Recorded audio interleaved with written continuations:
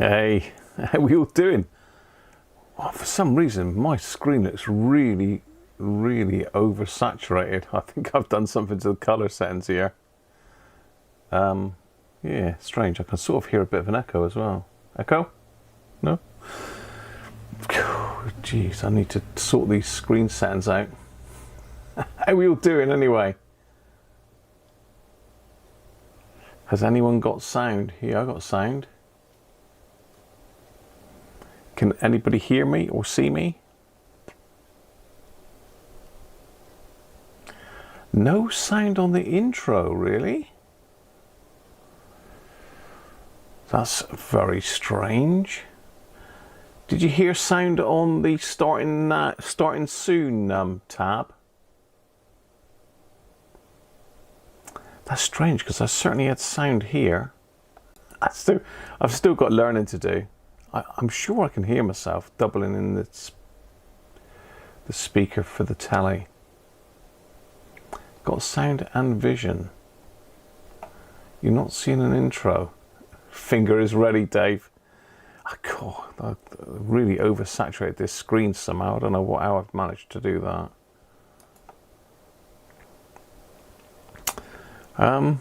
Yeah. I'm not sure why I've got no sound on the intro then.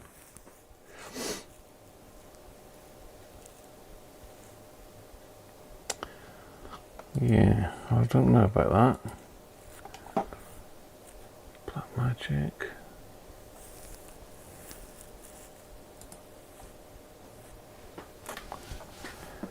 Yeah, it's all fun. I can't, for some reason as well, this week, I can't type anything into the box. Let me just mute that desktop speaker a minute. There, that's better. I think, yeah, that I was doubling. I could hear myself in the speaker for the telly. Oh dear, it's all a learning curve for me, people. It's all a learning curve. Yeah, so I've got the chat window up, but it's not my chat window, if you know what I mean. I'm just viewing the chat. I can't type in it for some reason, which is very bizarre. I certainly could last week. Yeah,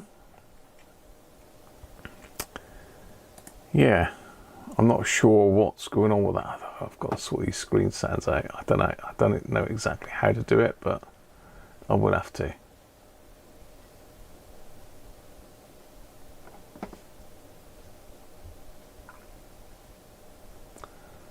Right, let's have a look who's in then, because we've got quite a few people in. I'm here messing about with all the buttons and there's so many buttons, there's so little time.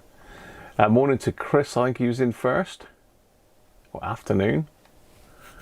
So yeah, clocks did alter. They went back an hour. So I don't know where, what parts of the world alter their clocks today. I don't know what we're doing down under, whether our friends from Oz are able to join us a bit earlier, or whether it makes us later. I don't know. It's really confusing. Changing over to a Power Mac. Very nice. And we've got an Aiwa stereo. Yeah, we did have a look at this one last week, Chris, right at the end of the stream, just to give it a quick overview. Couldn't really find anything wrong with it apart from all the switches and that needed cleaning, and I think that's the same. That is the same.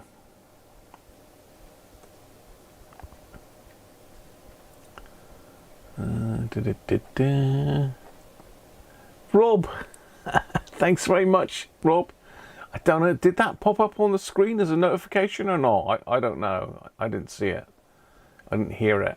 That's because I got my sounds turned off on my... Ah, dear, oh dear. Yeah, it is a pain, Tim, and I'm on very limited time on this because the owner doesn't really want to spend any money on it. So literally, I've got about 2.5 hours of labour to look at this thing, and that's about it. That's his budget. So dodgy caps, dirty relay contacts, noisy parts, dry solder joints, and poor contacts. You've got JVC from the 70s. I'm going to alter these these cameras about a little bit, because this one here I think is too far over that side. It's pulling all of this stuff here, and all this stuff here is getting in the shot. There's loads of stuff getting in the shot that shouldn't be really. So I need to sort that out. So I think what I'm going to do is I'm going to swap this main camera here over to that position and put this one over here. So as it's sort of coming in more of an angle on the bench, so it's sort of coming in from this angle rather than this angle, so to speak. I think that'll help matters. It's not going to free me up any floor space. I really need to get some camera mounts for the wall. Right, let's keep going down through my list. So thanks, Tim, for the pointers there. Now, when I messaged the owner saying that I made a start on this receiver, and you know, how far did he want me to go with it, etc., etc., he did say he thought initially that the problem was there was only one channel on phono. So we're going to have to test that somehow. Now, I was thinking of getting my record deck up here, but unfortunately I just haven't got the space really to put it. So I'm going to have to try and use my signal generator and inject a signal into each of the phono inputs, very low level, and see if it comes out of the headphones.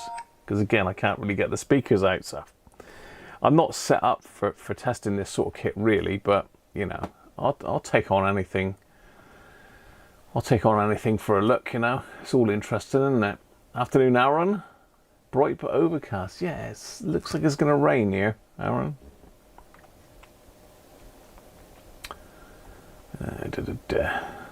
Tim's grabbing some lunch.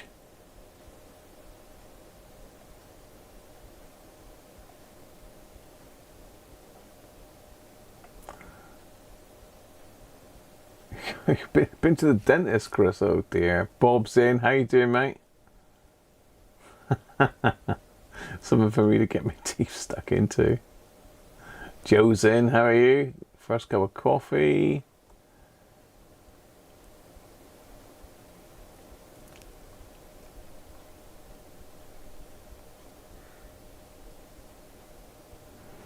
Yeah, I hear what you're saying, Bob.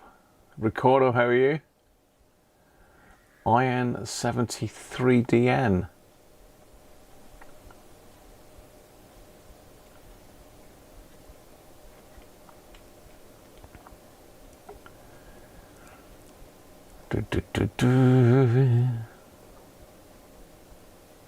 Nick's in. Afternoon. What? Afternoon, Nick. I know you said morning, Nick, then. It feels like morning still. I had a really late night last night, early morning. I did lie in a bit this morning, which is why I'm in a bit of a rush to get on live. Danish, how you doing, mate? 13 degrees C. That's you know, that's mild. Got a chimney being swept on Monday. Get the fire on for the first time, I think. Gerard, how are you, mate? You've got a 7700 from new. Is this an Aiwa 7700? Paul's got the egg timer going for breakfast. DX Lounge, welcome. Don't change it there. Derek Cooper, hi Derek. Tom and Susie, frost on the ground. Whoa. And Amin Cardass, thank you for subscribing. I think it did pop up here somewhere. I need to go back into studio mode so I can see all the bits around me.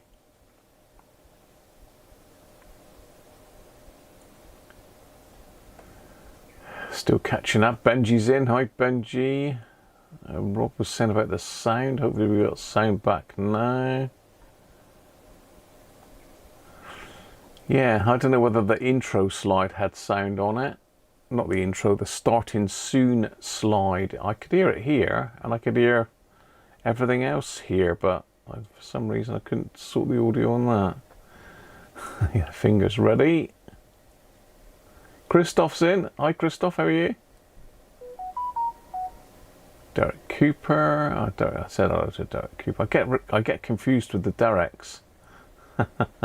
Aston, how you doing, mate?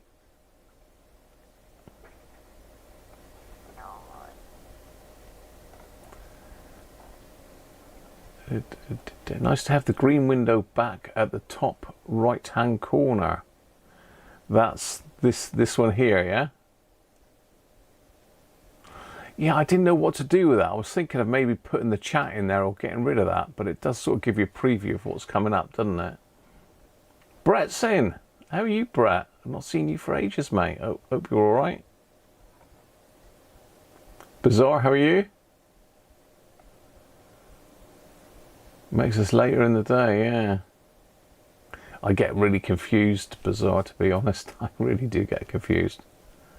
It would be a good idea to check the power transistor's bias.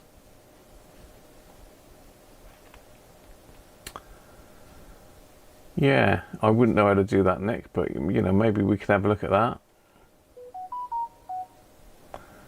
Rob's saying it didn't pop up.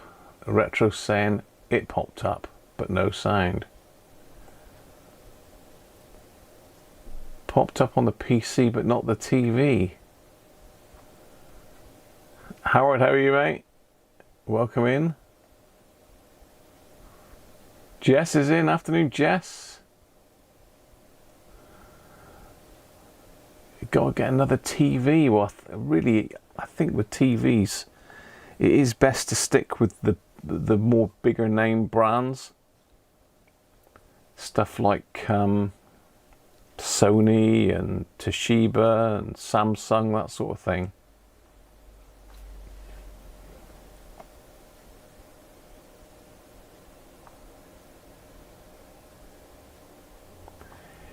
Theramin soon ready for testing. I've not looked at those videos yet, Tim. I've seen them pop up, but I just haven't had a chance.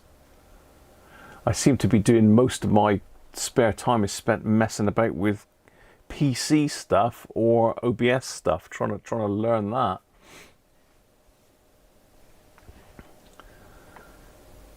Da, da, da, da. Rob Bond, how are you, mate? Oh, you got COVID. Oh, sorry to hear that, Rob. Yeah, and we got fibre broadband, so we're absolutely flying now. We've got high-speed internet, and we've got a computer that can actually handle the stream easily, I would say. I did have problems with this computer in the week, though. Big problems. There's a big panicking. Big panic it was. Antonio, good afternoon from Naples in Italy. Very nice.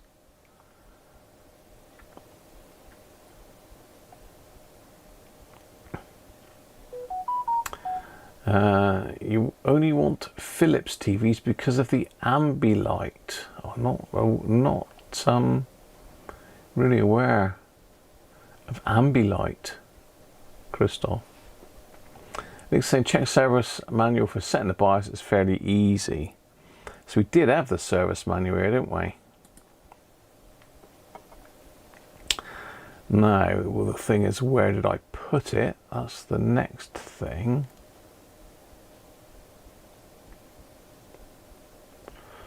PC build.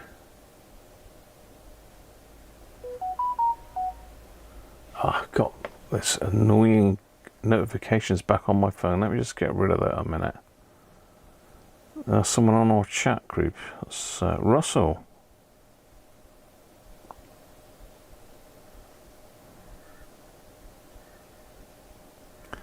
Subs and new subs have no sounds either.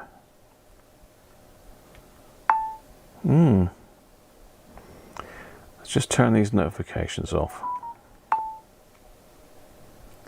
Let's turn these notifications off.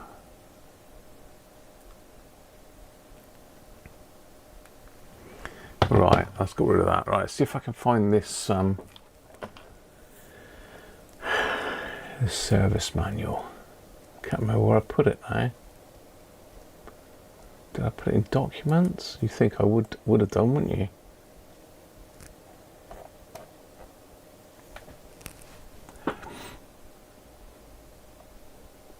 It's in here somewhere. Or maybe I'll just search it. 7600. Okay, so can I search the whole computer?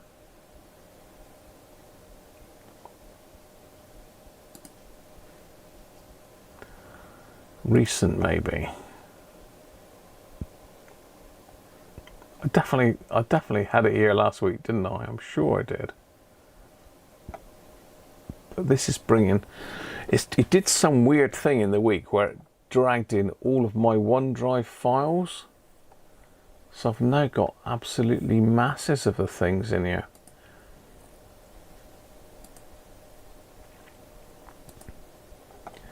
In documents, I wonder.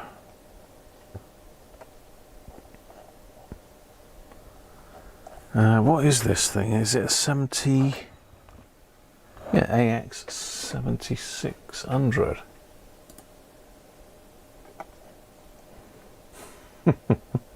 It's got to be here somewhere.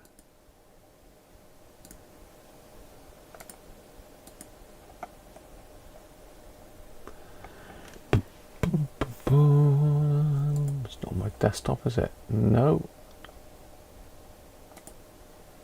Gallery. No. It must be here somewhere.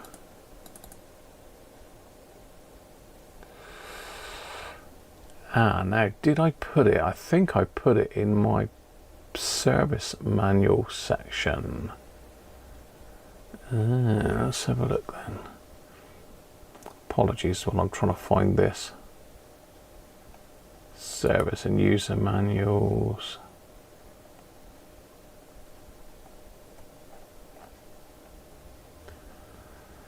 Hey. God, I'm sure I put it in here. Oh dear. I have to download the blimmin' thing again. Oh, hang on, I did see Aiwa. There he is. I got him. Brill.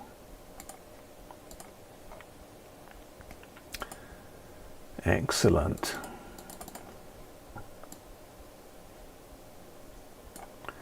Whoa, too bit click happy with the old thing there.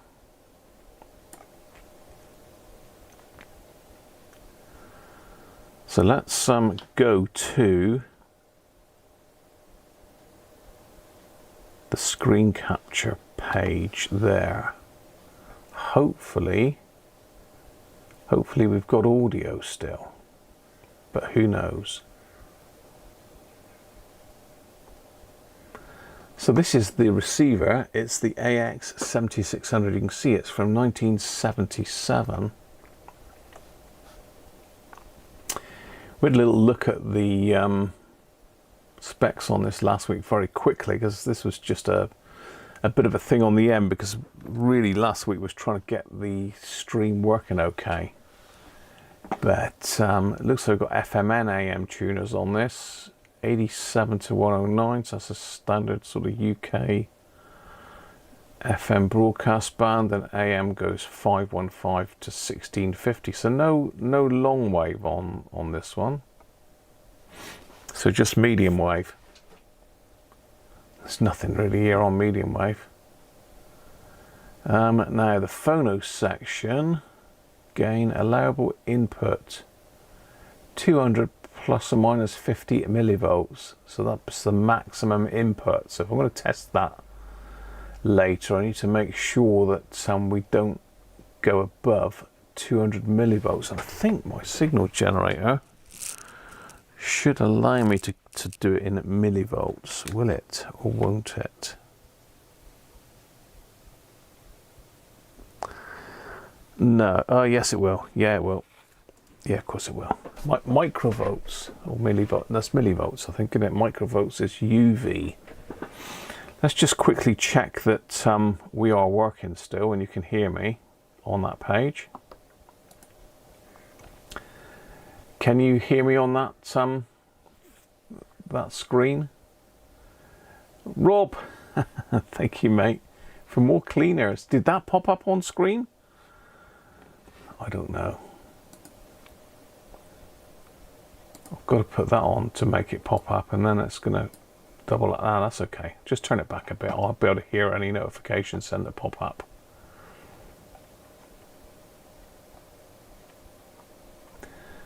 So I missed a few people by the looks of it. We've got GT Jeff in. Afternoon to you, Jeff. Monster plasma. Great for generating heat. Yeah, we had a plasma. What I did find, it was really noisy RF wise as well, plasma. You have to press live chat to see it on screen. I don't know, Brett. I just don't know. Oh yeah, you've got to go into the video and scroll across and click live. I'll tell you what, I've got to sort this picture out. This is shockingly bad. I've got way too much colour in this.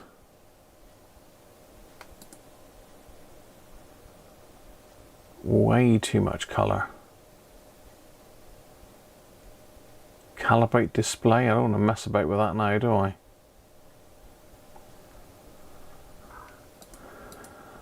It's so bright. I don't know if anybody else has got the same issue. I think it's because I'm messing about with the buttons on the bottom to try and get the try and get the microphone working on the screen. Thanks, Rob, for more cleaners.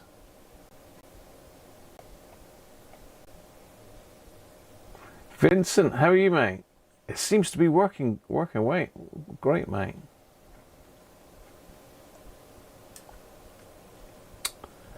And Les is in. Afternoon, Les.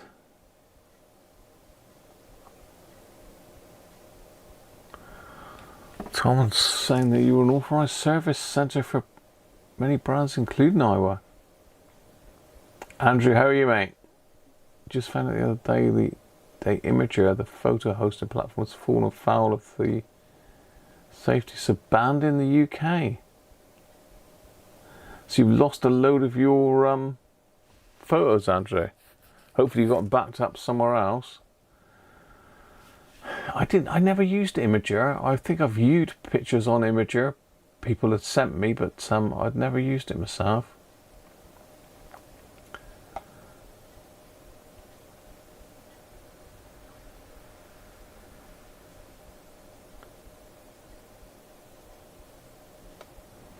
Yeah, the microscope cam actually does seem to work well. Bizarre. It seems to cope with it a lot better. Let's just give you a demo of that. We can see something to focus on.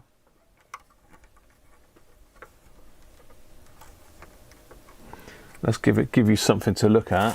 What have we got here we can look at? We've got that little circuit board back there. Let's grab that.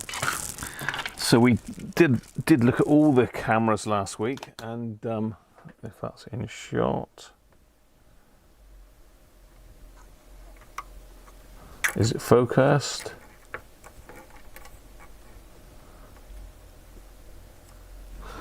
Yeah, so if I switch over to the microscope now, hopefully you can see, God, it's still very red. You can see that there's no issues with frame rate like we had before. Can you remember it was really scratchy and rubbish before? Let's see if I can.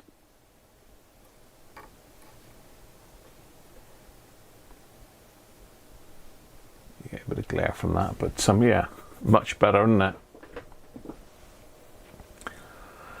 Yeah, it has done. I'm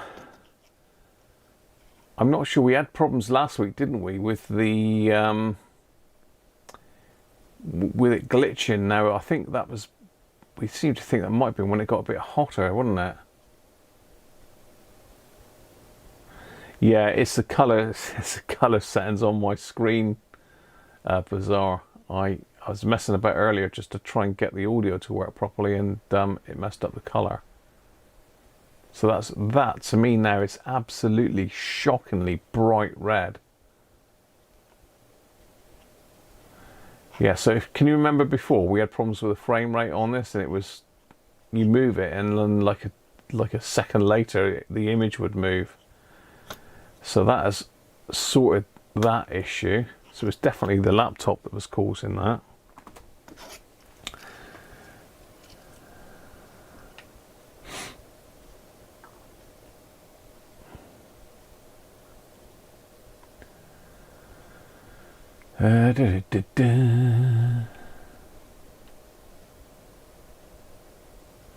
Aaron's got an Aiwa ZD950M audio system. Aiwa made some good stuff back in the day.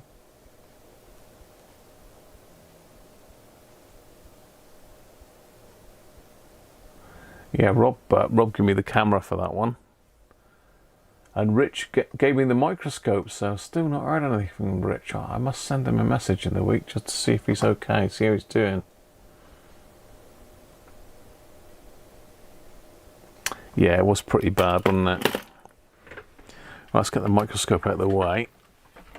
Everything seems to be working, but I did have a problem in the week in that the computer would not output. It would come up, the what's the name came up, and then it just crashed out, and I had no screen. And the computer sort of went into like hyper mode and started going through the roof. So that turned out to be the graphics card, because when I plugged it, this has got dual graphics set up on it. So it's got graphics on the main CPU, and it's also got a graphics card in it. Now I was plugged into the graphics card and the screen just went off and it lost its signal. So I plugged in from the CPU and the picture was there. So I knew it was the graphics card. So literally I had to take the graphics card out and put it back in again. The problem seems to be that because I moved the computer, I bumped it around a bit, I think, when it was turned on, and that's what caused the issue. So fingers crossed, touch wood and all the rest of it, that is sorted now. I don't know why we've got this issue though with the main sort of intro video. I don't know why that is not coming up with any audio. Let me just pop it back on again now shortly and just tell me if it comes up with the audio, because I can certainly hear it here.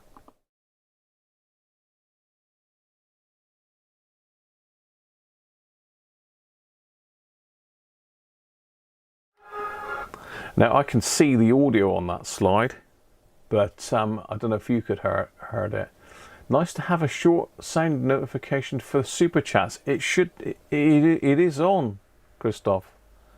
If anyone super chats on some of these windows, it will come up. Still no sound on that one. Strange, isn't it? You have to refresh to get anything. You still got no sound.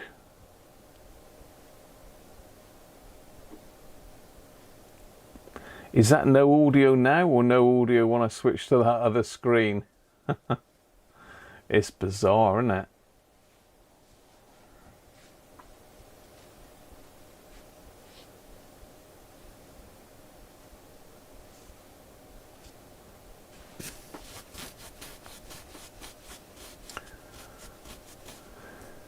Right.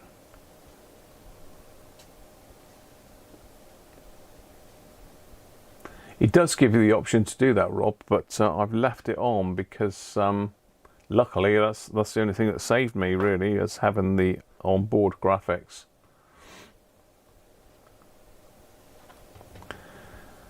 Yeah, the super chat alerts are totally separate. They should definitely be working. Well, I can click a control audio via OBS, but they certainly worked last week because I watched the stream back. DX Lounge spent a year with Aiwa finger-sized radio in 1995. Yeah, we sussed that, Rob. Call them confusers. I know. I don't know why that's not working, because I say I have messed with the sound and everything on this.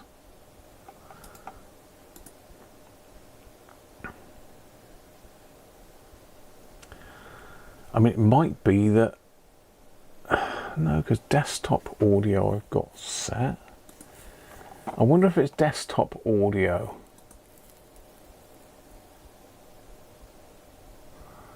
No, it can't be, because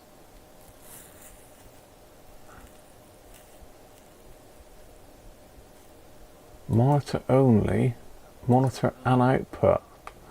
Let me just try that again then. Let me just try the intro again. Tell me if you can hear sound now. I've just altered the settings a little bit. Let me see if this works. So here we go. Only sounds getting through from the microphones, everything else is muted. Try this.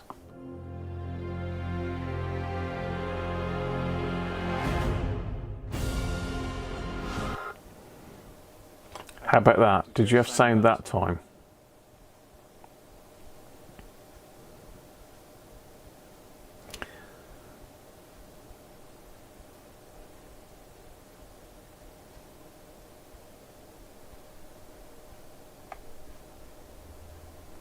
You got an echo now.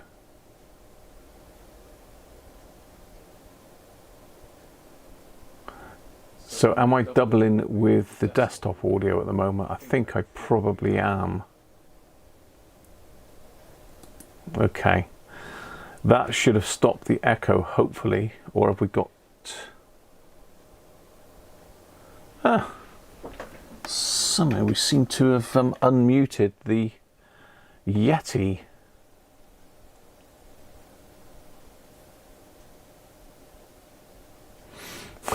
I just don't know what's going on. Help! Help! Save me!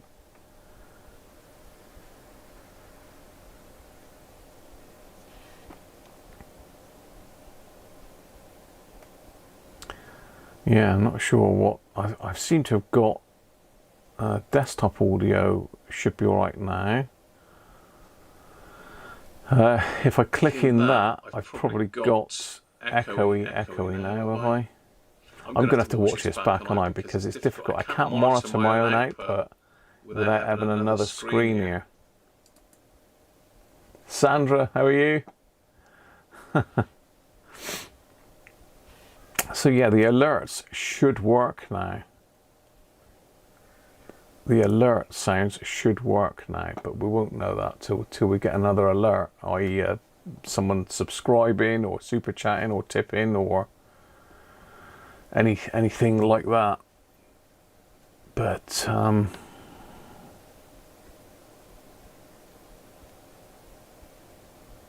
echo and gone again. I'm messing with buttons. The thing is, there's a delay in the chat as well. So what you're saying is after the fact. So I'm hoping that we're okay now. So let it catch up a minute, and let me just crack open this lovely bottle of the Bishop's Own. Pop a finger in. Got to be done on it. I can trigger a test alert. Can I? I don't know how to do that, Christoph. You know, I'm getting to grips. Oh, hello. That worked. Thank you, Chris. Yay. Oh, and it's got two. It's got two alerts. That worked. Yes. So that must have come through on the desktop audio then. So I need to make sure that I've got desktop audio enabled on all of these. So let me go back to studio mode. I think I've got desktop audio. I don't know. It doesn't. The problem is it doesn't. Oh, did something else happen? How did you do that? How did you do that, Christoph? There's another beep then. But thank you, Chris, for the super chat and for testing it, mate. Yeah, so I can't really, for some reason, I can't sort of monitor it.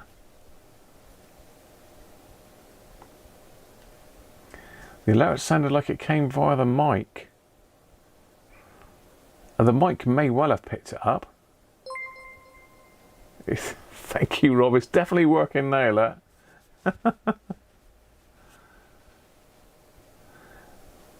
That's strange. It beeps beeps twice then. But yeah, they are working by the looks of it.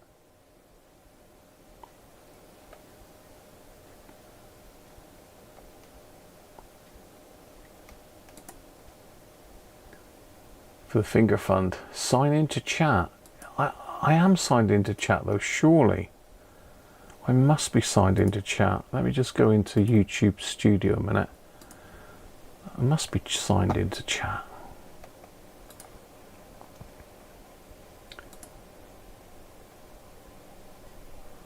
Yeah, I'm definitely signed in. Your channel.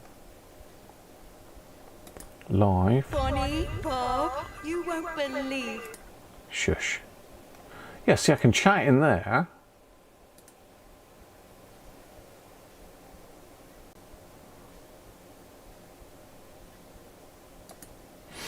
Yeah, I can chat in here. So if I chat in here,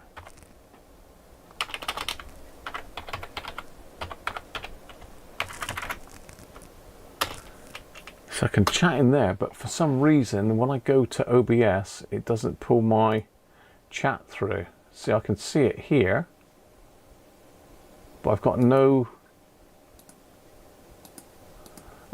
chat box to type a chat into, which is a bit weird.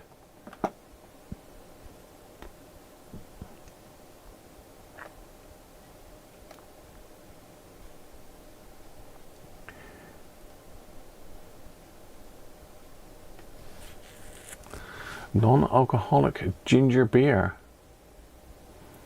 Hey, Christophe, test the super chat.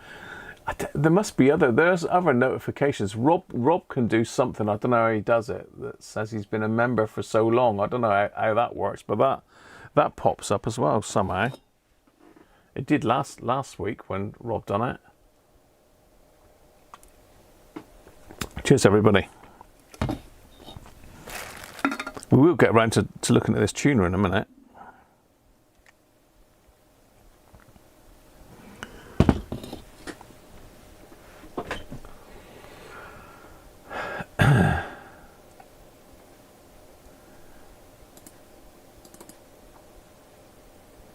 Yeah, I don't know what's going on with this here, because it's still not. It seems to be muting my chats. Oh well. I don't know what's going on with that. It worked fine last week. I had the chat window up. Unless I've got to pop it out. No.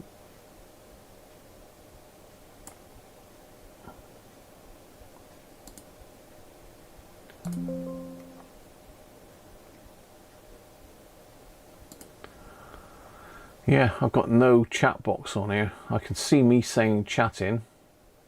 Copy 5x9. Yeah. Tim. Wow, thank you, Tim. That worked. It works. And it comes up here as well. Establishing connection. New tip received. It's like a double alert. I think I've got an alert thing in the thing, but it also I've got alerts coming at me ears.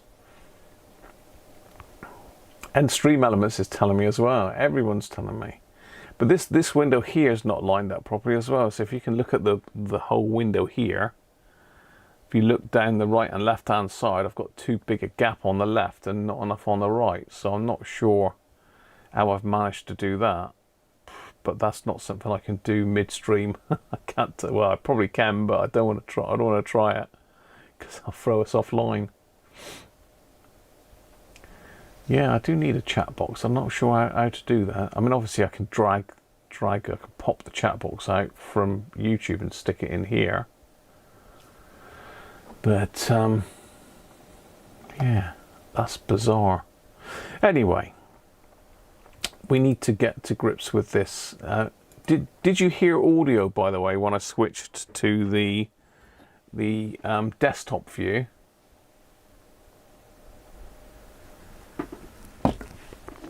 So when I switched to the service manual, did you still have audio on that shot? let me go to it again. Not that one, that one. So here, I mean, I can see on the screen, and it says I've got audio, but not necessarily saying I can't see it once this screen's up, if you know what I mean. So let me just switch back to chatting to make sure that we've got audio on this screen, and then we'll have a look through some of the info on this receiver.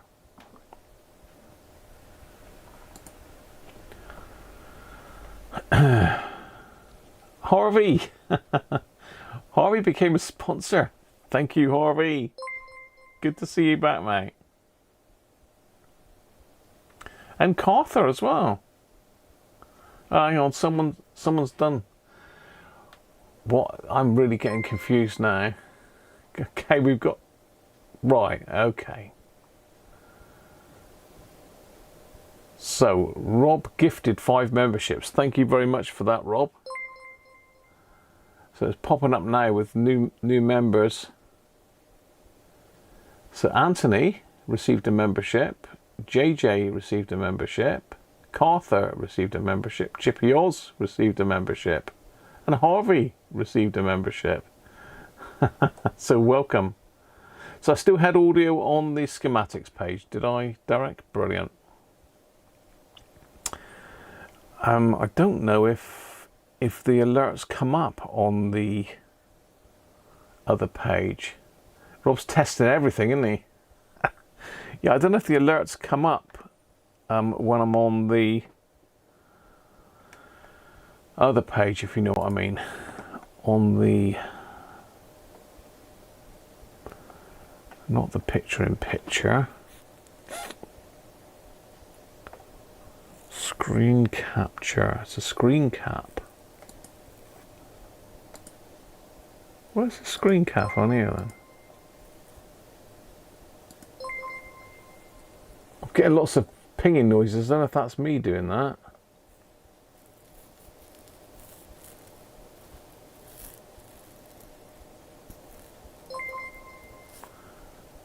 I don't know what's... another new member? Oh, it's because I'm in the other screen. Desktop capture, that's the one I wanted. So we got Black Magics, we got alerts. Yeah, so alerts should come up on the desktop capture screen.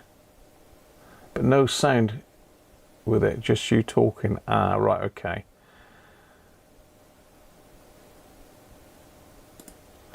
That's because I need to...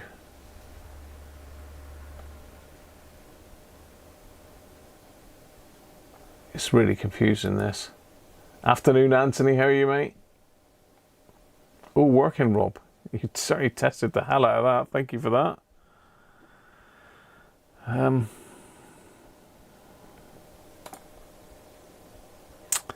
Right, okay, let's go over to that page then.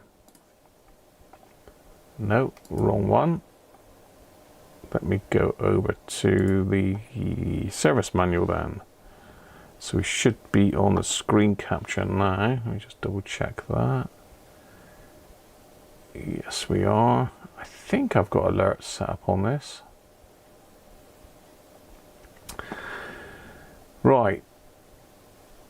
So it tells us how to remove all the front panel and that. It doesn't look as difficult as I thought really, but it's still going to be a pain in the backside.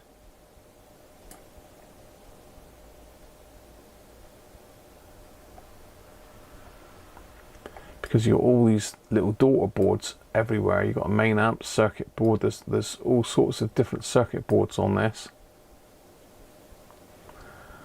You've got to take the tone board off and the preamp switchboard.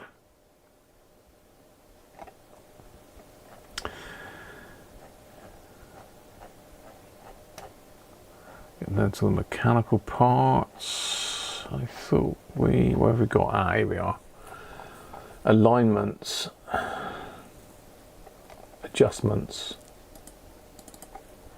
Just get back there a bit more, not too far.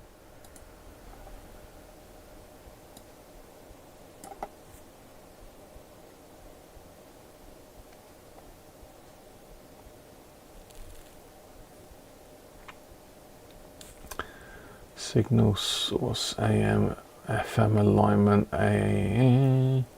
MPX, which I believe isn't that something to do with the stereo MPX?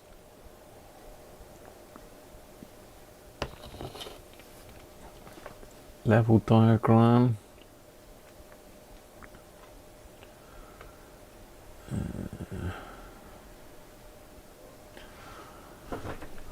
So the phono stage, I mean, I think this is just, I think all the problems with this are just literally sticky buttons that haven't been used for years. I think that's the issue with all of this. I don't think there's any other problems apart from the fact it needs a service. So it's got, so phono goes into an RIAA EQ, then through a rumble filter into our selector, tape monitor mode, loudness, balance, tone amp, filters, power amp.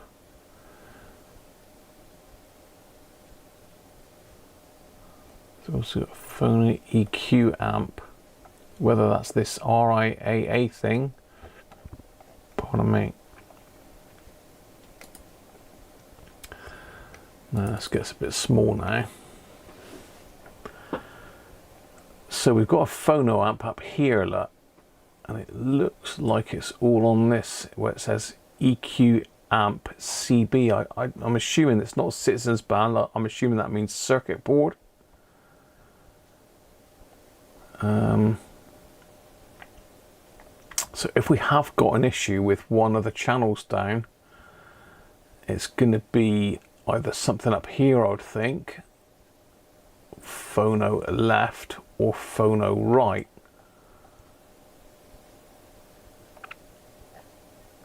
I didn't see anything about adjusting the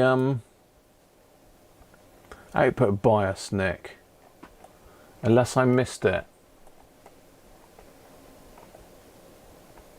So we've got MPX adjustment. I don't think that's output.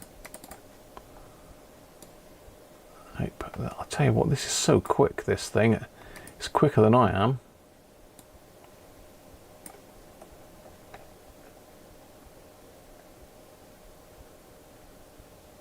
No, that is just to do with the stereo, isn't it? And with no problems with stereo because it does pick it up. Yeah, there's nothing in there about adjusting the output stage, Nick.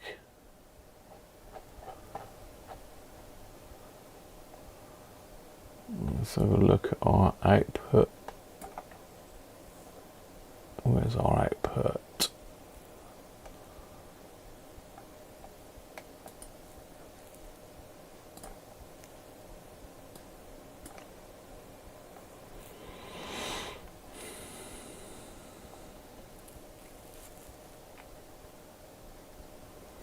Just looking to see if I can see any sort of trimmers in this amplifier section. Main amp circuit board. Yeah, there's little trimmers in there, aren't there? But no information on how to adjust them, Nick. What have we got? Cosmic driver power. Yeah, SFR3.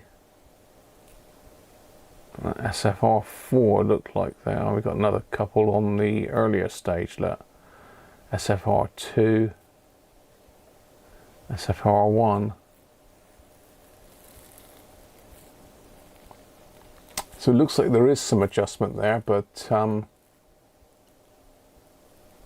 no instructions on what to actually do. So there's test points. Let's zoom back out on that. MPX, muting CB, circuit board, I take it. That's the radio board.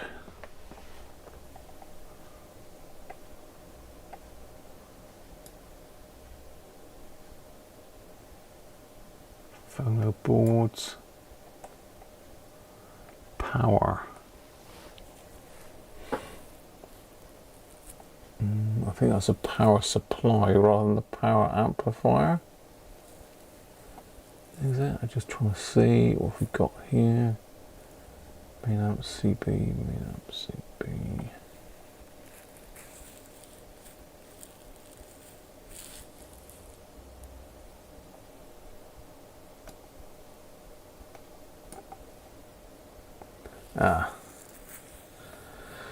Main amp.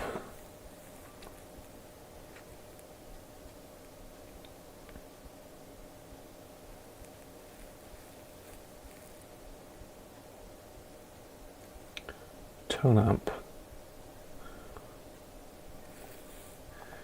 Yes, this is going to be our output and drivers, but yeah, no information there, Nick, on how to adjust those.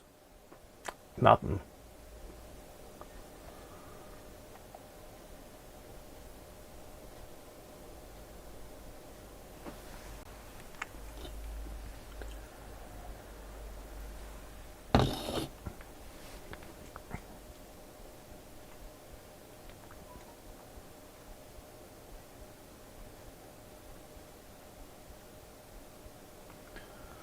Oh, you're using it as well, Christoph, are you? It certainly is. I've dabbled with it in the past, but I've never really mastered it at all. vMix, I sort of got to grips with that. I knew pretty much how to do all of that, but just use your phone. No worries, Sandra. See you in a minute. No crumpets. I do like crumpets, but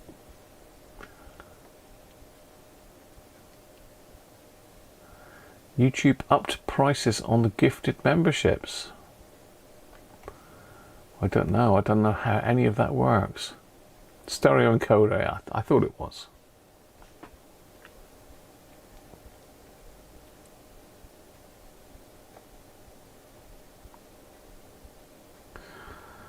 No, it's like it's almost like only a parts manual, isn't it? Maybe there is a proper big service manual for it somewhere. But as I say, today really is just going to be giving it a good squirt of everything and seeing if we can get any output via the headphones, because again, I've not got room to hook speakers up. I don't know if my speakers have got the wires attached to them or not.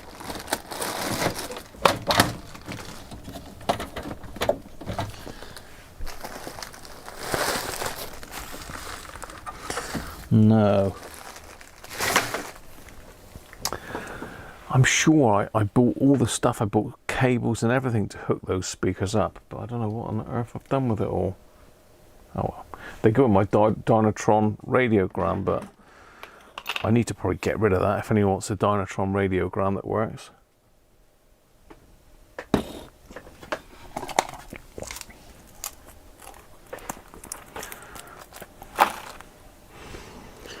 So what I did just now is I've gone ahead. Let's get on our main camera, this one. So hopefully now this is working.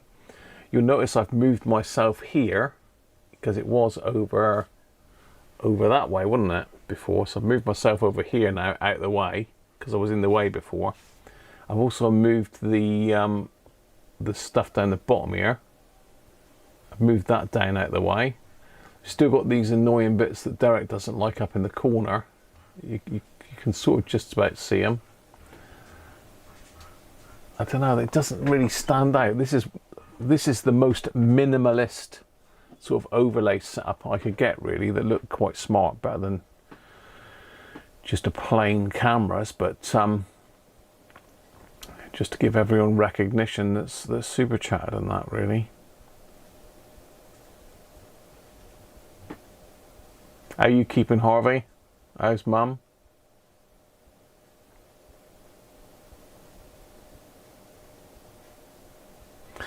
Yeah, we did that last week, Benji. It was fine. There was just, it's a dodgy switch, a dodgy socket, I mean, for the headphones. It's corroded quite a lot. I would actually give that a squirt while I remember that.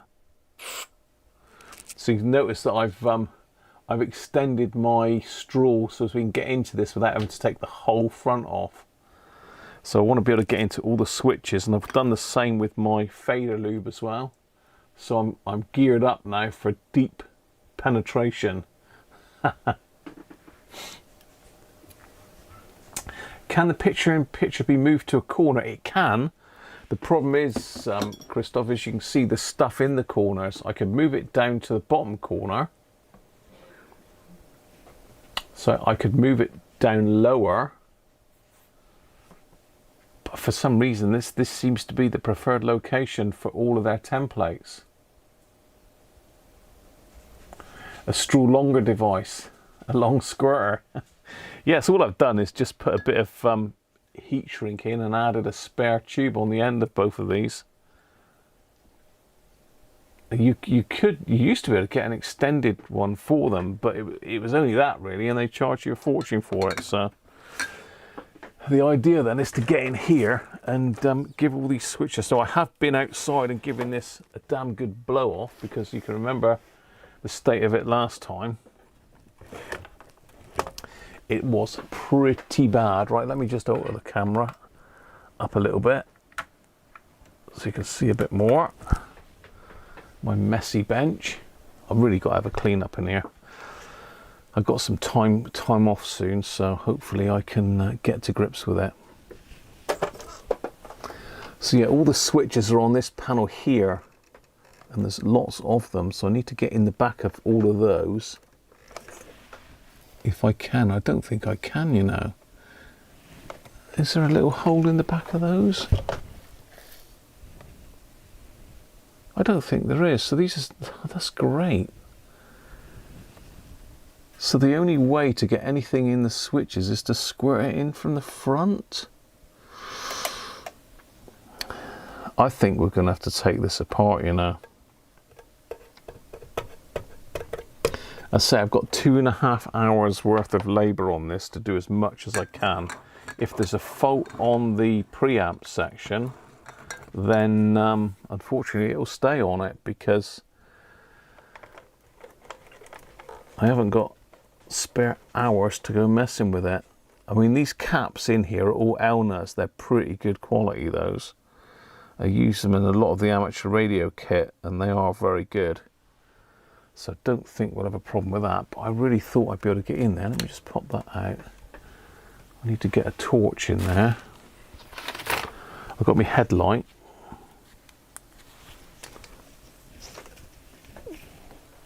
Oh yeah, there is a gap. Yeah, you can get in them.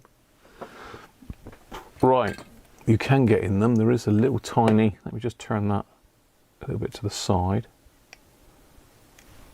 Bit of side entry. I'm going to put me light on my head so as I can see where I'm going.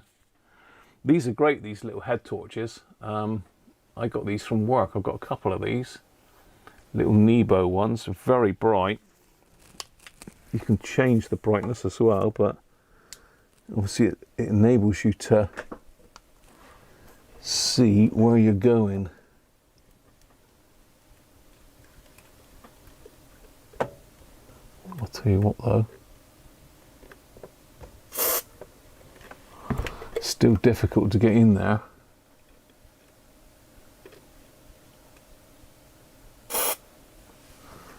Two. Third one. Let's put that back on, because otherwise I'll forget where I am. So they've got all of these things here in the way.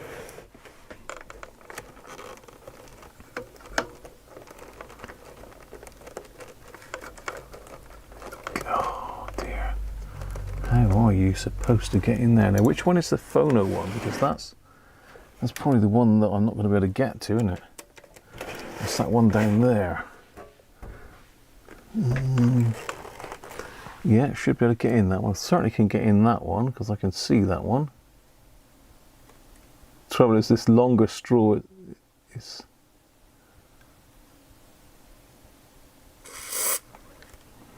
That certainly went in there somewhere. The phono one is the tiniest switch of all, isn't it?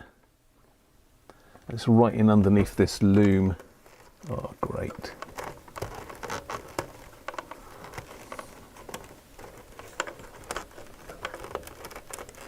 Got to try and get something in it though, because that's potentially the one that's going to cause us the issue. But it seems to come out right out to there, but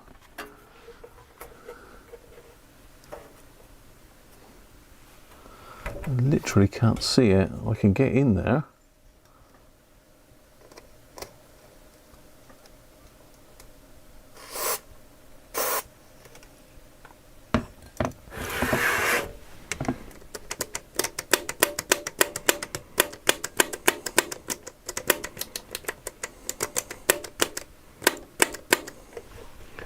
That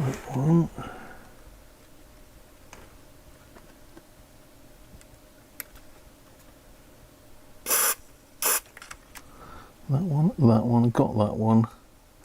There's one more down in behind this jack plug here.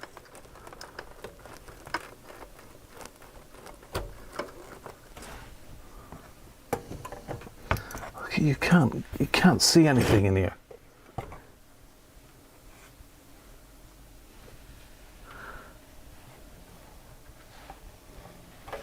Where the hell is it? It's in there somewhere. It's in there. That's about 10 quid's worth of deoxit I've sprayed in there as well.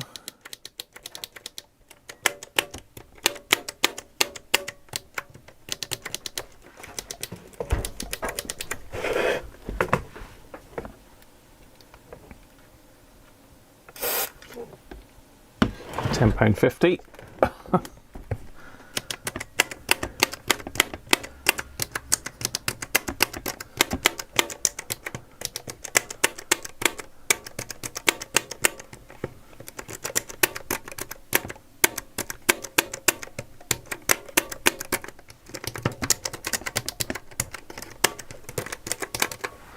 That's those. What have we got here then? High fit with stereo, loudness, FM muting. We should be able to get into them a bit easier. I need to just release that little thing there.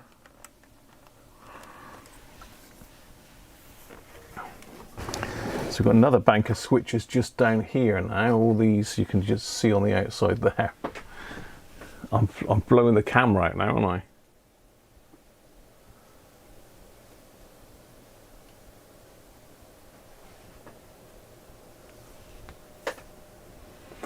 No, the whole front's got to come completely off, and you've got to take this switch panel off in its entirety, which is the whole board there. I can get at it, but it's going to take time to get all that off.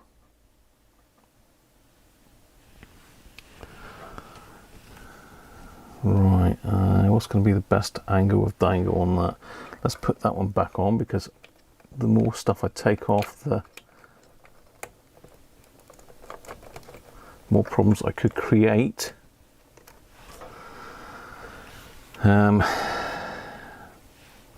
What you don't want to be doing is spraying down at an angle with this stuff, because it'll all pour out everywhere. So these should be, need to get that in a bit closer. Can certainly get into the top one, no problem.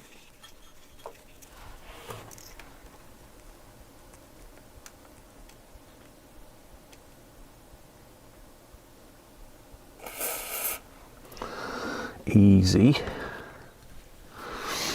I think I'm going to have to put it down on its base to get to the others.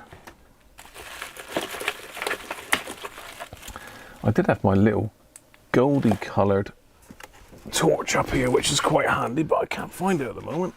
It's here somewhere.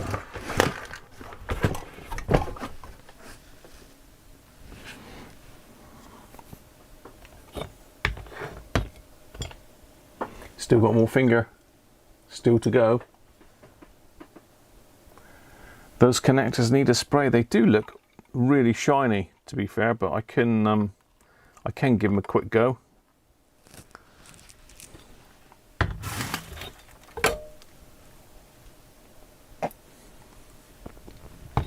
I'm going to try and get all these switches done first, and then I did a couple of the pots last week. This whacking great transformer's in the way of everything as expected.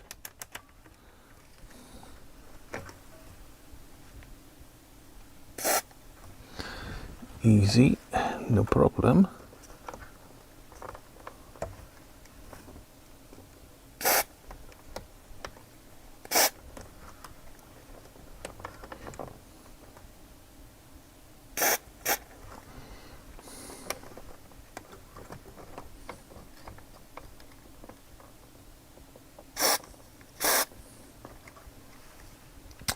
That is all of them. I'm surprised I managed to get into all those.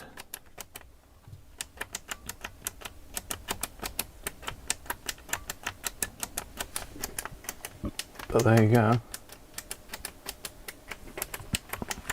Yeah, the pins, I'm surprised because I thought they might be a bit worse than they are, but yeah, they're all, looks like they're all silver plated, bizarre.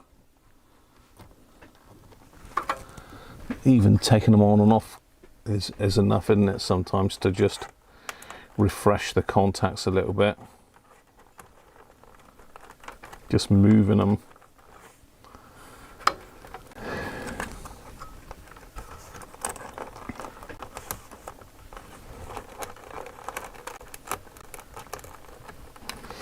Yeah, that's a really difficult board to get out, that one, if I got to.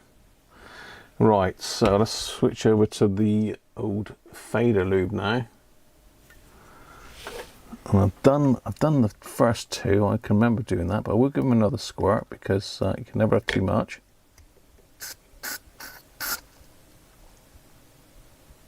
It didn't seem to squirt very well.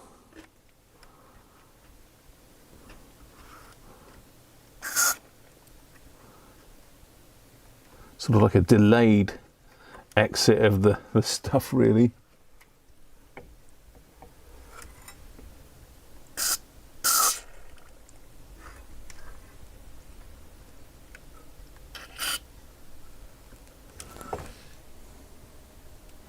It's probably all coming out the top and pouring over everything. That's those two, which are... Oh, gonna have to turn it up on its end again. That is the balance and the volume, which the balance was dodgy.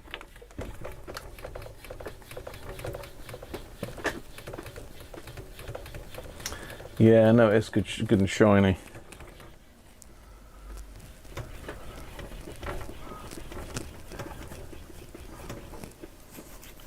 Really, this all needs to come off and be sprayed and all sorts. So the treble pot, I have pulled that out and given it a little bit of a bend, as much of a bend as I want to dare try and really, because it is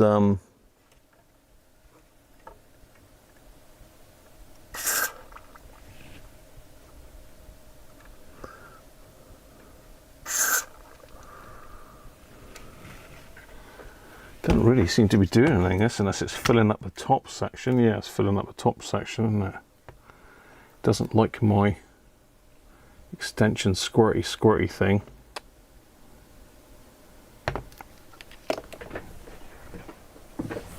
It is coming out of it, but not as good as I'd hoped.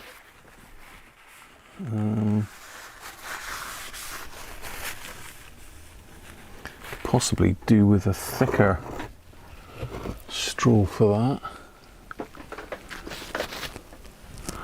One of the ones off of me water, air even. One of the air tube type straws.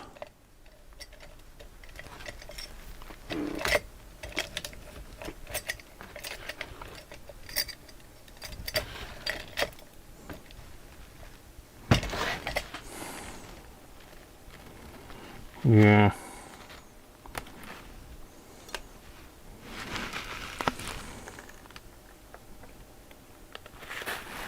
Yeah, that's going to be bad. Just going to quickly have to modify this as well. I'm going to put that on there just to extend it. You think they'd give you an extension straw with it, wouldn't you? Or you could buy one, you know. You used to be able to buy them for deoxit, but I don't know if you still can. That's tiny as well compared to the other one.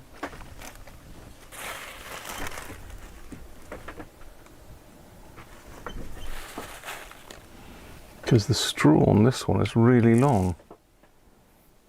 That was pretty short. So let's use this one on it that I've just opened today.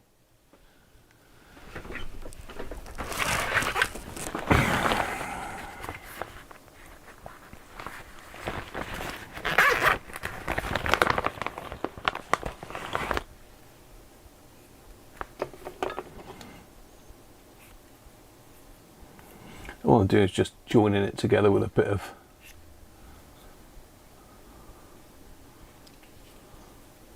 heat shrink, bit halfway.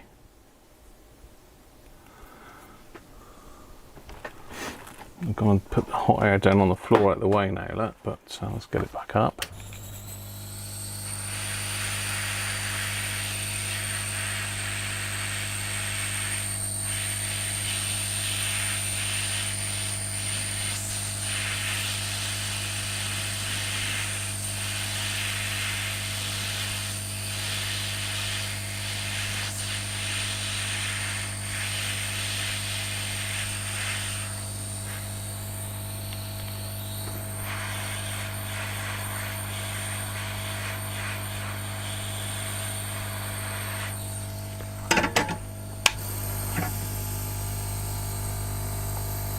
So cool down a minute.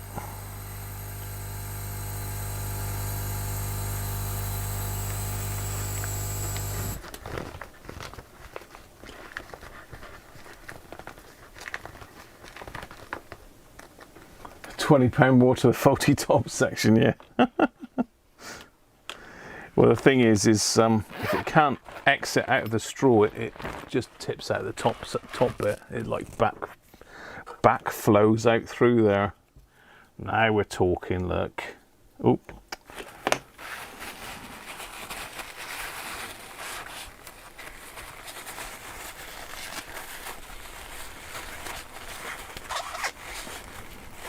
God, I've got it all over my hands and everywhere now.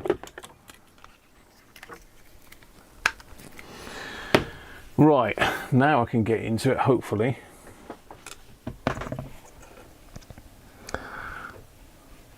So I'd certainly done, I did the, what's his name one?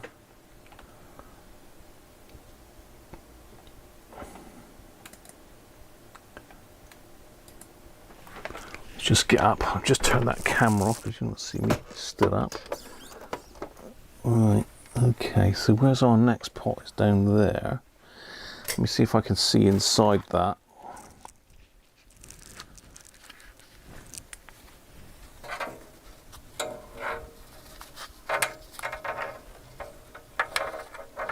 I can certainly see the switches that I need to get to in a minute. Can I get, yes I can see that one.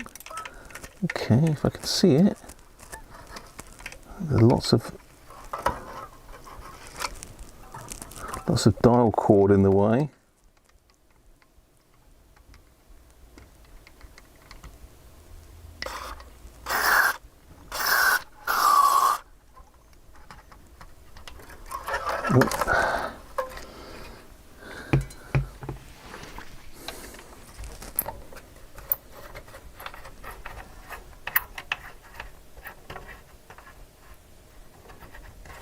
It's another dodgy looking switch, that is.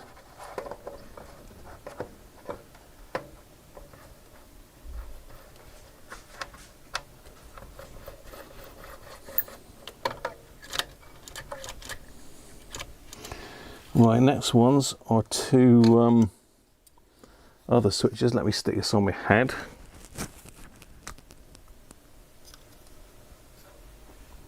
There's two other long switches here.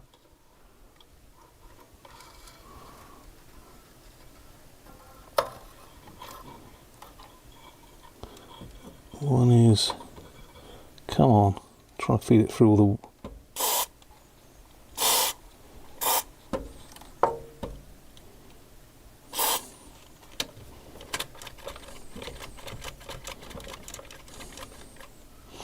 and the other one, you just turn that around that way. Does help to have a little bend in the end of your switch cleaner. Helps get it in. God dear, oh dear. This is not ideal. Really, all this lot needs to come apart. But, you know.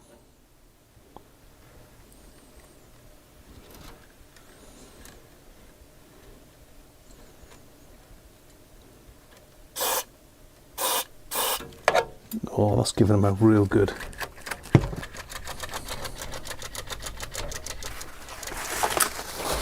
Covered just about everything else in the radio as well, but it's all good for cleaning it up, isn't it?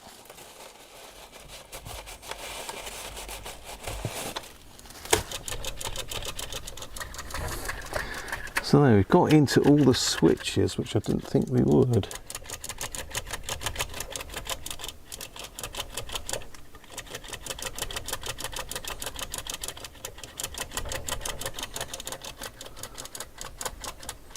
So the only other switch is the speaker switch.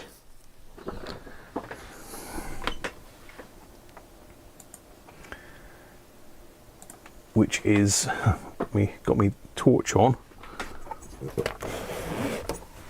Down the bottom here, and that is a sealed unit.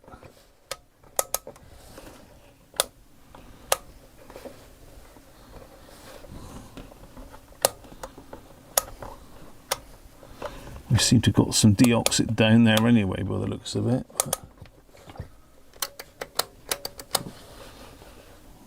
Is it though?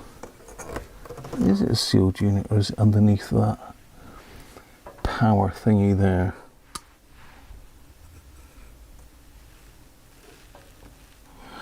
No, let's just have a look. Let's take this bottom panel off a minute. Let's take the bottom panel off.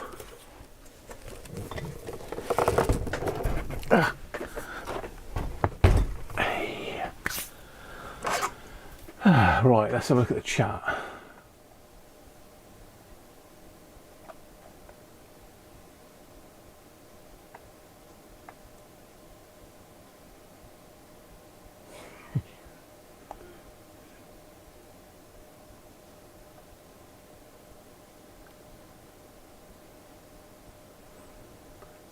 That's right, I remember that, Anthony.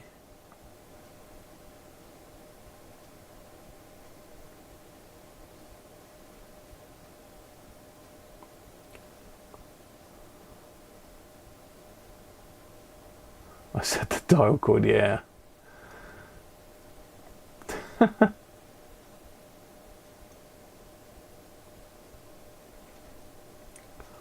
Sansui quadraphonic amp. Whoa. Alright, let's have a look underneath here. What sort of things are we going to reveal by taking this off? Is it going to give us more access? This is the thing.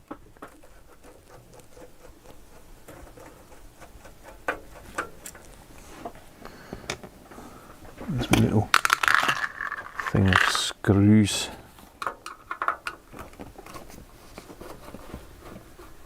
Time for a brew, Benji. I have got another record deck. I haven't got like a test record deck really. As I say, this is not my sort of thing. I haven't got any dummy loads for the amplifier section, so I can't. Cool, that screws. That screw's rusty. See, this is rusted as well. Really, this needs a good old respray, doesn't it? But it's not too difficult to get that out. Right, what have we got underneath here? We got another board. This is the power supply board, potentially. Yeah, because this is our mains transformer. Lots of fuses and other goodness, and we've got our switch there, look. So we can certainly get in that one now.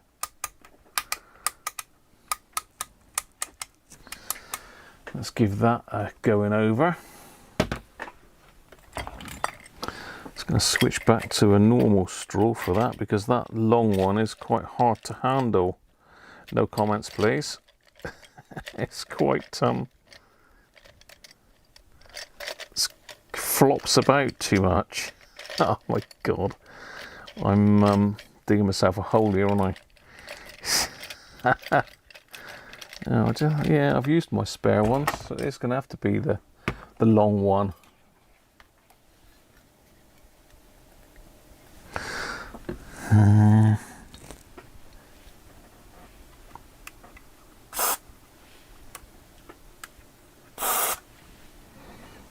Right.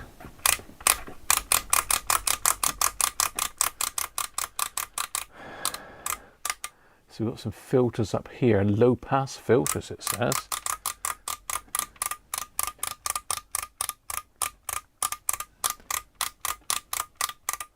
Now is there anything I can reach in here that I couldn't reach on the top panel very well?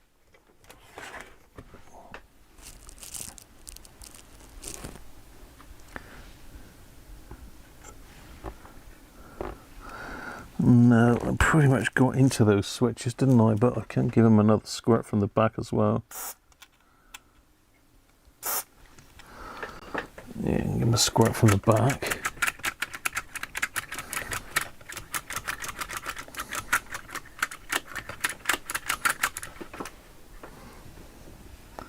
Headphone. That needs a good old squirt.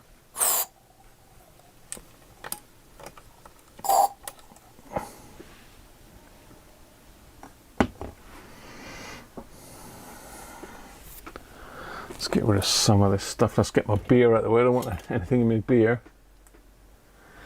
I think that is, yeah, I think that is. I'll have a look in a minute, bizarre, but it looks like it could be.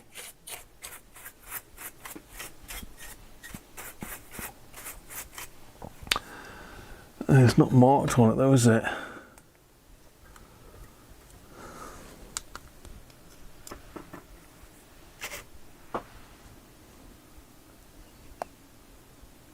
Certainly got two identical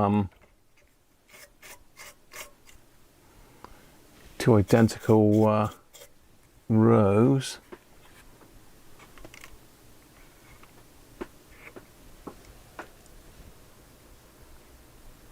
Stereo indicator. No, this might be the MPX board.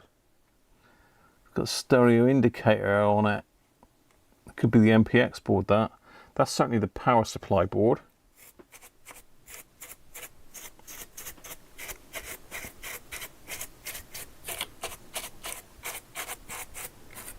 Giving this a little brush out, we're going to go mad on it.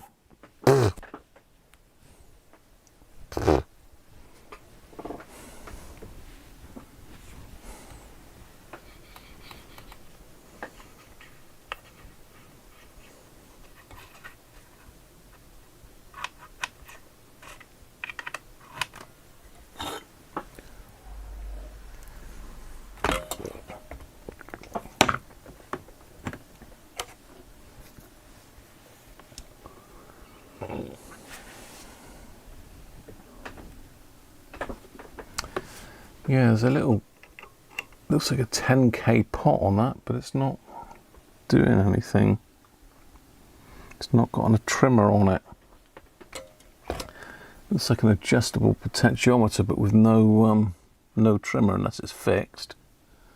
But it doesn't seem to be.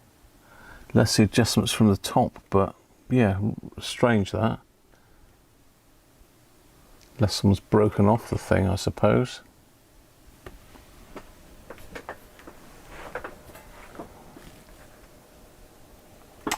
We might want to give that a little bit of a wipe off a minute first, because that is dirt, not discoloration.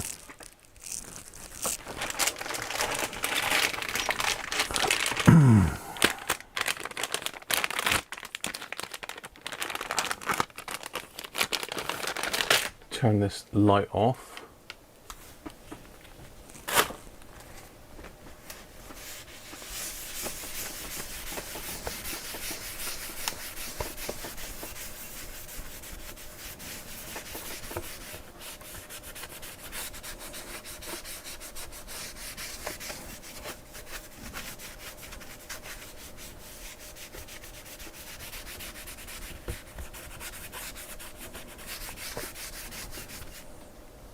God.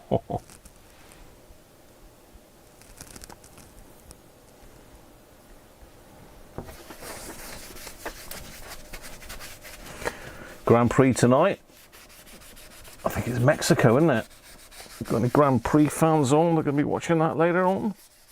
I think it's between 8 and 10 here.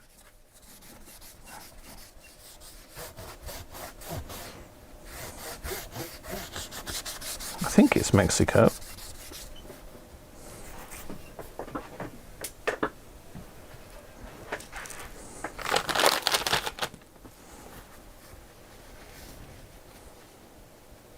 Derek, good afternoon to you.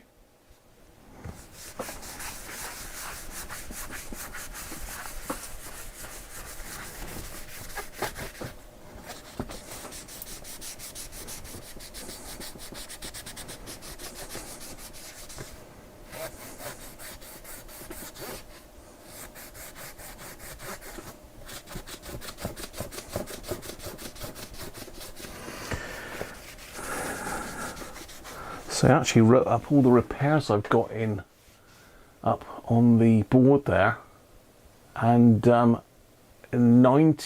of them are Sony radios. I know we seem to be turning into a bit of a Sony channel, so I'm trying to sort of mix up stuff in between, but you know, we are going to be doing a lot of Sony stuff. I've got I've got 3 really bad Sonys. One of them is Vincent's that just I cannot get to grips with what's wrong with them.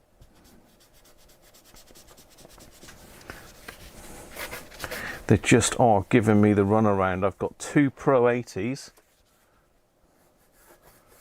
which you've seen both of those on the channel before. Been recapped, but really poor quality sound, and it's not the audio stage, it's back further into the radio.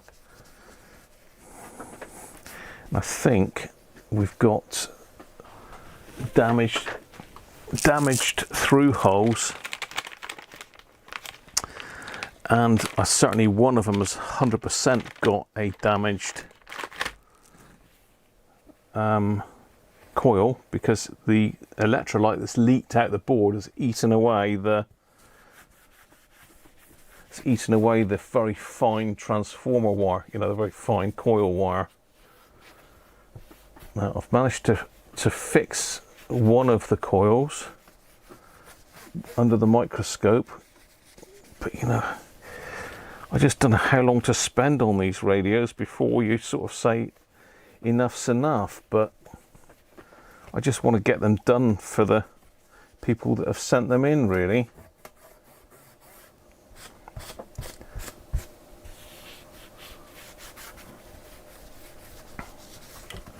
Right, that's looking a lot better. That is actually black again now. That's black again. I just got to dry that off, and then that can go back on.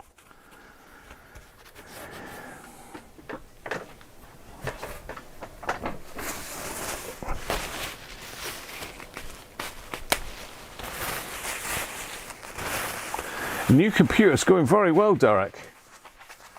New computer's going very well. Still got teething troubles with the software here, but nothing too major, just some audio glitching, but I thought I'd got to grips with that, but clearly I haven't, because I still managed to cock it up. But you know, what can you do? The show goes on.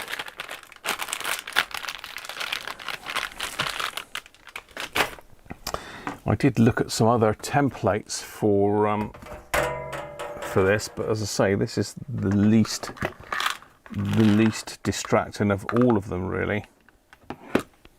So I've stuck with it. I think it doesn't look too bad. It's not a massive amount of stuff on the screen. I know there's little bits and pieces moving.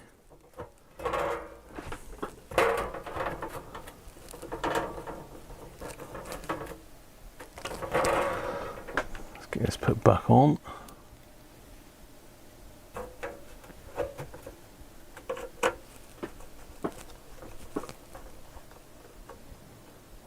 Hang on, that's the wrong screws. I'm going to say they're a bit small.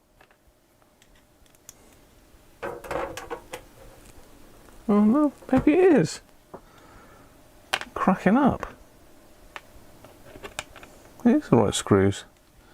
They just seem a bit small for the holes.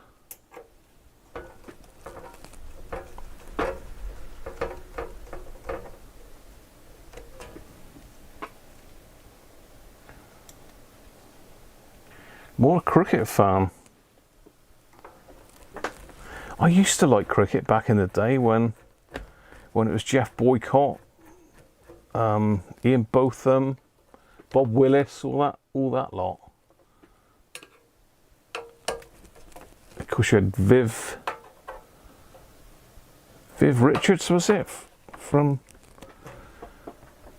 one of the other teams? I can't remember. Australia were really big back in the day, but I don't know. I think England got really bad at cricket, so I've stopped watching it for years. I used to really enjoy watching the cricket in the summer. I used to come home from work and stick it straight on. There, neater. Alan Lamb, you'd have been 7 back then. I would have been 13.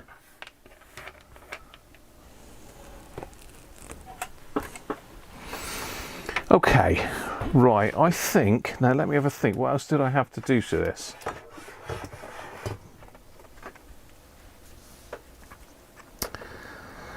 So all of our outputs are here. We had that rigged up, we've got our phonos here.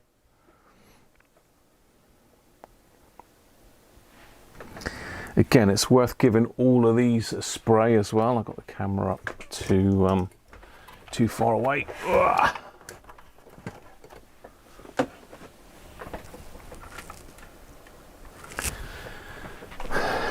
So it's worth giving all these a spray, because we don't know if these are causing a problem. So let's go in with the phonos to start with. Auxiliary tape.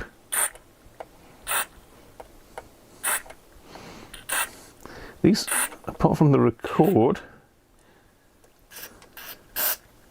these all look like they've had stuff attached to them, so I'm going to go in the speaker connectors as well.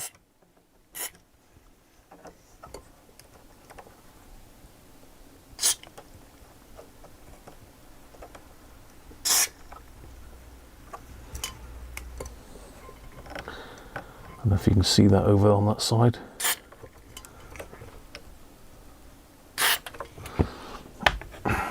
Yeah. I'll tell you what, there's deoxit city here on the bench now. There's deoxit literally everywhere.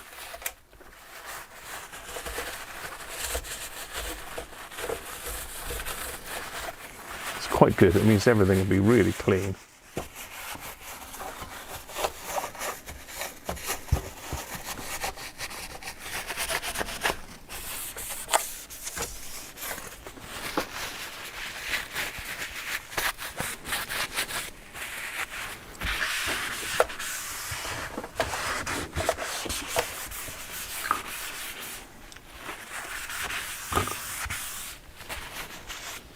Right,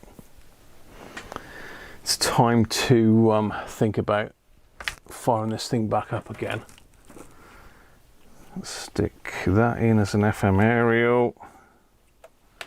Got an AM aerial there, not that we can pick up much AM.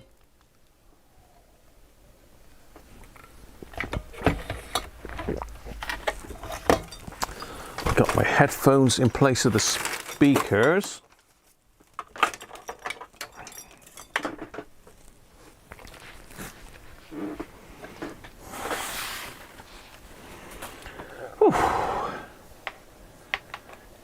Dish soap removes silver tarnish.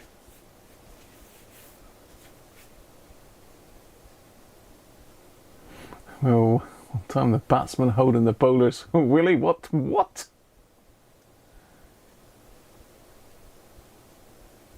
You got to pay. Oh, England are quite good again now, are they?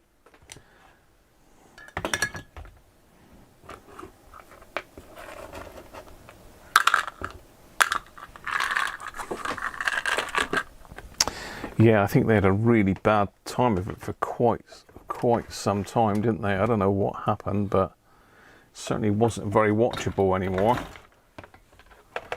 They went away from the whites as well, didn't they? It's all fancy coloured stuff and that now. I don't know, I used to like the whites. It used to make it a bit different, didn't it? But don't use the whites anymore.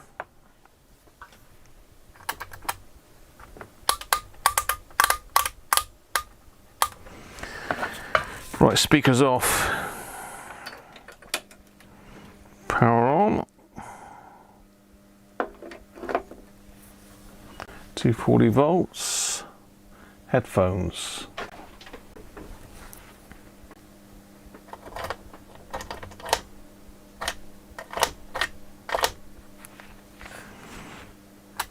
Power. There's that little click we want. Of course, I've flicked all of the switches now, haven't I? Well, that clearly works. Let me see if that's in both ears. Some headphones that my brother gave me. I hope you're still all following Trev, the geekology man. Yeah, no scratching on those pots at all now.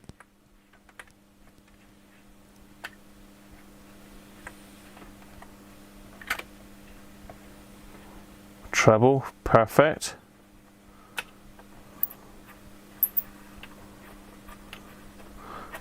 Hang on.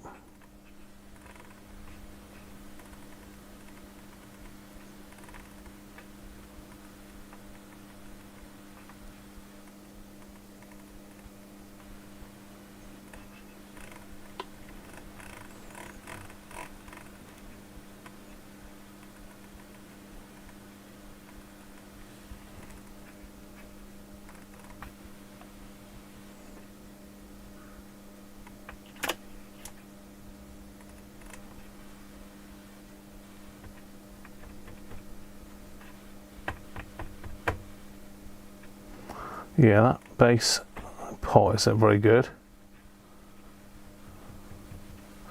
I can get it to cut off by knocking that one. That's going to need some switch cleaner in that. And it looks like the knob has come off. It looks like it goes there. Let's just screw that back on a minute.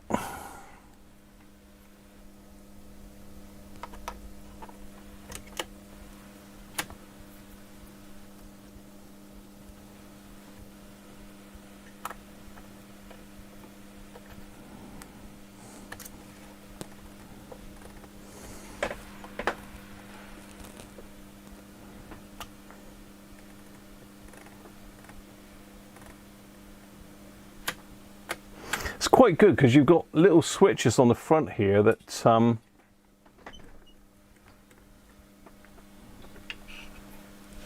know if this is my headphones cutting out or whether it's the radio.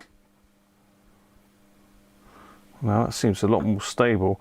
You've got switches on the front here that you can put different filters in the bass and treble. Quite clever. Balance is working perfectly now with no hiss. What have we got here? Loudness, rumble filter, high filter, FM muting, phono, auxiliary, they're all lighting up. AM, FM, right, let's see if we can tune something in on FM. Hopefully we can, we did last week.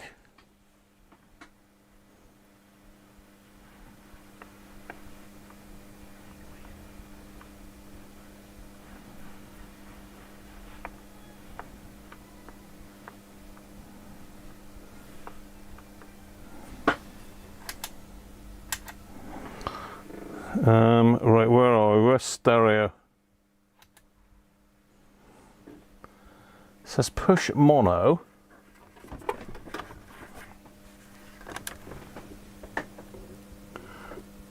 Does that indicate mono then?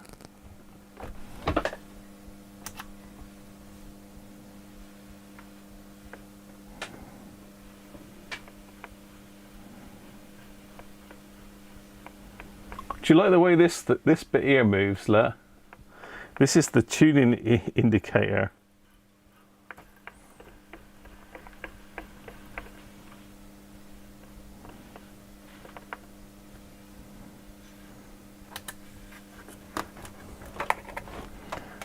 That's bang on though.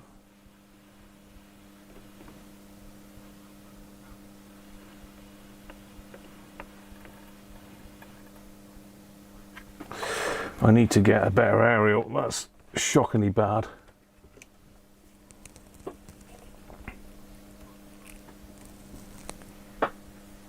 Home to find our castle razed to the ground. Come, Manfred, if I can pardon him, surely you may. Not his fault he took you for a ghost. Sir Frederick must rest now. We must leave him quiet.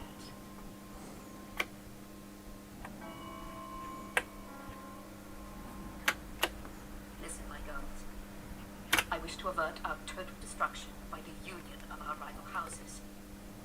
I have therefore proposed Manfred gives Matilda to Frederick in marriage. Me to Sir Frederick? Oh God, what have you done, Hippolyta? Manfred, that evil man. Isabella, do not dare.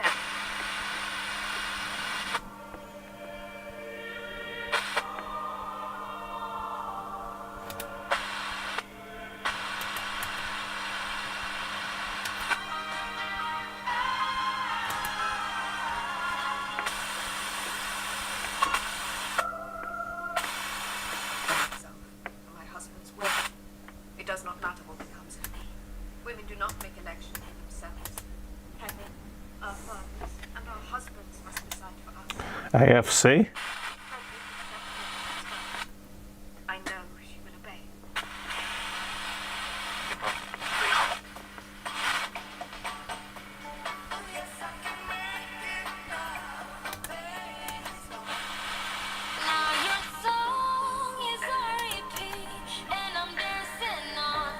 Sounds amazing.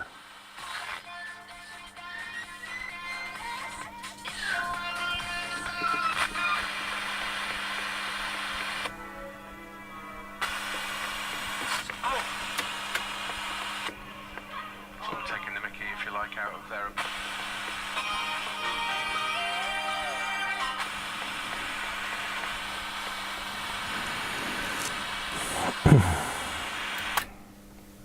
Wow, that does sound good. None of those switches are scratchy, none of the pots are scratchy, everything is absolutely bang on.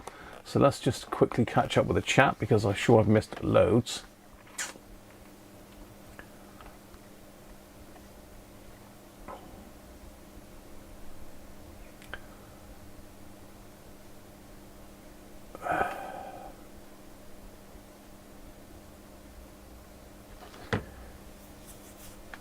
Ernest, how you doing, mate? Sound of leather on Brian Close. Packers fans, Broncos, a lot of American football fans in here. Or is that baseball? I don't know. Yeah, you know, they're all the same to me.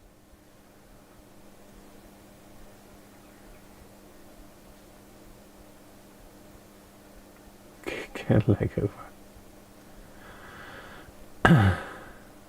K-Lab should sponsor, they should do.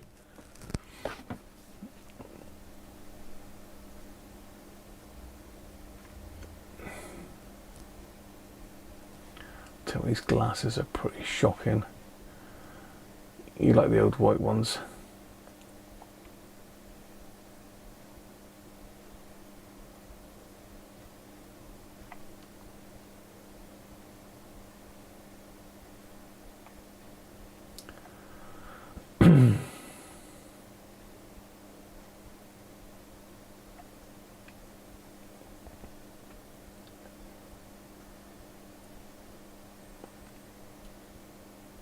It is a bit bizarre, isn't it? That little thing This moves the little light. There's a little light attached to the tuning cord. That's why, the dial cord.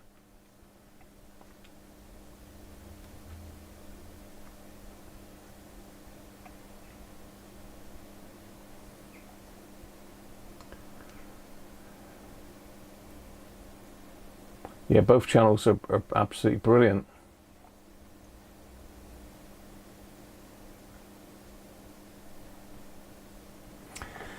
So the only thing we've got to try is the phono connection. So the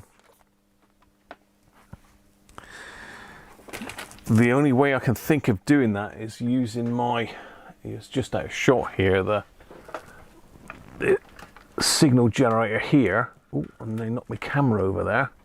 Is to use this and connect an output to the phono connections on this. So that's what I'm going to attempt to do. Got lots of things doing the dingle dangle on here, as you do.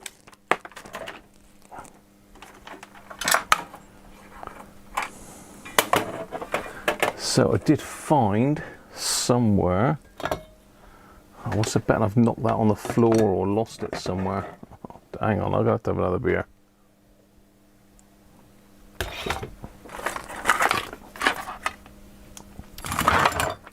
Here we are.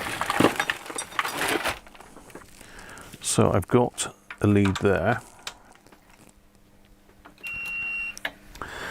What sort of signal do I need to chuck out of this then? Anybody got any ideas on this? What sort of signal I need to put from here into there? It says a maximum of 200 millivolts. Well, we'll try it at say 50 millivolts to start with. So we go 50 millivolts.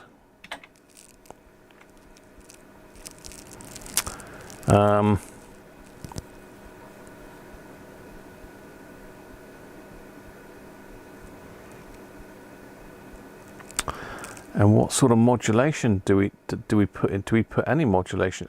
I've never done this, so I'm not really sure.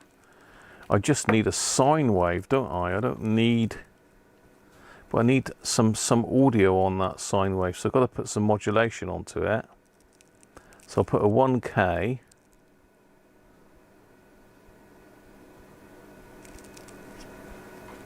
Yeah, I'm not sure. I am not sure.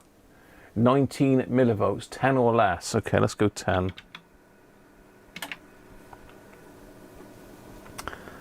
10 millivolts. What am I looking for? What frequency? What frequency am I putting into it? What's the frequency of it? Used to use one of those for many years. It's a lovely bit of kit. Bizarre, but there's very little information out there on how to use the blooming thing. I think it's the sort of thing that was in a lot of test repair places, and those guys knew how to use it. It's got a manual with it, but the manual's like gobbledygook to me. It's not very user friendly, shall we say. There's somewhere I found an adapter here, and it's probably rolled somewhere. So let me just get myself off of the seat and find out what I've done with it. Because it is here somewhere really safe. What have I done with that? It was literally here. I put it here specifically, I even stood it up on end. There it is. Okay. I need the AF output.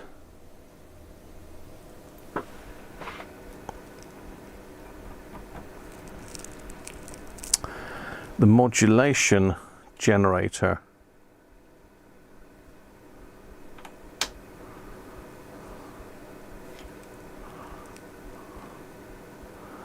Yeah, it's not an audio generator, is it? All I can do is put a sine wave into it. I'm not convinced that that's going to do it.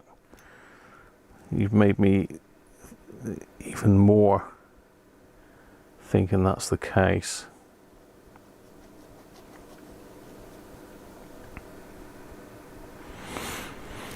So I need to get a signal into this thing. How can I do it?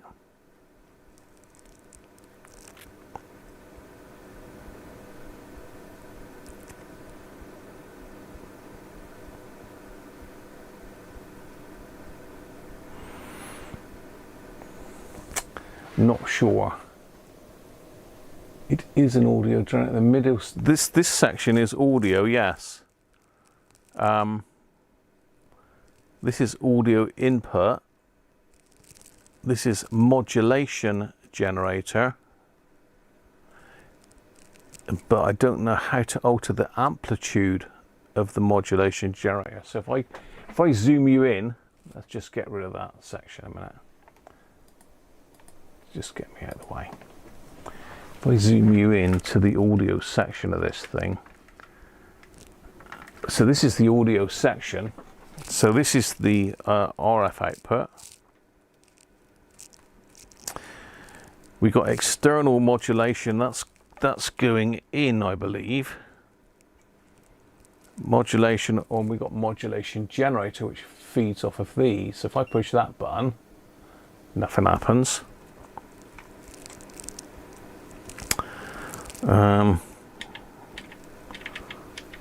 Yeah.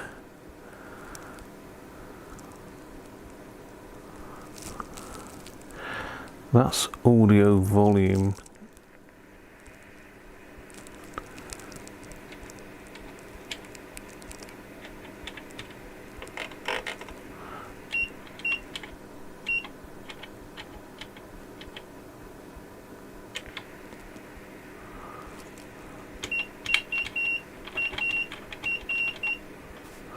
Strange, that doesn't seem to work. That generator button just beeps.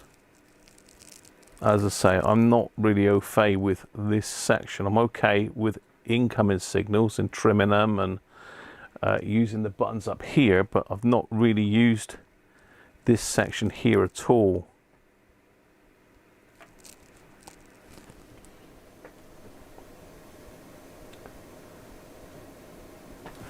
Hit gen 1 kilohertz. No.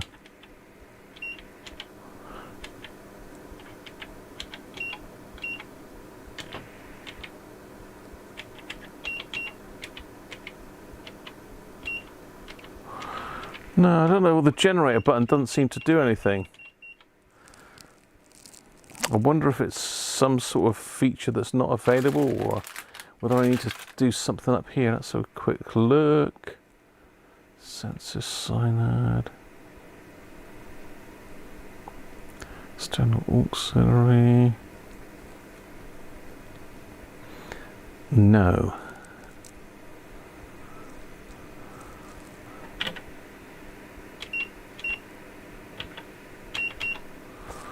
Yeah, it won't, because I've got that one on? No.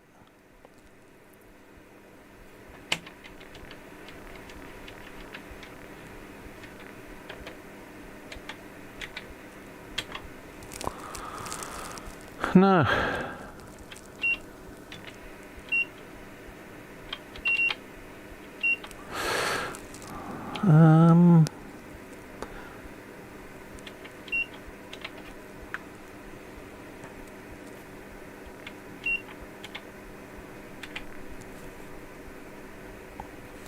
Strange.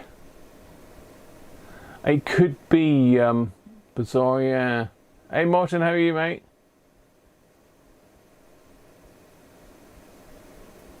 Ha.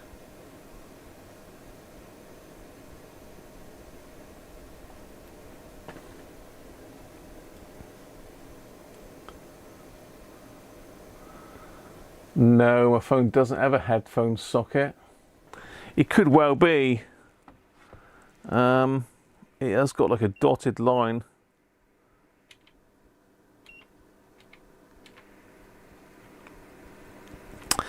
Yeah, that's got like a little dotted line there, so whether that little dotted line there does mean it was an option, look, potentially.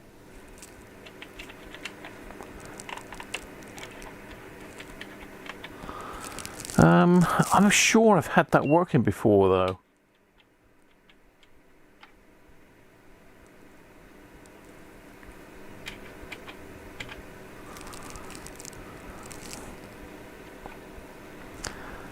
So I can get external modulation.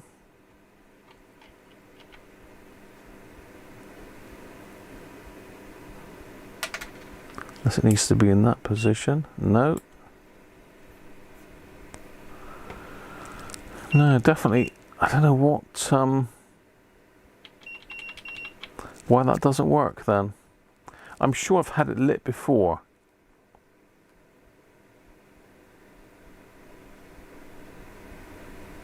But potentially it hasn't got an external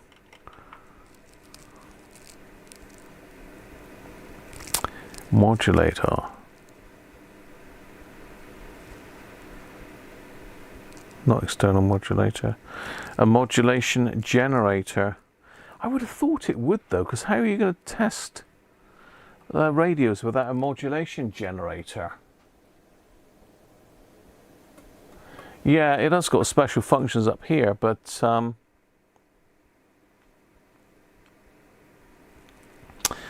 can do a self-check on it.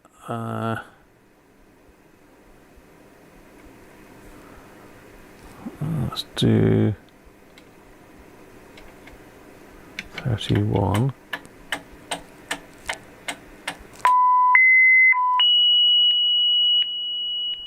It's doing a self-check now, so.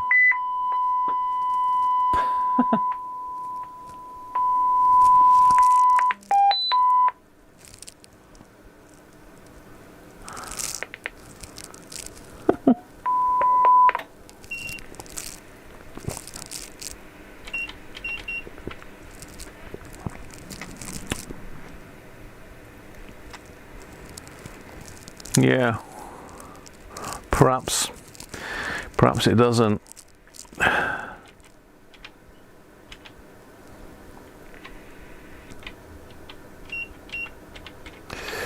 Yeah, that's the only one that doesn't seem to work. And obviously the modulation here works, so I can put in external modulation through there.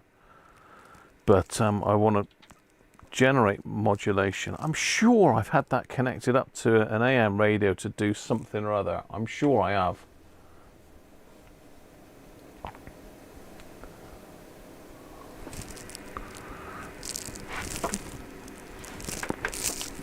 So I should be able to get the modulator, but what level is it at though?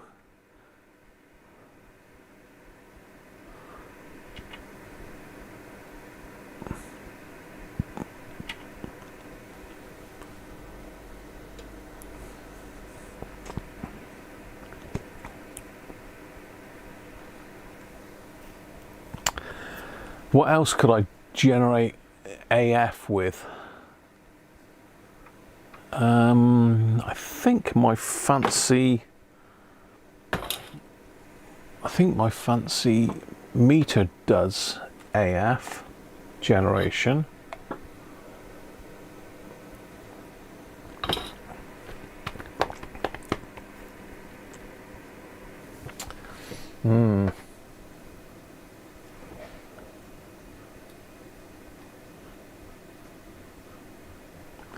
Touch the phono input with the magic finger.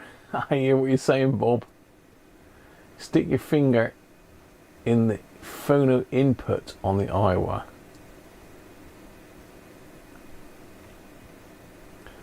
There is a turntable in the house, but it's very deep. I'd need to disconnect it from my hi-fi system downstairs and bring it upstairs. That's the problemo. Yeah, we need to do a full disconnect of the hi-fi system downstairs, and that's a no-go. Headphone output on a radio.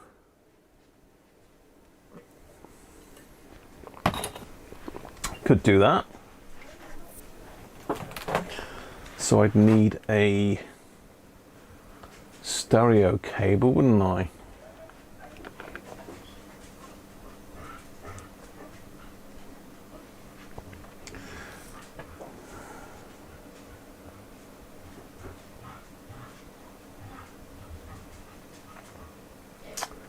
How am I going to do this? This is one of these situations where you've got to find the cables and I haven't got them. I thought that would work, connecting that up to that generator, but it's not going to, is it?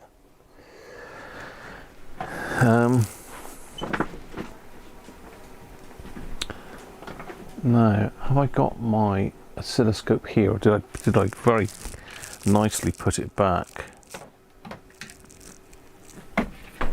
Let me go and check a minute.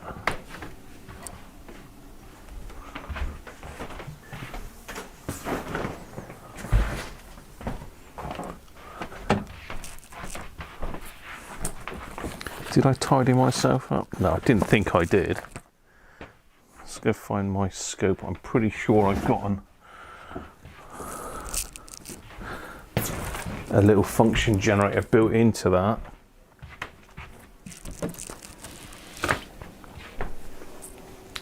The problem is I had to move everything to get this computer in here.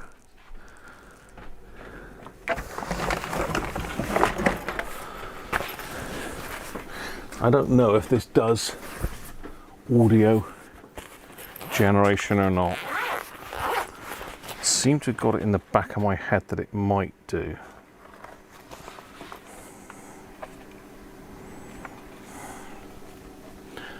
This is from my mobile toolkit that I haven't done a video on yet.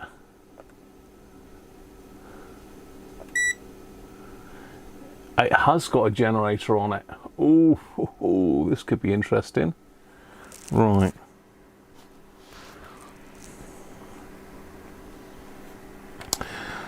So frequency, 1 kilohertz, amplitude, waveform, sine,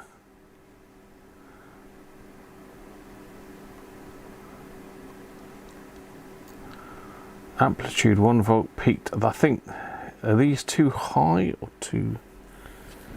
Oh, I don't know. So it'll do a sine wave, a square wave, a ramp, a pulse, arbitrary, or sine.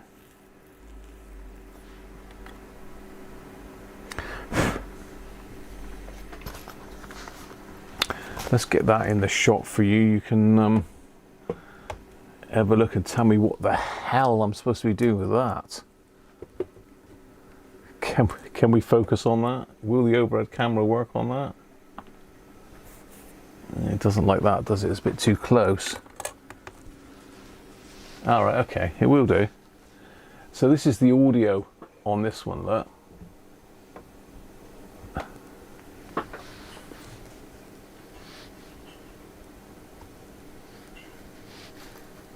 PC sound card.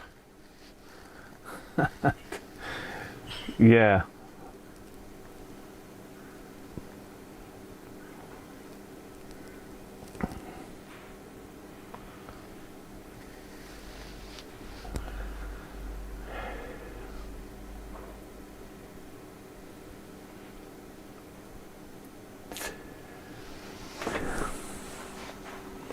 So we've got that thing there, so it'll do 1 kilohertz. I can obviously alter the frequency, amplitude, 1 volt peak to peak is, I don't know what that is in microvolts, so or millivolts. That's so 100 millivolts is 0.1, isn't it? So I need it to be something like about 0.01, don't I?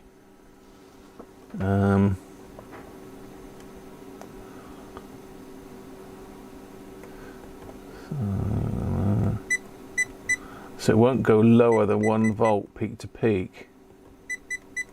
So I think that one is going to be a no. So it needs to be 0.01, doesn't it? I think. Yeah.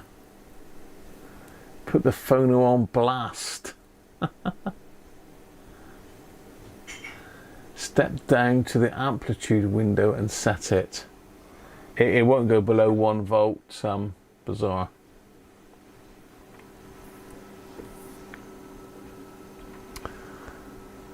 I mean, all I can do is really just plug a connector in with my finger on it and see if I can hear that in the headphones, isn't it? Really, I think that's my only hope. Hang on, that's the wrong one. Well, you know, we can have that if you want, but yeah, I think that's the only hope is to. I thought that would do audio, but it obviously doesn't. Well, it does, but it's too high an output.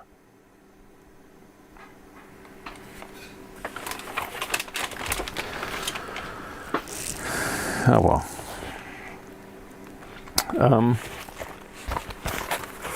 So yeah, that's probably the only option is to just stick a jack plug in the back and just touch it, or even a phono lead. I haven't got a phono lead. I've got these, but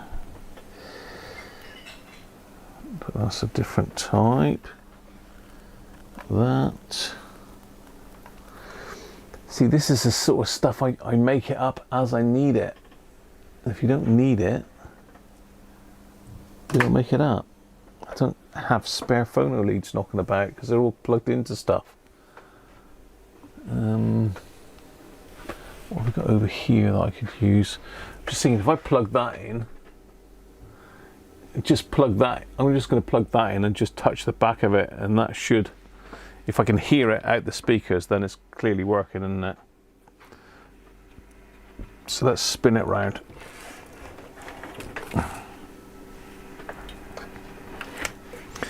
To see which is a phono. So that's phono. Top is the left channel.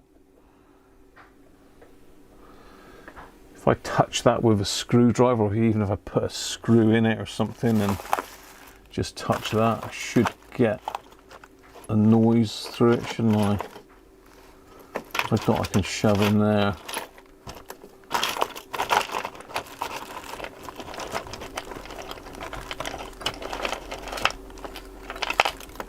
So a bit of solder will do.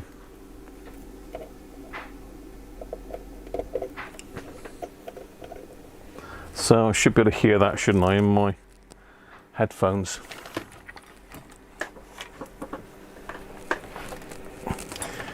It's a bit Heath Robinson, but it'll prove whether they're working or not. Turn the volume right down, power on.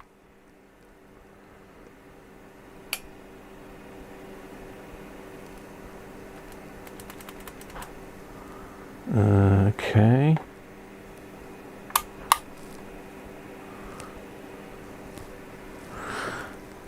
Why have we got nothing now? Why can't I hear?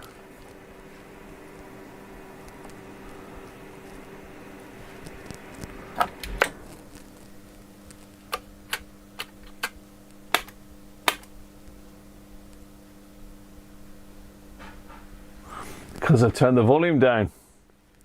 That's great.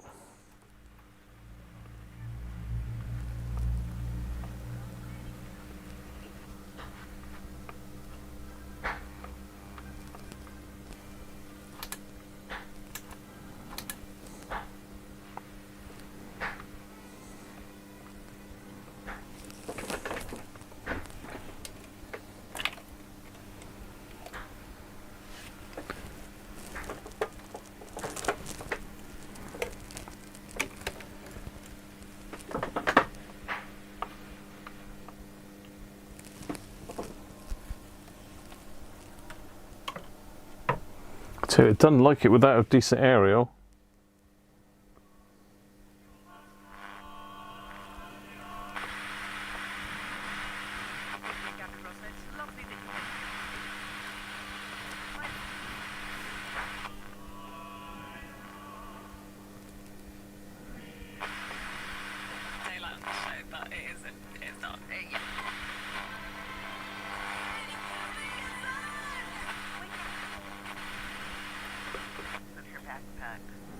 Open cans of things like SpaghettiOs and tuna. For the whole 90-minute bus ride across the 5 miles from Harding to Colborne's Cove. Right, phono.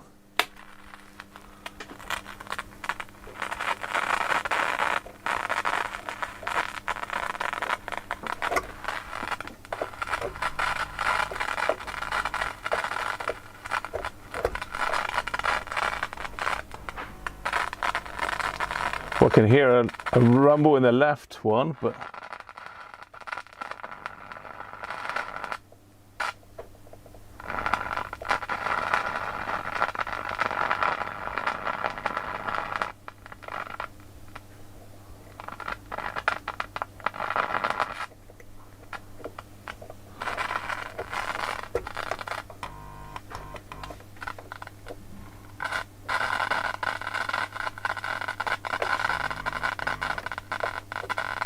no, nothing in the... Whoa.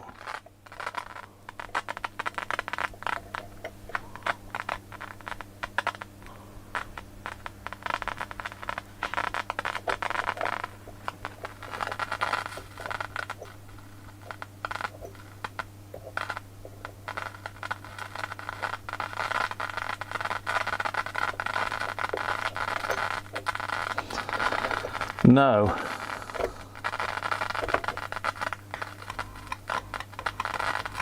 So I've got a right channel.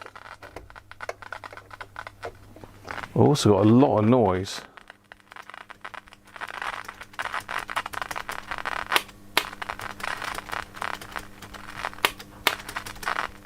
It might be the switch still, because as I'm jabbing the switch, it's sort of getting better.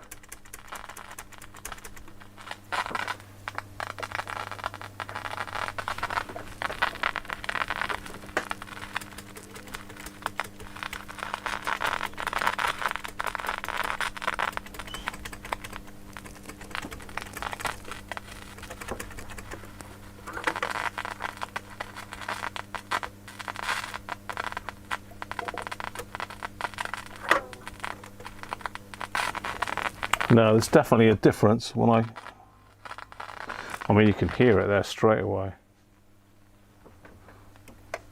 I don't know if you can hear that on the mic, but that's the right channel. Nothing on the left channel. Let's change it to auxiliary. Do the same on that. That's auxiliary. No, that's not got the amplifier, is it? That's just like an auxiliary coming in. Yeah, so it looks like we have got an issue with the...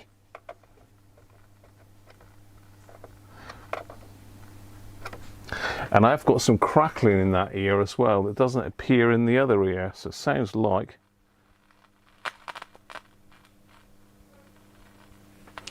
potentially we've got a transistor.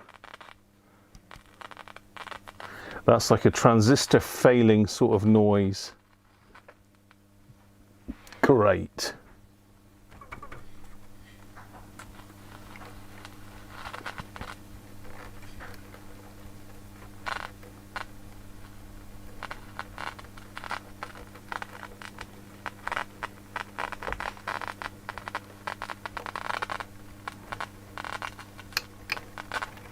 It's going to be one of these, isn't it? On this board here, I think.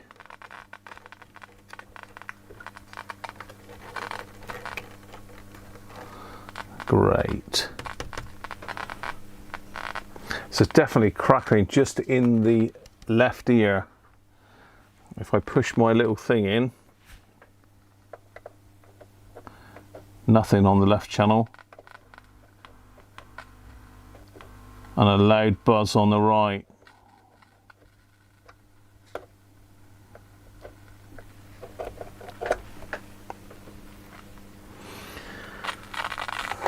Yeah, it could be a resistor, but I mean that sort of crackly noise, I don't know how well you can hear that. Let me just put the microphone onto it.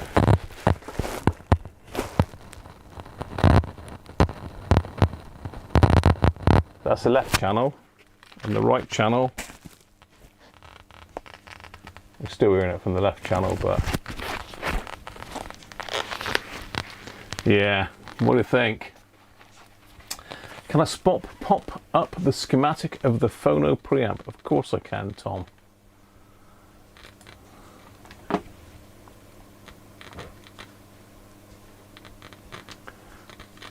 let's pop that up.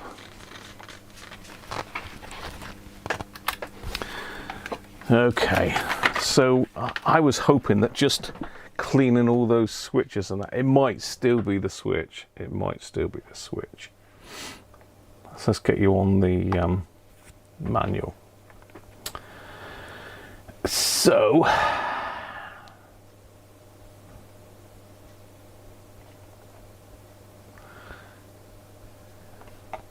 this is the preamp board, but we want the schematic, don't we?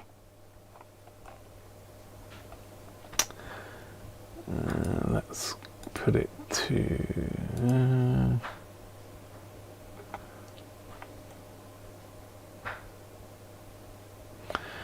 so this is the phono amp board.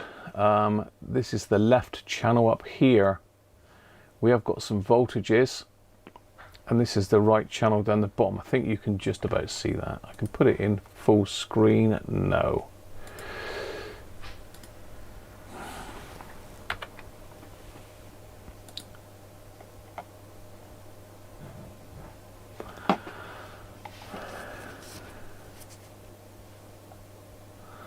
So that's our phono jack coming through, joins there.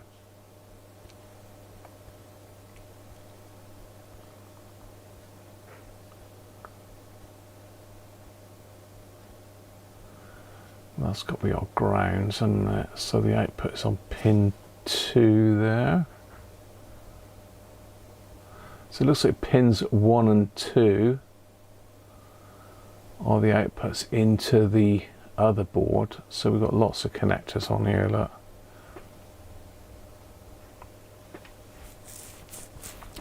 So the section you're looking at there is this section here, I would have thought, where we're likely to have the issue. It might not be, but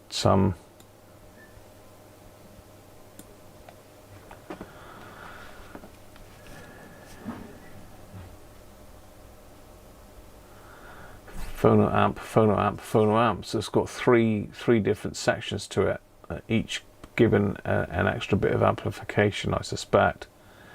So it could well be that one of these 5 is not right. I mean, the obvious thing to do is try and measure the voltages on it.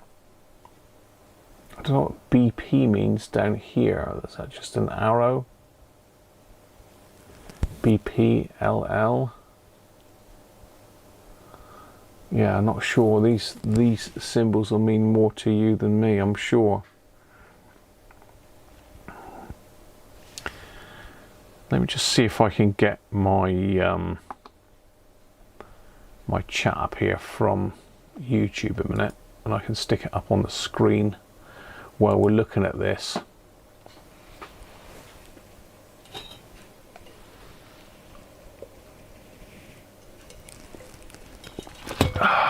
Beer's gone.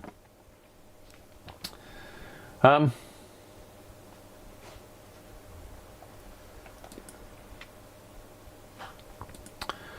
go to my channel, go to that one. Support your pet's gut microbiome. Yeah, I'm not going to support my pet's gut microbiomes. Pop out chat. There we go. Okay.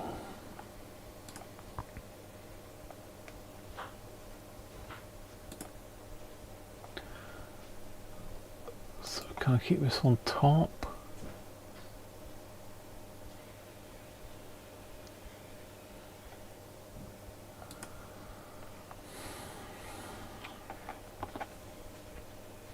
Right, let's get back up.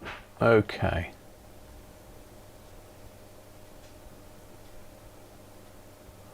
I haven't got an audio generator, unfortunately. I don't think I have.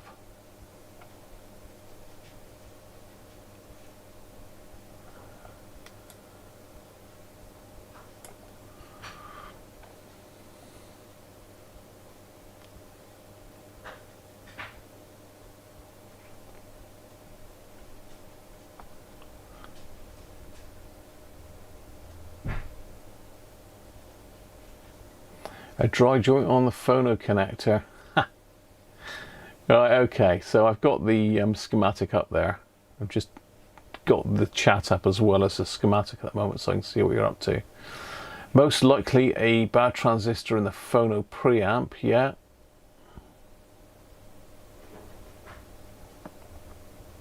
You need to put in a signal and then trace where it drops out with a scope or signal tracer.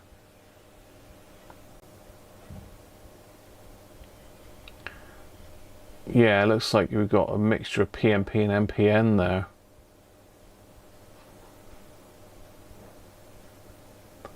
Oh, what's that, Martin? Send me more goodies.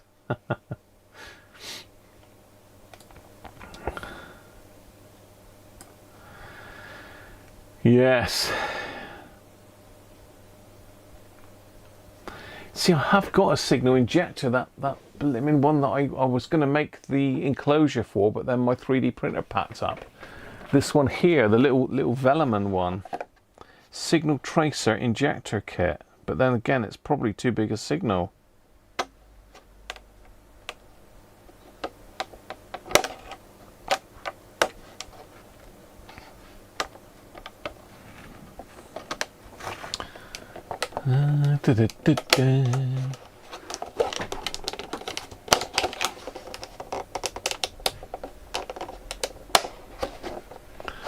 What are we saying? An audio sweep generator. Finger in the phono, 50 hertz buzz. Yeah, all I'd done was put a socket in the back with a bit of wire and just touch the bit of wire with my finger, just to make it make a noise. Simple sine wave audio generator. I don't know what this is. I mean, if I go back to I've got this thing which I got some ages ago, this little Velleman kit which we built. I can't remember whether it was one Christmas we built this, but always with the intention of building it into some sort of enclosure. I know Doug made an absolutely fantastic one, which Paul, Mr. Cody's one, didn't he? So I've got the instructions for this.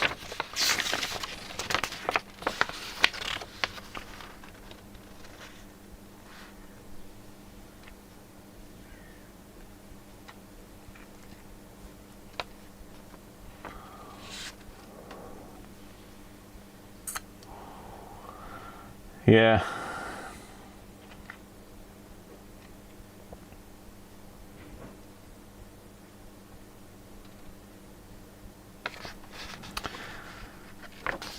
Has it got any information on what this does then? So the injector, it does 0 to 2.5 volts RMS adjustable.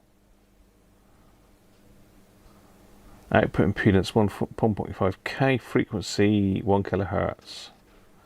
So 0 to 2.5, so potentially you could get a fairly low level out of that.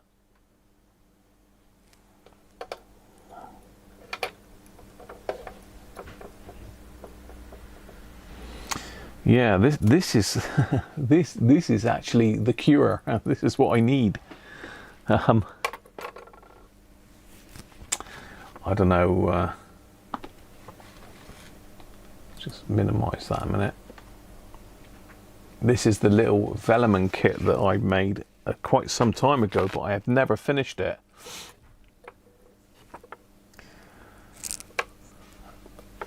So that's the spec for it, look. And it is exactly what we need. Designed to inject or detect a specific signal into an audio circuit in need of repair, such as amplifiers, radios, tone controls. That's exactly what I need.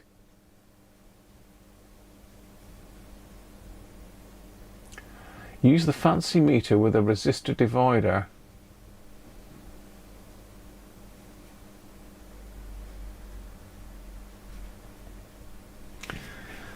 The problem is I've never finished this. Now, in order to connect it up, so So let's have a look.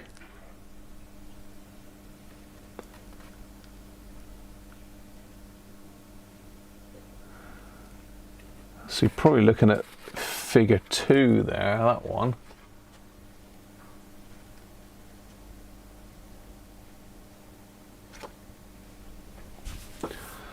So again, I need a little speaker. I'm not sure which one is the injector side and which one is the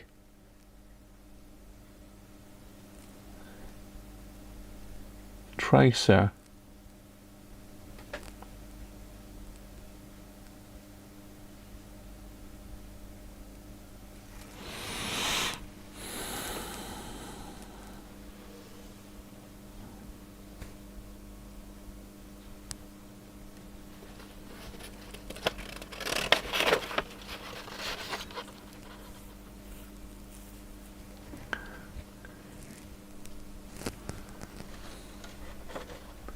So that's the diagram of this little kit.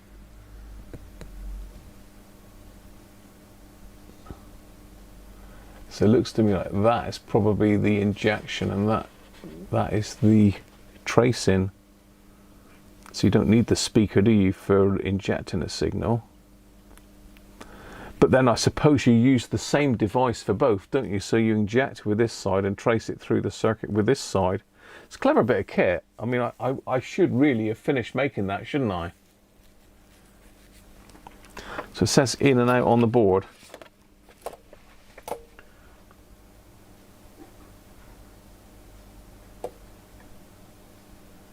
Ground, out,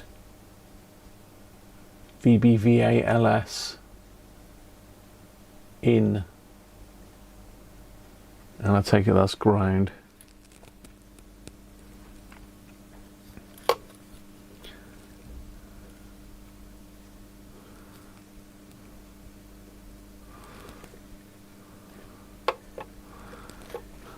Are we gonna build this then in a minute? You're gonna pop downstairs for a drink, again and a Guinness.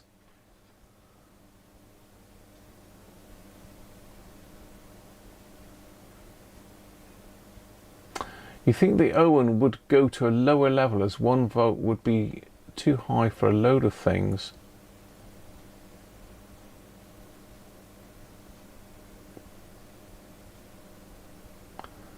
Isn't the amp injecting its own tracer signal with the popping noise? I suppose you could trace the popping through it, Bob. I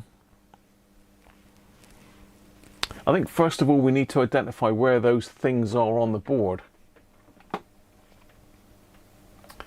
I think that's key.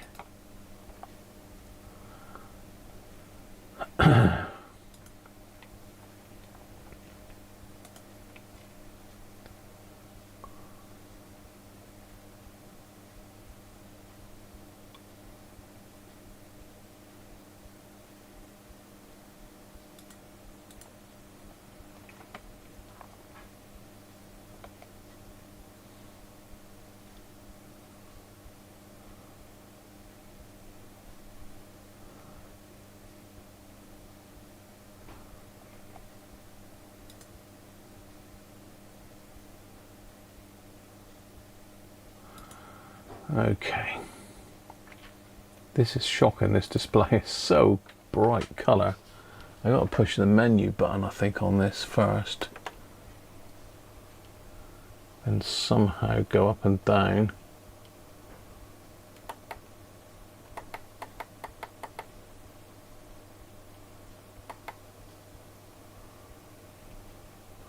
Brightness.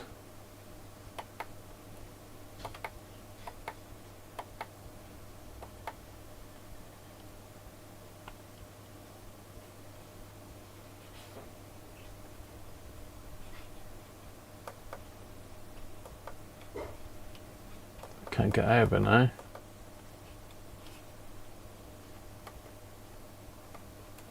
Just turn the screen off now. I'm messing about. I'll find out how to sort that. It's just it looks shocking to me, but as long as it's okay for you people, then that's fine. So yeah, potentially we could build that. There's only a few wires to put into it.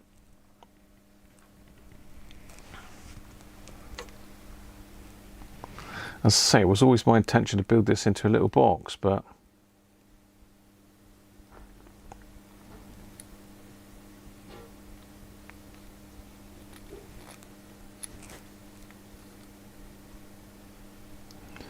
so RV1, is that the one that controls the... Yeah, that controls the output. I could stick some wires on this. I'll have to find a little phono plug or something to plug in. Martin off. Catch you soon, Martin. What's the model number on the Owen? It is a...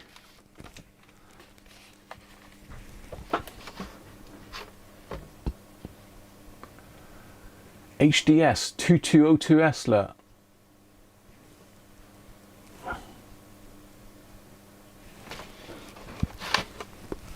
That light is so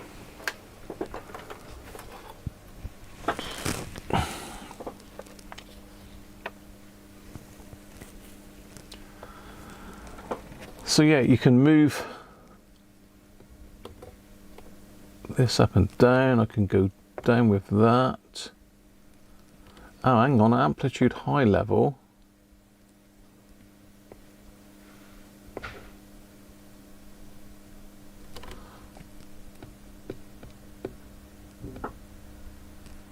Ah. Maybe, would that do it? 0.1 of a volt.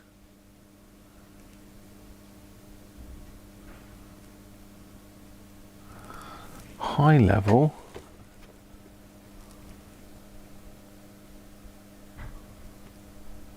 Hang on.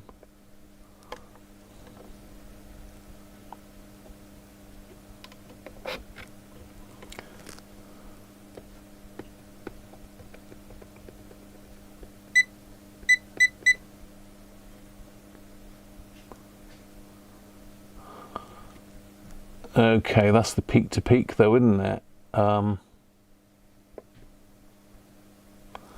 That's still 110. Not sure what this offset means.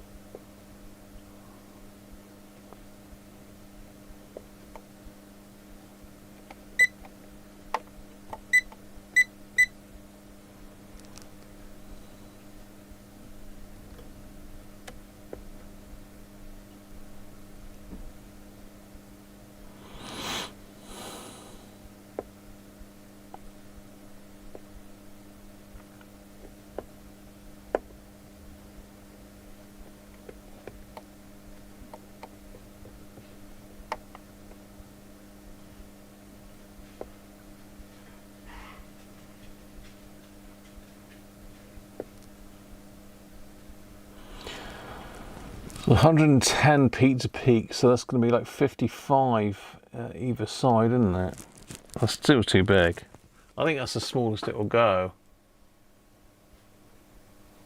Offset to 0, adjust the amplitude to suit. Yeah, I've done that.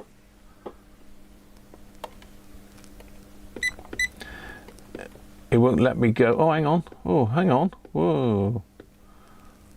Ah. It will. What about that? What about that?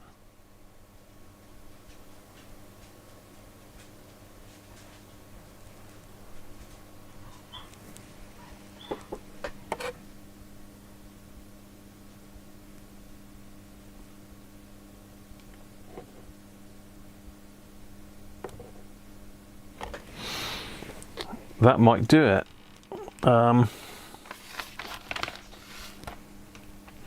I've got a BNC lead with connectors on it, so could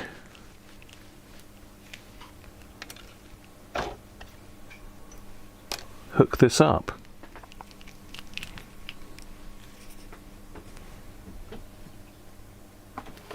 What do you think? You reckon that'll do?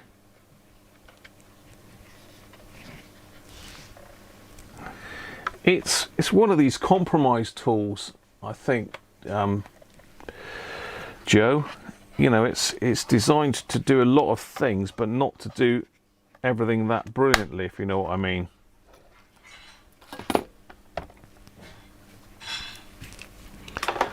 So if I pop that in, say, the left channel, and how do I get, I'm going to get this attached to that. I could go, no, I don't want to short it, do I? Let me just take this box here off that's covering the audio section up.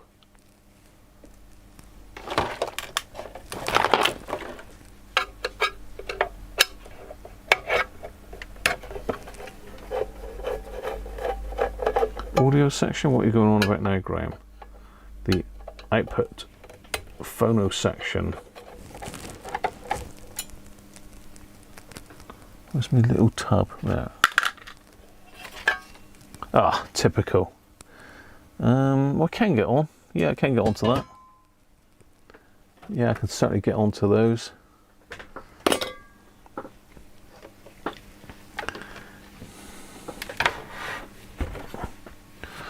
You can't really see there, can you? But I can probably get you in with the overhead camera, can I? No.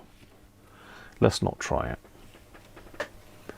But I can basically get, I can get my one pin there, one pin there,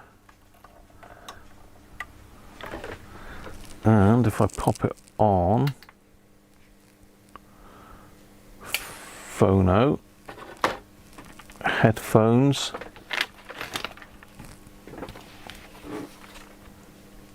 let's turn it on.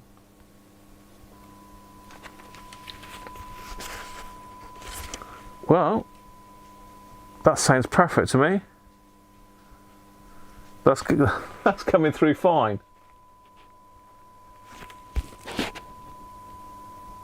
Can you hear that? That sounds perfect to me.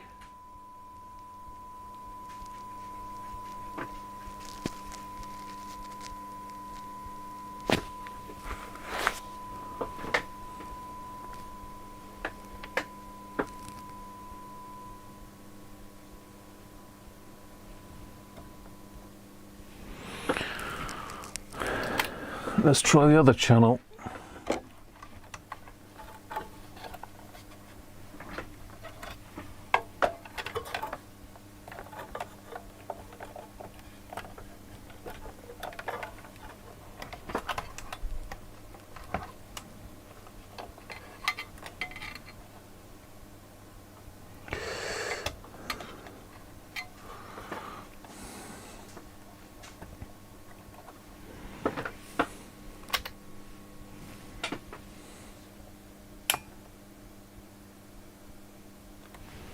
Yeah.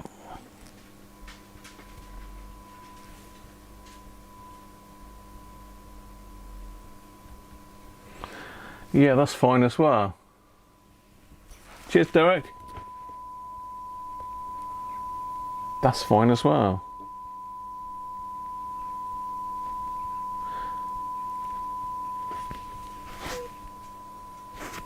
How strange. Derek's off. Cheers, Derek. Catch you soon, mate. I need 1 to 5 millivolts.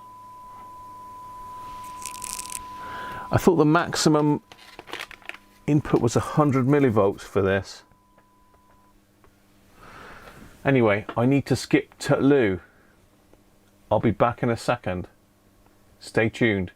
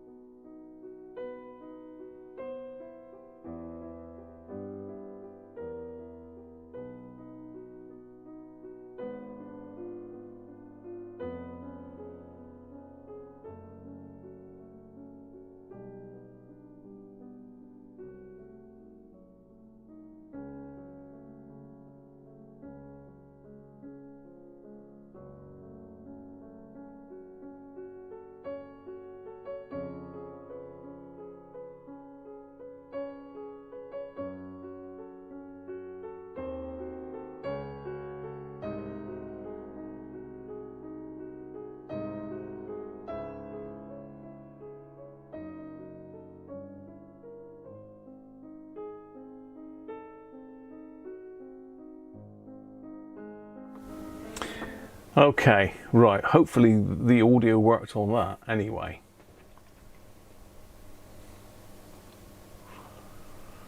Where did all the crackling come from? Could I have shocked it into working? I don't know. I don't know where the crackling came from. It's dead quiet now. Well, I'd say that. No, there is some crackling on the left-hand channel. Where are we? Which one is which here? Left, right.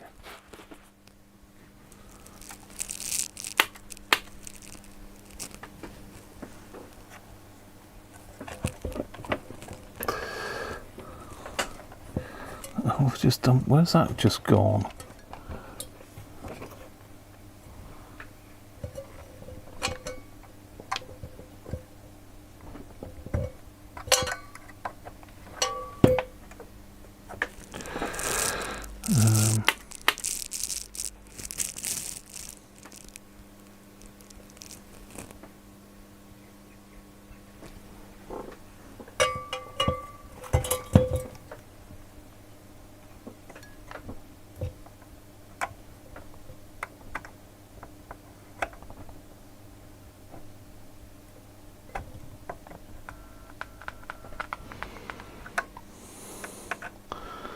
How bizarre. I think it's because it's earthed through this.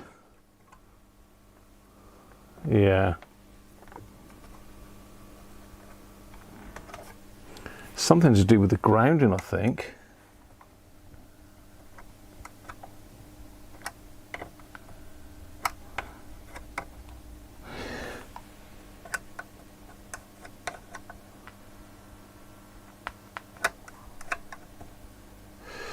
Well,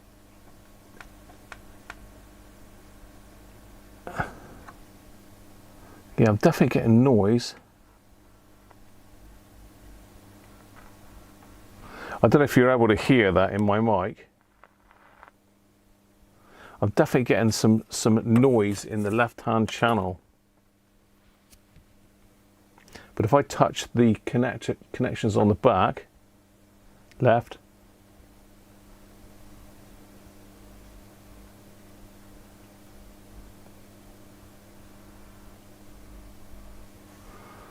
yeah, I've definitely got a noisy transistor, I think.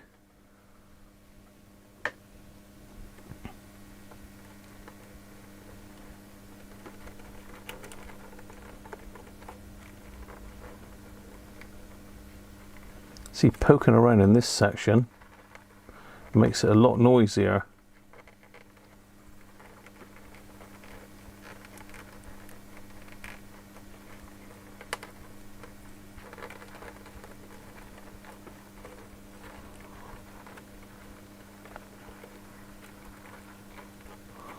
Yeah, there's something on this board that's...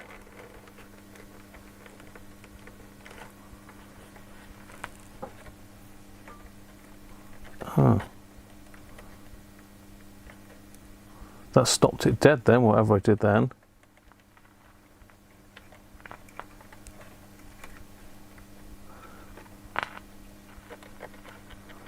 I think it's this plug at the back here. As I touch that, it goes mental. Interval music, Dave, yeah.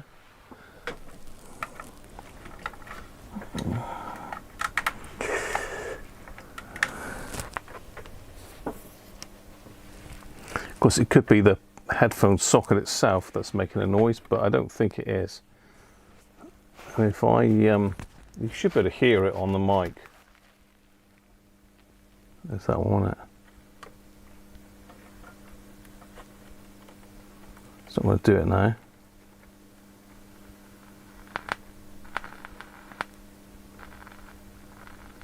Can you hear that? That's just on the left channel. And I've just moved these wires here.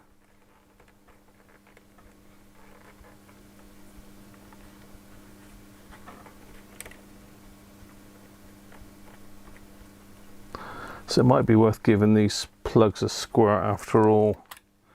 Let's try that. Certainly I'm quite pleased we've got that audio generator working. That's another tool that I've sussed out how to use. Thanks to you guys and girls. Take that off my head a minute. Let's give some of these little connectors a bit of a squirt. As I say, they all look pretty good.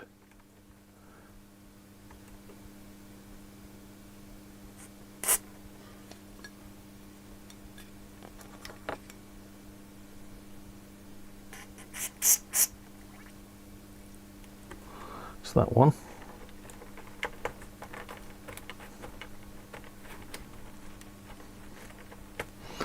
This one was the other one.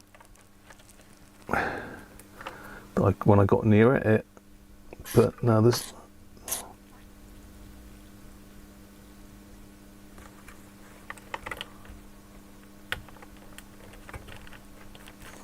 Let's do this one as well.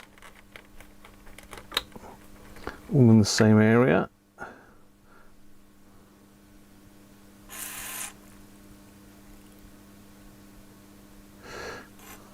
Normally you can tell if a connector's bad because it'll be tarnished, you know. None of these look tarnished at all. Oh, that's twice I've twanged the dial cord. Go steady. Don't want any dial cord issues.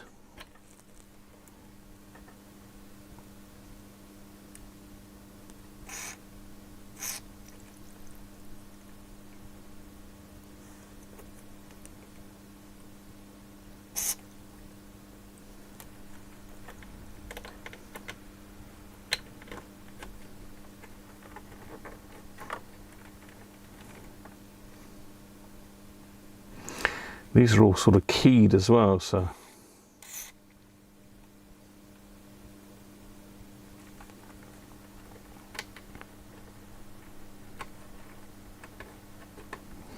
So you can't get them wrong. Let's do the other ones in this section. Put that one there, which is really difficult to get to because all of those wires are over the top of it, and those. Let's pull that one out first then. That looks like power into the board.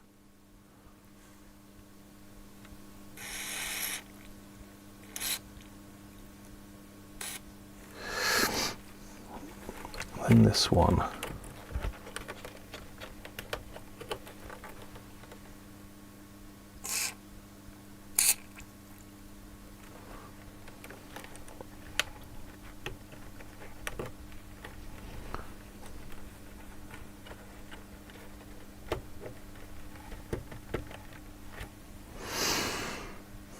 Right.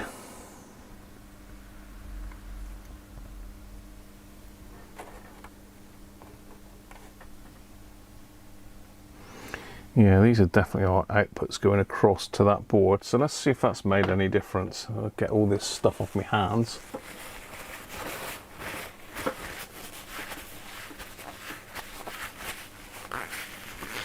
Yeah, I haven't got any dummy loads. I should get some dummy loads. I do occasionally have the odd bit of audio kit to have a play with, but not very often. I've priced up some big ceramic resistors from AliExpress. I had them in my shopping basket for a long time when I repaired my own amplifier. Right.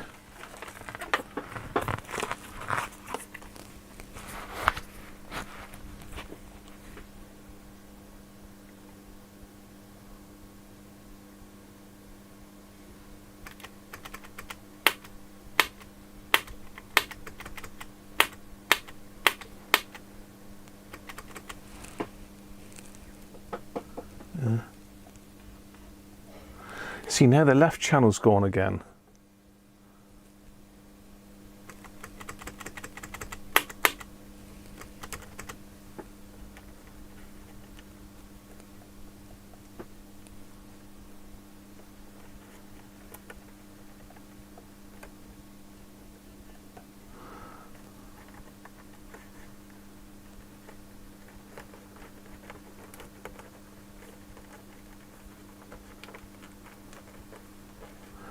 This is strange. The left channel has disappeared again now.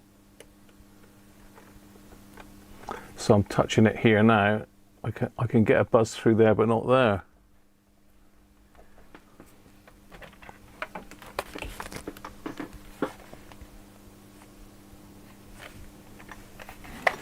Let's hook this up again.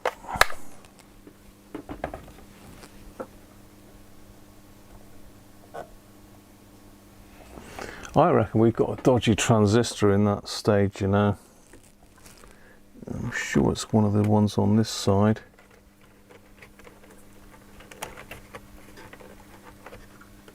Could be a capacitor, I suppose, but it's more than likely it's a transistor.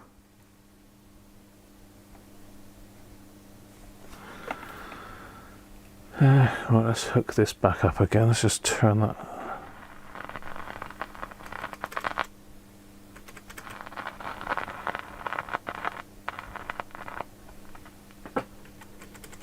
I still reckon it's that switch, you know.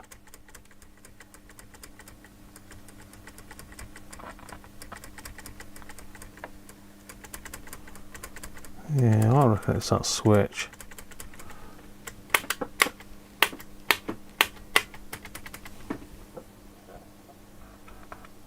Nothing on that. Ah, no, it's come.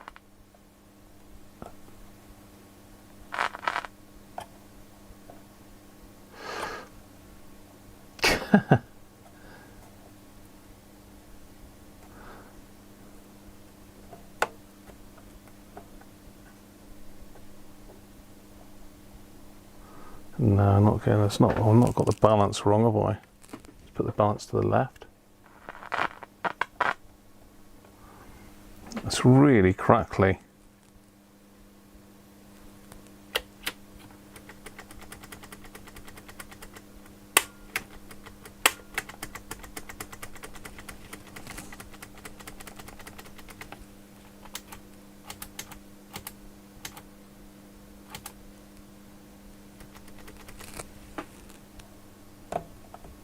Nothing.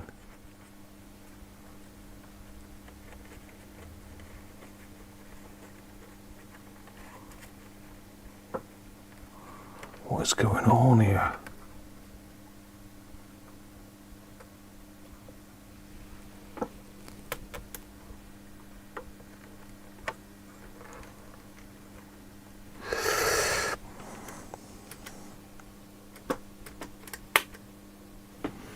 Let's pop this generator back on that top one again then.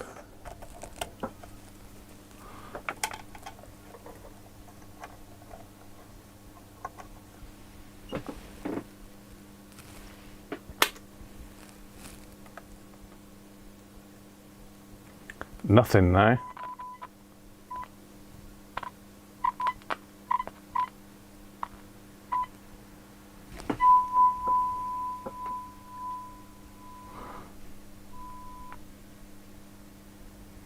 It's not dodgy volume port, is it?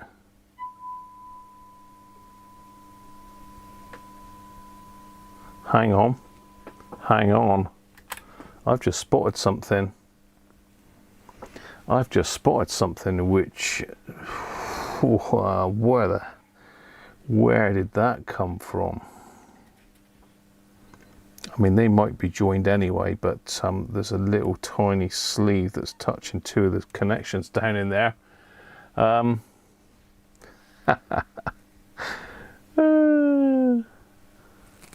don't know if you can see this. Let me see if I can get you in there.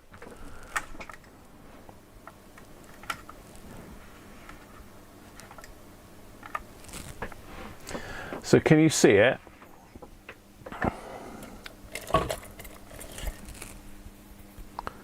Just down here. What is that?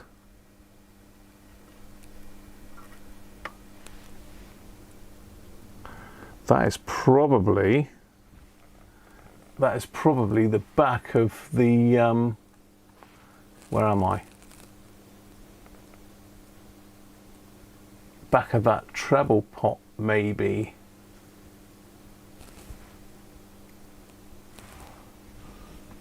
I wonder if that's causing our problem. I don't know. Let's try it.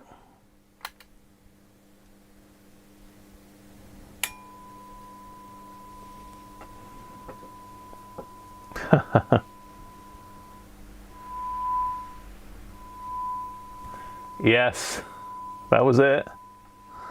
What the hell?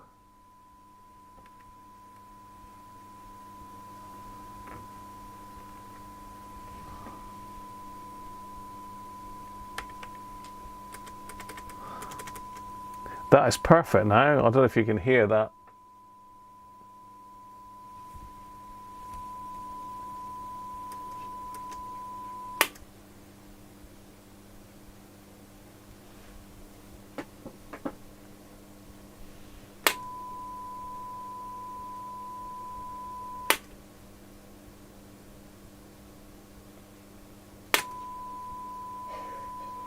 Yeah, you can hear that tone, can't you?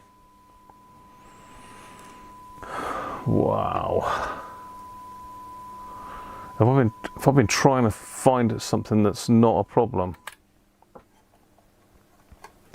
take that back again and see if I've still got that crackling. Oh, that's because I was touching that board. It was probably just moving that very slightly. Try it again.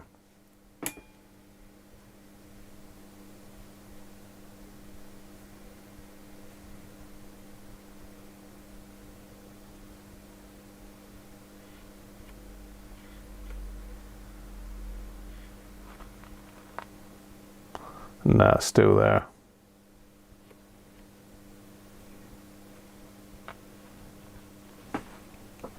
It does move with the volume though. I can't make it better or worse with the volume. But I've given that a damn good squirt. I mean, that shouldn't be an issue now.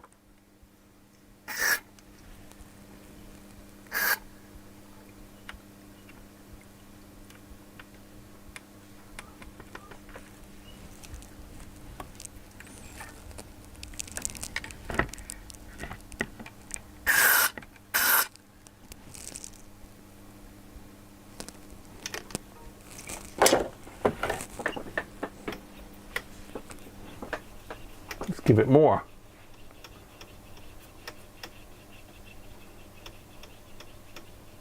Yeah, so it's touching 4.7 microfarad to the resistor there.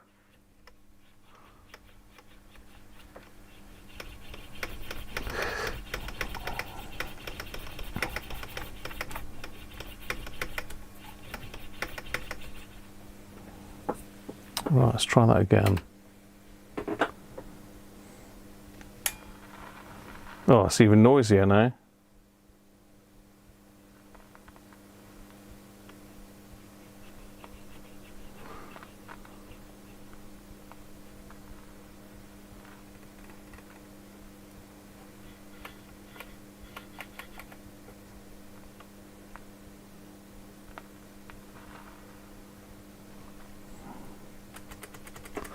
Now it's got to be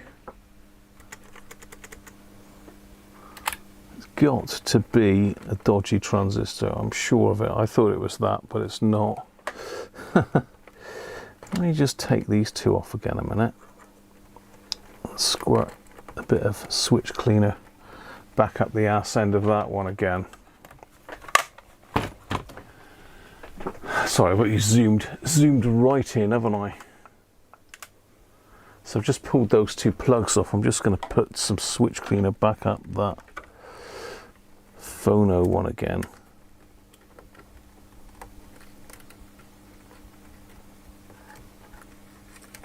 So you can't really get in there. Let's get these headphones off my head. Hang on, I've got my glasses off now as well.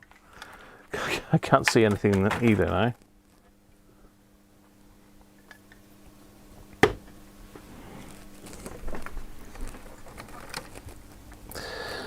So it's in there, Graham. Just in there.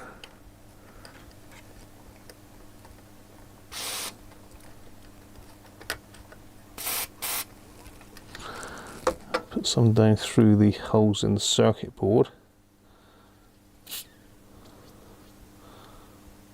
And the pins that will get through as well, just to make 100% sure we got it.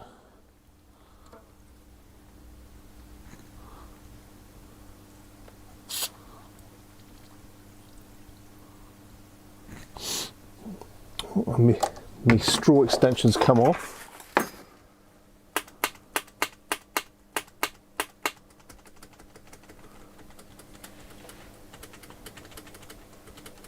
Fell off the back of one of the pots, Rob, as I said just now. Because don't forget the treble pot just pulls right out. So I suspect that was bonded on the back with some glue that's come off of age.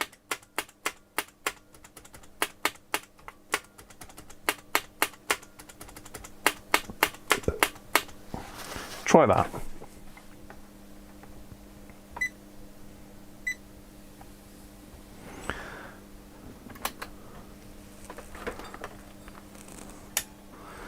Click goes the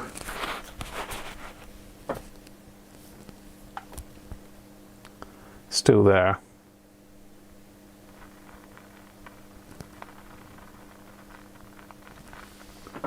It's still there.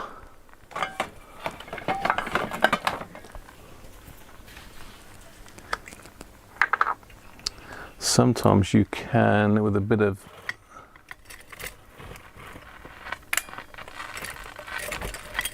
it's worse now. Hang on. Strange enough, I haven't got any of these cables on, but I've still got that noise.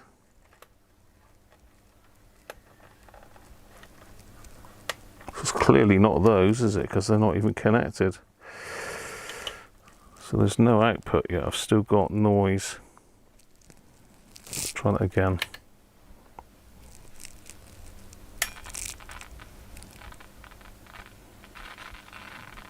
It's really loud now. I'm just going to try the old freezer spray trick.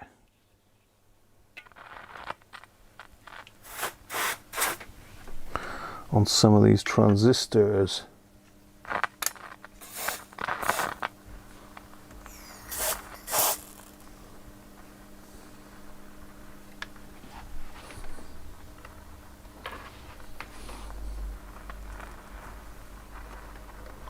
If I can see the blimmin' things. Nope.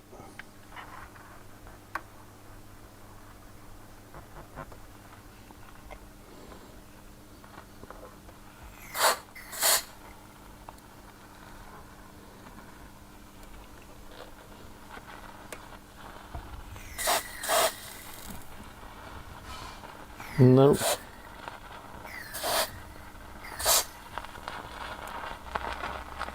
I made it worse squirting it in there. God, so annoying. Can you hear how loud that is now?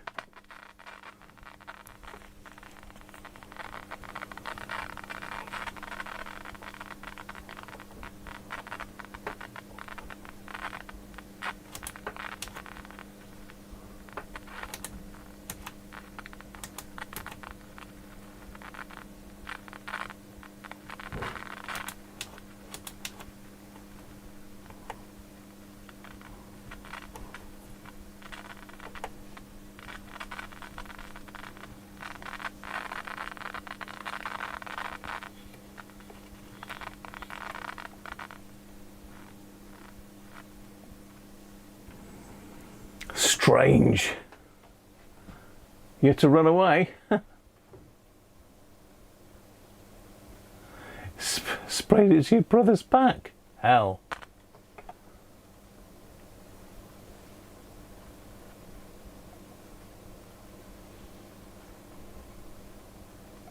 Yeah, just turn an air can upside down and that's freezer spraying it.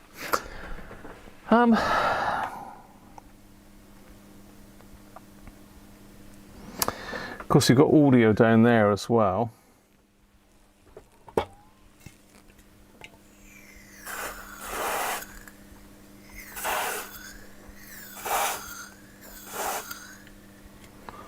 No, that doesn't make no difference.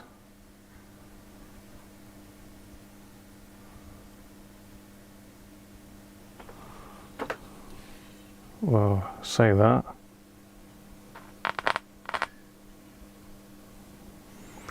How strange, isn't it?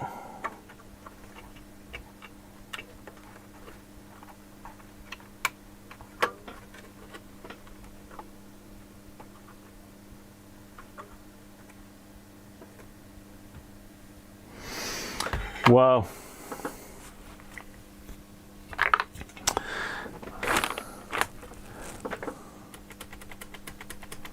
It needs the whole phono section going through. I mean, I'm just jabbing the button now and it seems to be.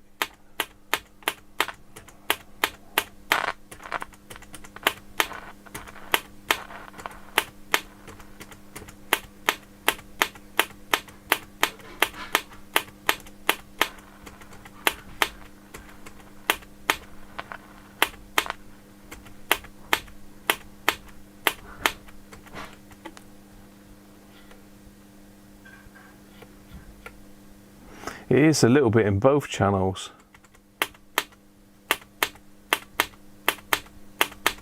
I still wonder whether it's just that switch, you know. I mean, maybe leaving the deoxit in it overnight or...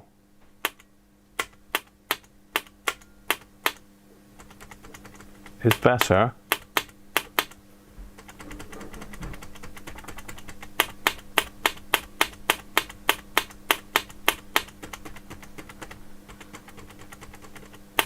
So we all know that leaving the switch cleaner in some stuff for longer will help. If all of that miracle happen.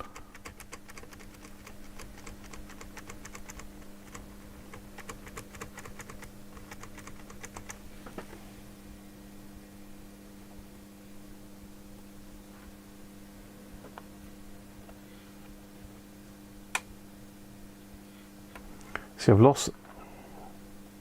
keep losing the left channel.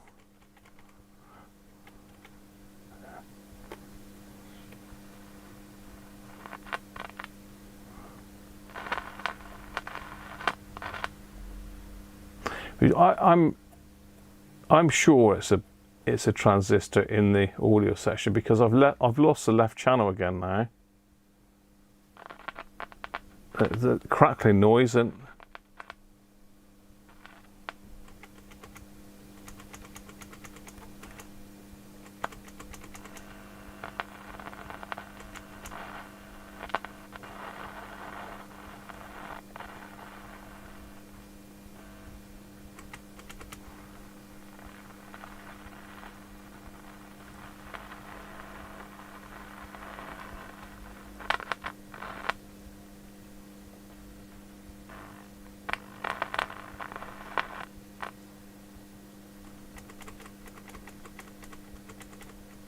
gone again.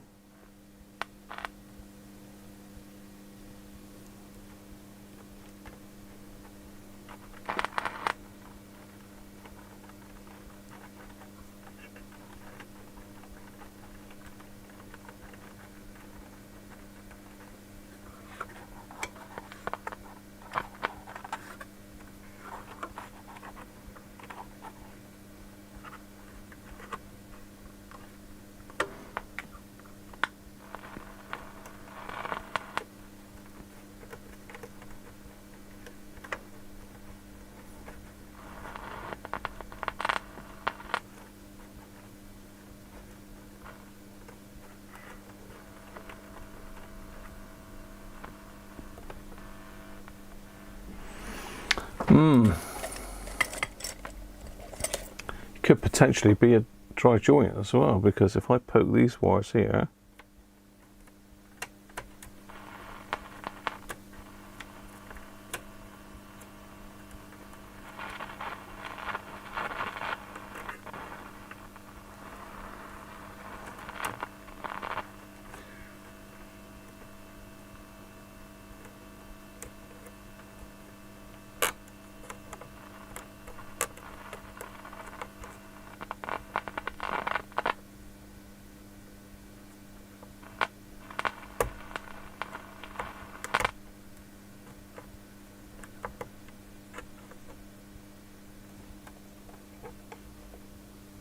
No, left hand's gone again. Well, I was poking this switch here.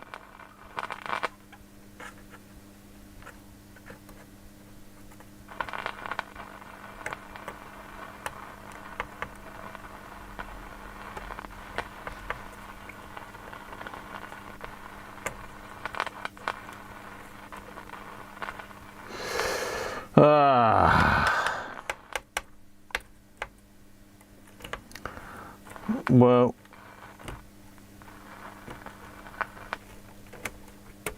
I'm not messing any more with that now.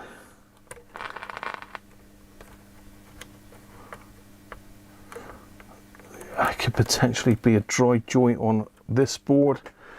Everything plugs into here, you see, right where my head is. Everything plugs into here, you see, and then goes off to the output connectors.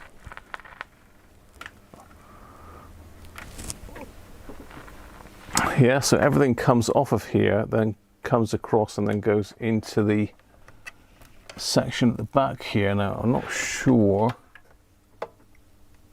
No, there's no amplification on that board there. That's just purely the output. Where is the power amp then? That's over there, isn't it?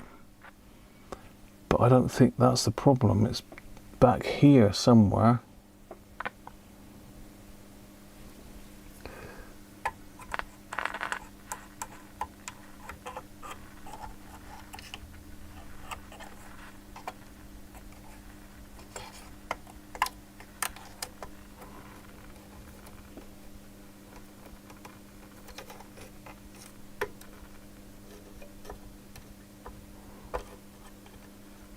Yeah, that'll be the power amp in there.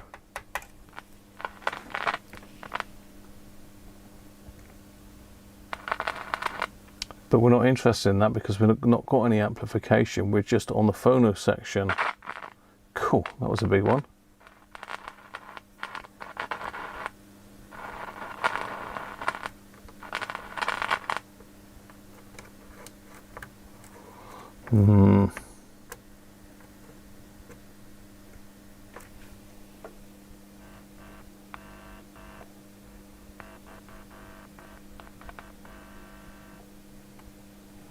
See, we're back again.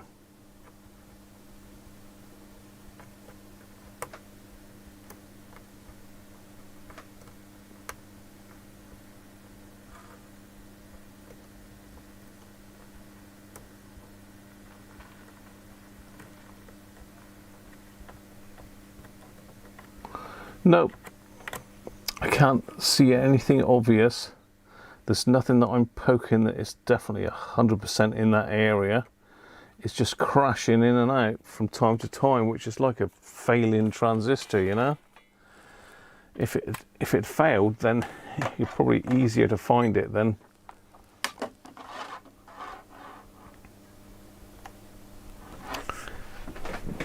if it was still on, if you know what I mean, if it was still working. Whew, dear, oh dear, right, okay. What is the time? It's 20 past 5, isn't it? Of course, I'm looking at the clock in the other room, aren't I?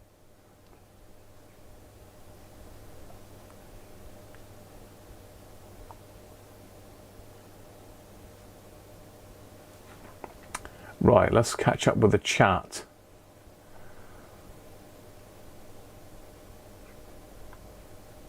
Freezer spray, I was there, Bob.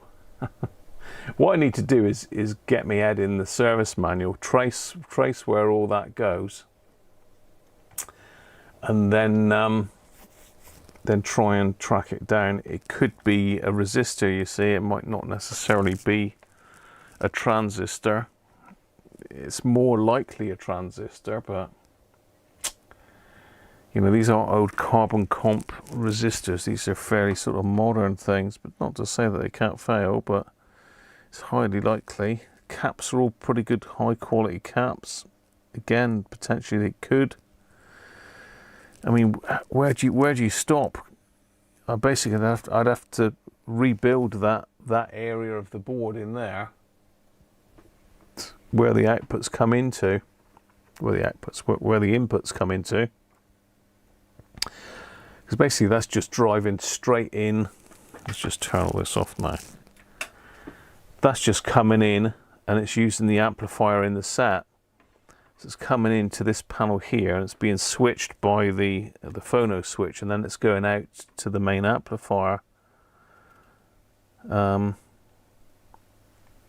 being it's only happening on that, it's got to be that phono stage on the left channel. There is a bit of noise on the right channel, so you know, where do you go? Do you change the resistors, capacitors, and the transistors, and refresh it from scratch? I mean, if it was mine and it was really like sentimental value or a fantastic amplifier, then I think that would be worth doing. But right, we're on about licorice sticks now. Temperature sensitive. Have you got a flare to detect excessive heat from a component? I have, Aaron, but it's happening straight away. It's not when I'm giving it time to warm up. It's noisy from the start, really, and we're losing the output. The output's going on and off, on and off. So it's got to be. I mean, it could still be that switch, but it sounds to me like we've got a transistor failing. Yeah.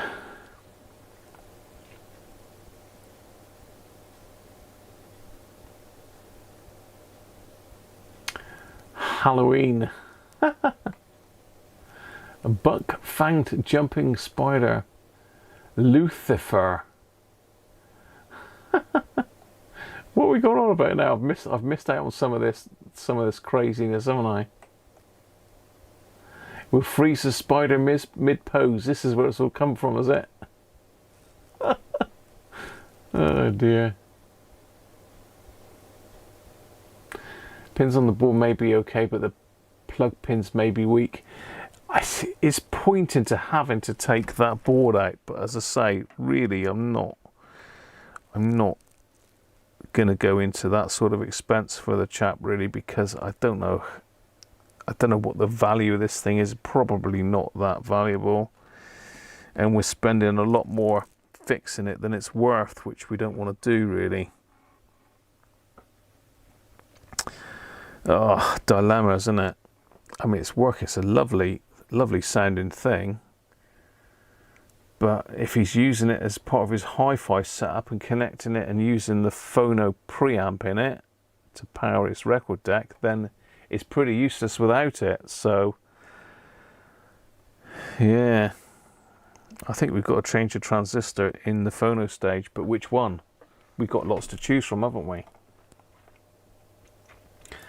It's mainly in the left hand side. I would suspect it's going to be one of these. You know, they've all got bias-in resistors across them. You know, we've got a 4.7 microfarad cap there. Electrolytic, there's another 33 there. So what would we be looking at? We'd be looking at 1, 2, 3 caps, 4 caps. There's another one there. In that section, there's another one there. 5 caps on the left-hand channel there, and they'd be the same on the right-hand channel. Slightly different layout. 1, 2, 3 caps on that one. Strange, we've got 3 on the left and 5 on the right. Sorry, 5 on the left and 3 on the right.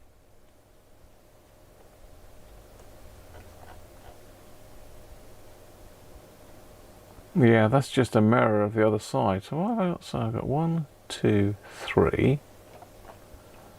Here I've got 1, 2, 3. We've got this other one here and here. That's doing some sort of. I'm just connecting this to this line to ground and this line to ground. So just some decoupling caps potentially. Just wondering why it hasn't got it here.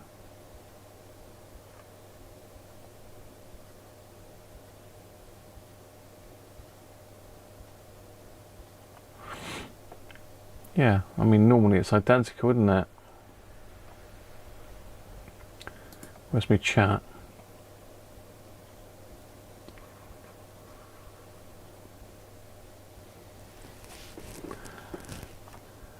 Yeah, this is the thing. I mean, I think we're going to have to sort of wrap it back up and... Oh, go and click that now.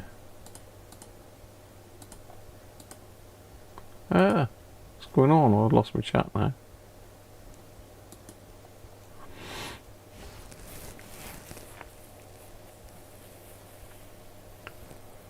Owner wanted a cheap fix is not going to be. Need an oscilloscope to track it down if you get serious, but great progress. Yeah. You've used Mr. Carlson's probe. Yeah, they are very good. I've seen him track down a noisy resistor in a bit of kit with that, Nick. Lucifer Wath Ferotheus.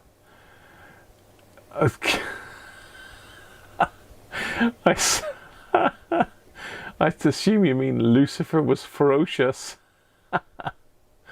Oh dear.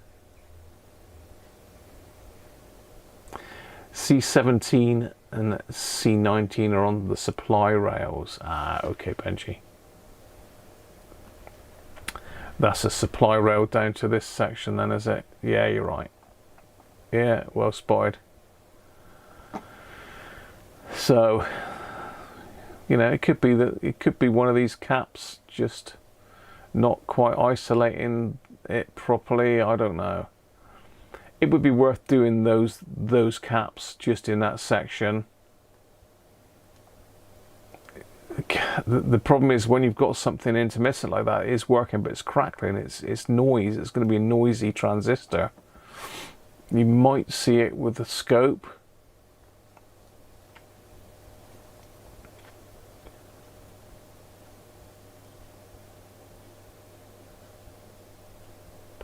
Because it's crackling without any signal. You know, there's crackling with nothing connected to it. I don't know what these are. Are these fairly common? 2SC 1735s, 2SC 1400s, 2SA 750s. JJ, you got an old mica mold resistor with the arrow and 3 dots. Old mica mold resistor with arrow and 3 dots.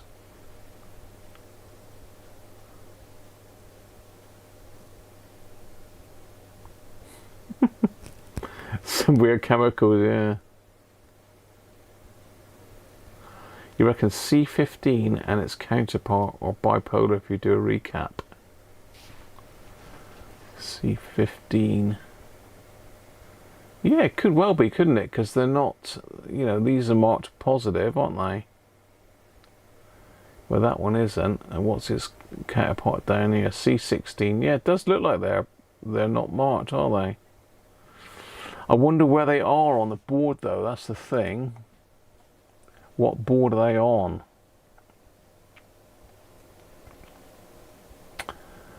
What board are they on? They're going to be probably on this one, aren't they? Preamp and switch. EQ amp. See, the EQ amp and the preamp, which board are we looking at? Because this is on the EQ amp and this is on the switch on the preamp. So we've got an EQ amp and a preamp, but it looks like the phono is on the EQ amp board, which is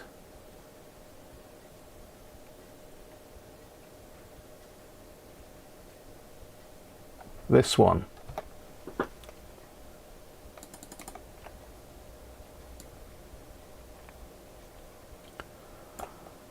Too big.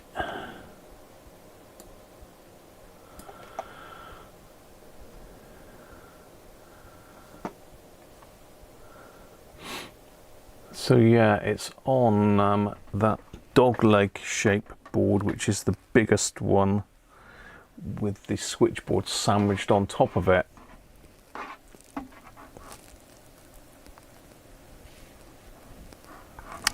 And then the other one underneath, I'm not sure what that board, I can't really see what that one is.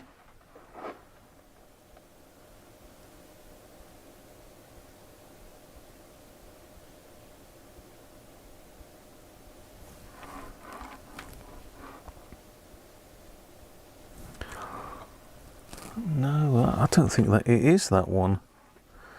I think it might be the bottom one that the volume and that's attached to. Is it?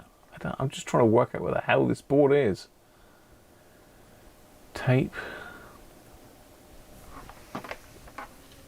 That board is totally different shape. Both of those boards are. Do you know what? I think that board is at the back here. Because if you look at this, this is all the phono sockets. And that board, yeah, that is that board. Oh, is that right? Have we got? No way. It is. So it looks like the preamp is built onto the jack board on the back.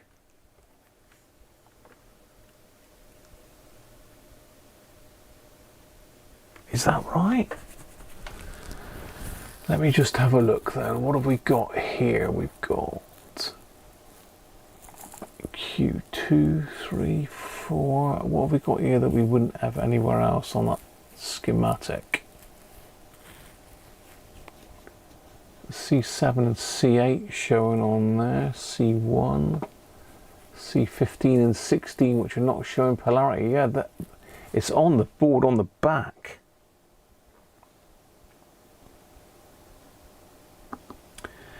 It is on the board on the back, which I didn't suss.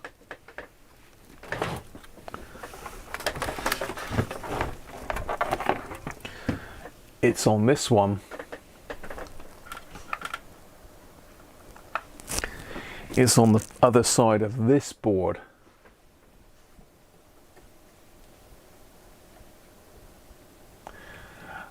Wow. You'd spend the money, yeah?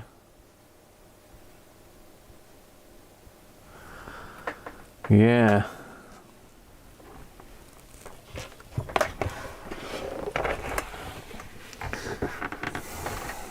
So maybe we were chasing a red herring. We should have been looking at this board.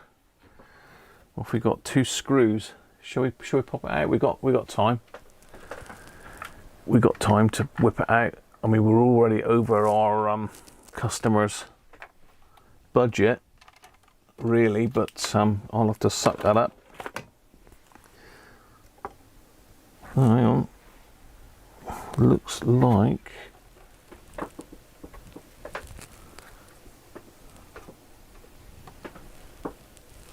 it's on some sort of little pegs there by the looks of it. Huh.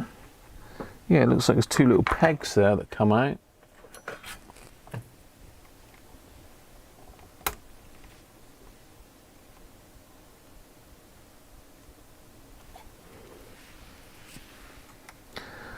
No doubt there's a special peg tool for getting them out.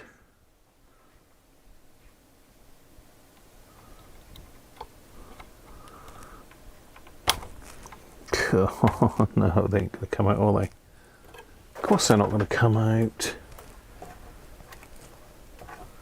If you just pull this way.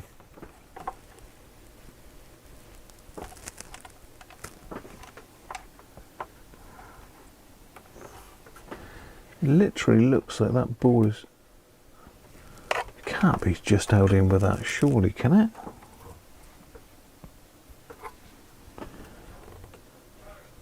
Yeah, it looks like they are.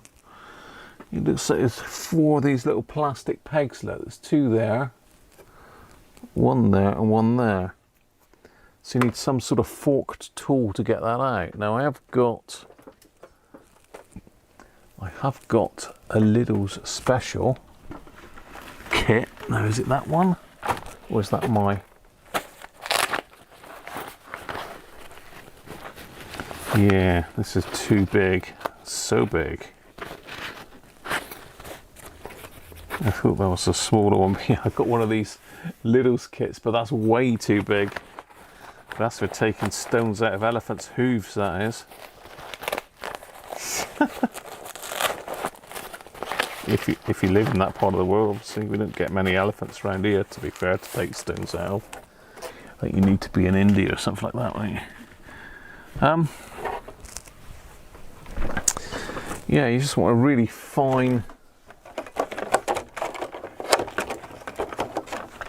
trim removal tool, don't I? I've got lots of trim removal tools there, but not the one I need. Always the same.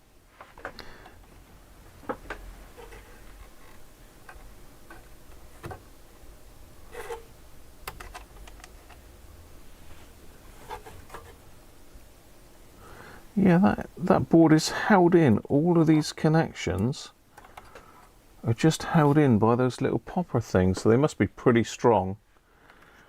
Which means they ain't going to come out in a hurry, are they?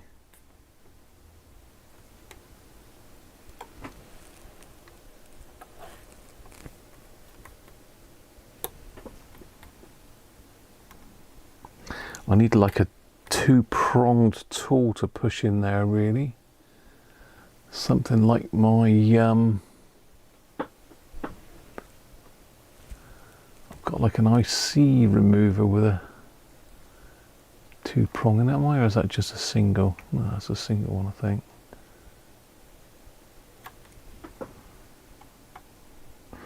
Why on earth would they use these things? Is it so as it's easy to take out because they fail all the time? They're just poppers, aren't they? Like fasteners. RIAA amp board.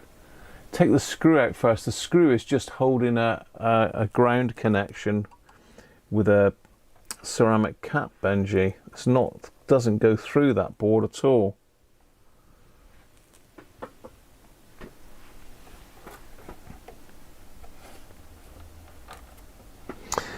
You know, I could just try prising it, but I can't really get anything in there. I can get this in here.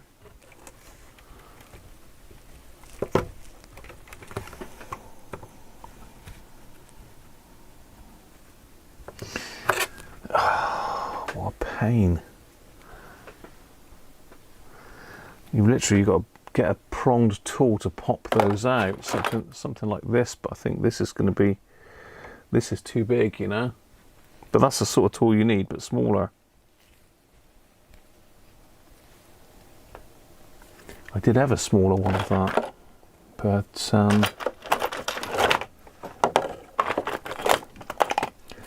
no longer lives here, has gone. Yes, I've got, I can't remember, I think it might have been Tom and Susie, or, oh no, there is another one over there, but that's bigger. Yes, I have got the full set, but these are too big. But that's the sort of thing I need, something like that.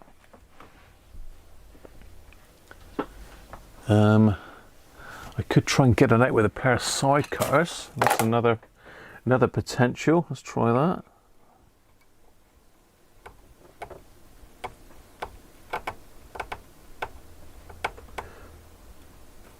Oh, God. Nope. It's just going to break them. Why haven't they used just little screws with those? I mean, I can break them off and put little screws back in, but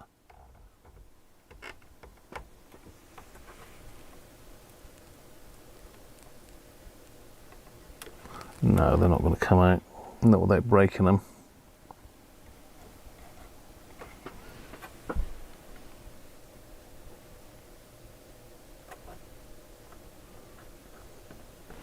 What a crazy way to fit them in, isn't it? Oh, I think they put a bit of glue on them as well. Yeah, they're glued as well. They put a bit of glue on them as well, just for good measure. Let's get that light down that way a bit. Yeah, there's a bit of contact adhesive on them as well. They don't want you to take these out, do they?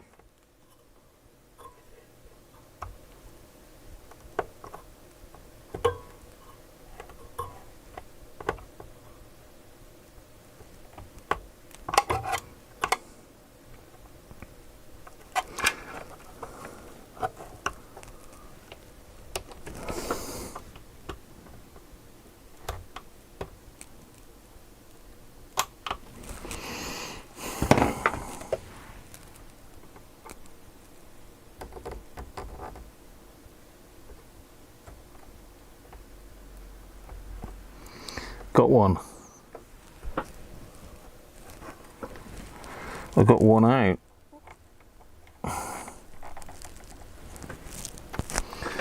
I've got one. One down. Trouble is they're blimmin'. Why have they glued them as well? Why would you glue them as well? Clearly they don't want it to come out, do they?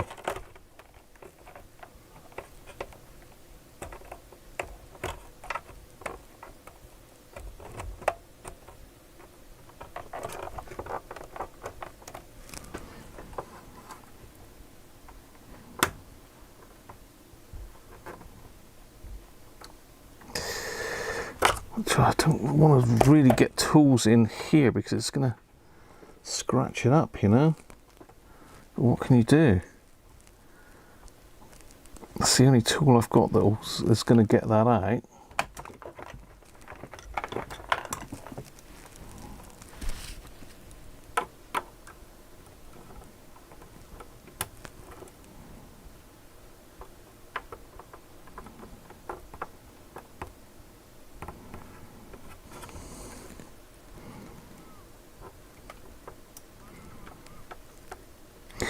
This is the problem, they've glued them with glue as well. Did that move then?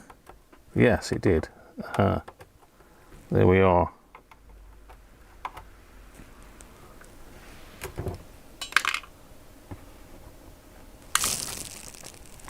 Well, that came right out. That one's still left the back piece there in, which needs to come out as well. Okay. 2 down. What a crazy way of doing it. What were they thinking about? Why not screws? Is this something, perhaps it's something to do with grounding?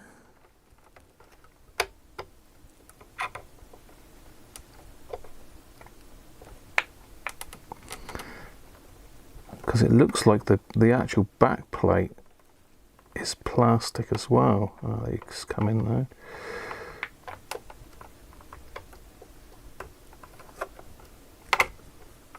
Got you.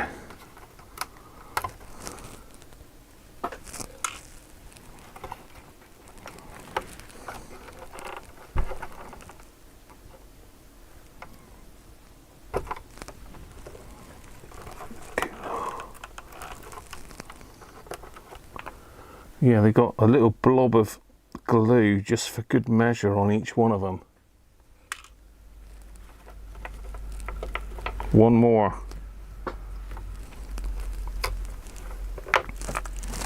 One to go. The hardest one of all, which you can't get in behind.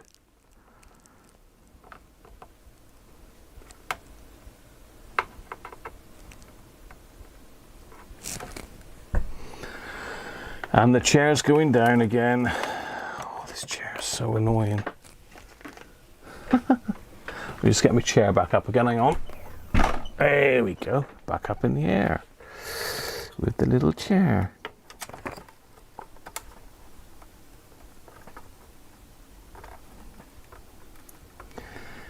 You can't get anything in behind them. I could get that spudger thing, but I've now lost that. That's gone. That is gone. I don't know where that is. Is it underneath there? No. No, spudger has now left the building. Get this one underneath it. Nope.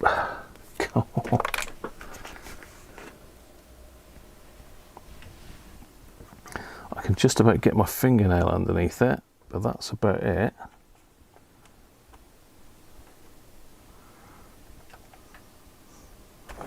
I'll get my fingernail and then that.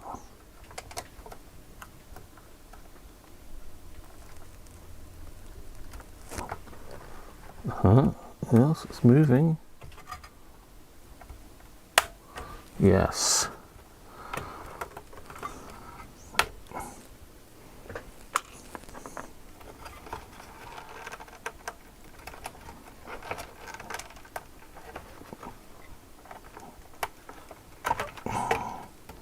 Got it. Whoa, now we're talking. Okay. Let's have a little look-see. So we've got this little decoupling cap, which is just soldered to there. But this is plastic, so this has got some of that nasty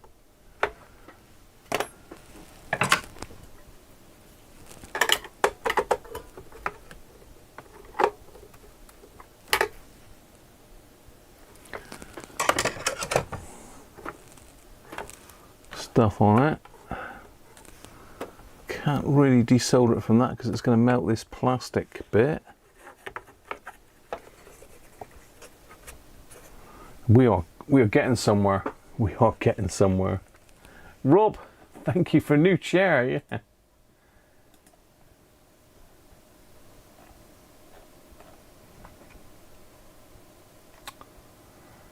I don't know if that popped up then. I think it did, Rob. Yeah. Thank you very much. I didn't hear the noise though, or see an alert come up. But then I'm on a different screen, so maybe that's why. Verbally let it rip. Gavin, how are you, mate? Been working.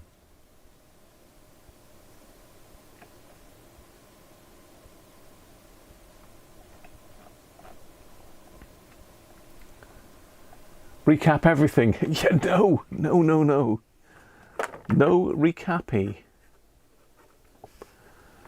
I'm gonna have to see if I can undo that screw. It's got some Loctite all over it. That's the word I was looking for. Loctite.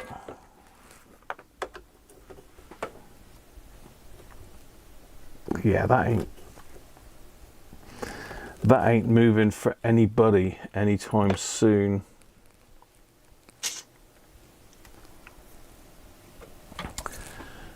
Can I chip away at that?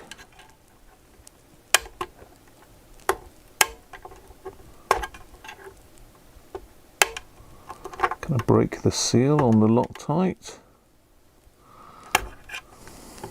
I can't get in there with a spanner because I think it's too small. And I probably haven't got the right size spanner here. Is that the right size? Oh, what do you know? It's the first time I've ever got that spanner to fit anything.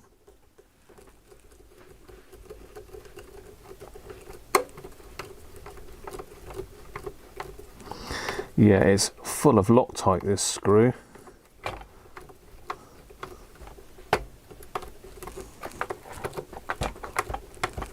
All the way along the thread, which is great.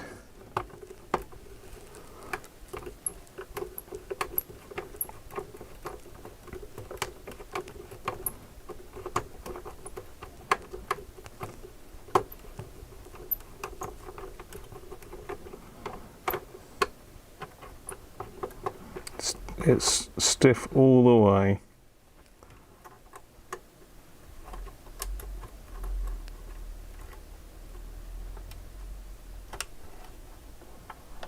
So you have a little nut.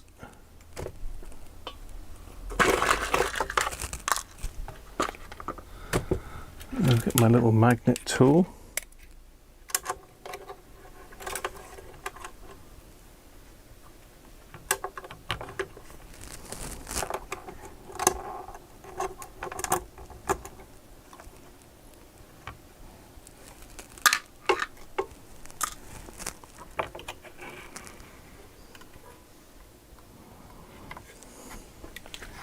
There she is. Let us see. Yes, look at all the goodness. Right. Now we're talking.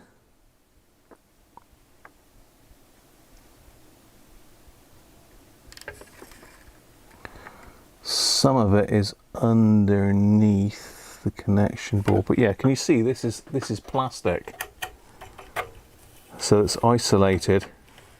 That's why you've got those plastic things in it. So this is potentially where our issue is on one of these transistors. So can we hook it back up again? Let's have a look. What have we got? We can jam underneath it to stop anything shorting out.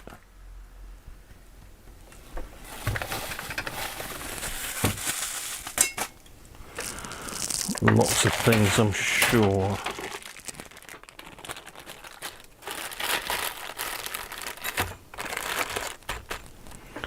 Right.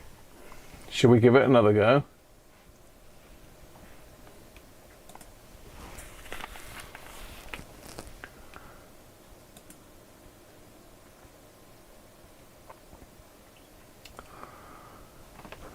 Let's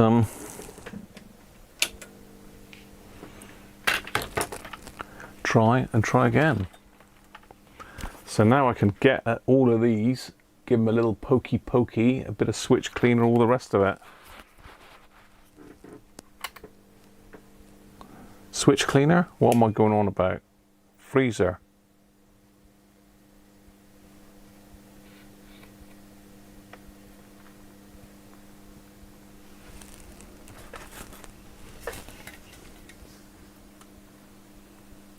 It's going to be potentially these, isn't it?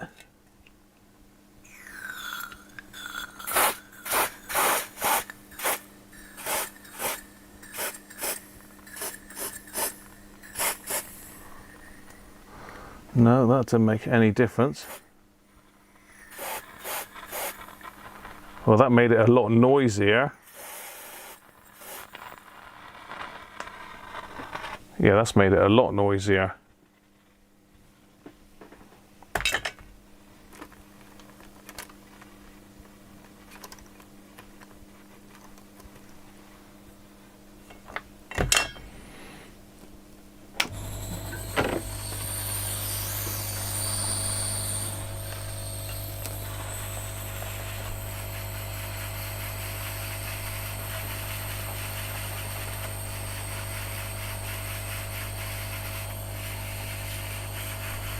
Just heating them back up now.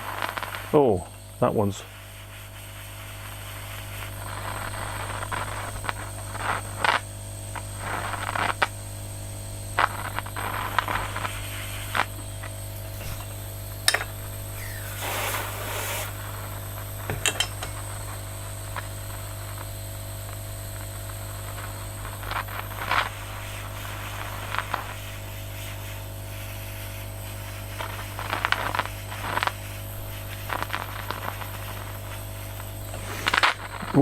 Oh dear, what a racket.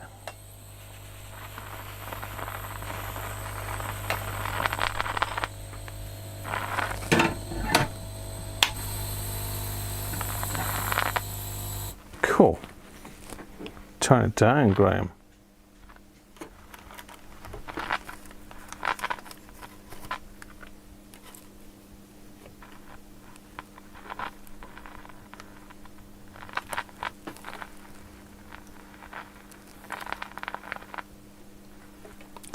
So it comes through these resistors here by the looks of it, up to that cap there. That's the left channel there. So is our right channel over here then? No. Look at the balance.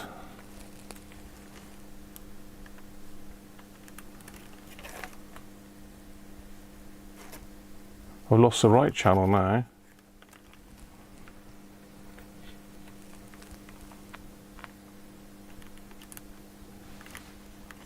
No, I've lost both of them now.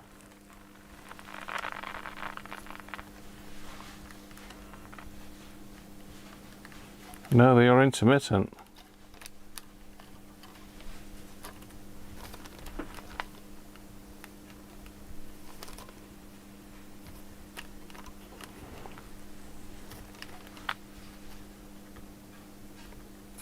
Stopped again.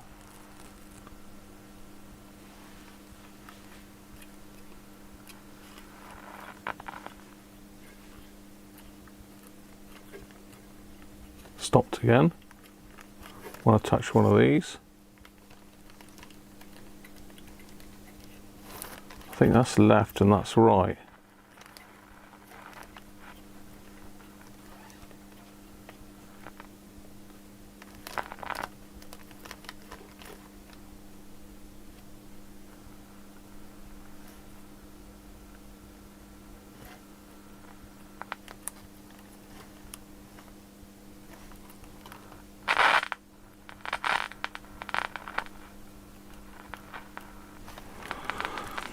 Yeah, so it looks like they go this way. So this is the left channel here, this is the right channel here. So I can touch the top of that cap and get a loud buzz.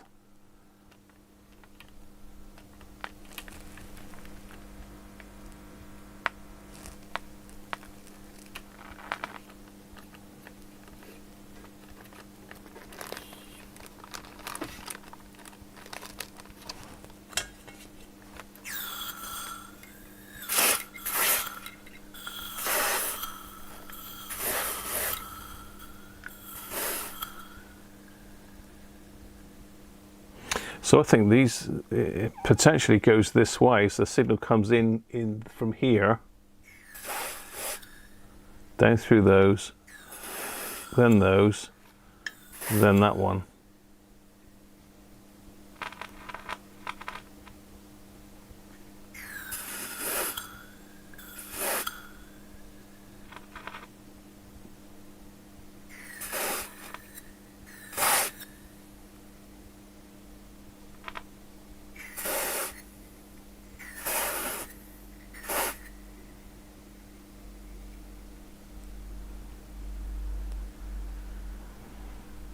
It's gone quiet now. I've sprayed them. I'm just looking to see seems some of them are defrosting quicker than others. They're in pairs as well, so it could be that just one of the two has gone a bit dodgy, you know? Yeah, interesting stuff. I've got to check all the board, but it's got to be one of these transistors. At least we're in it now. We can see that there is light at the end of the tunnel. So we could potentially have 4 transistors and well, I mean, these look good quality caps. That looks like Panasonic's there.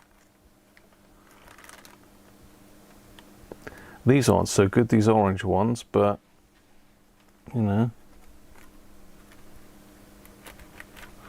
See, I seem to have lost.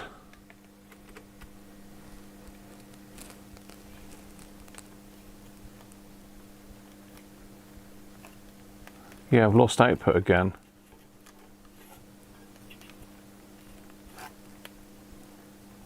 Touching those is making no difference at all now, so I've completely lost the output. Maybe I've got them too cold.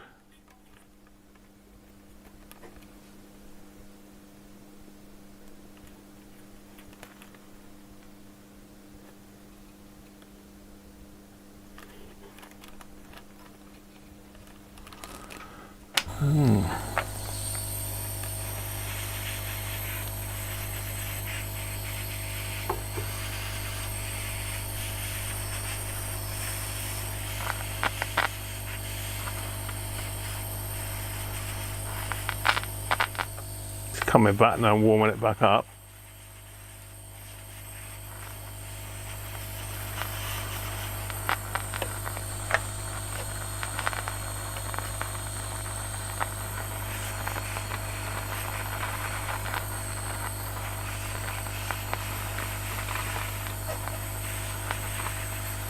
Yeah.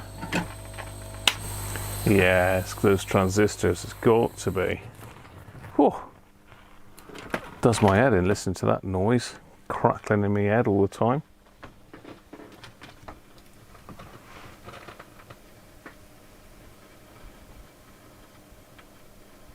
Tom's off. Catch you soon, Tom, Susie.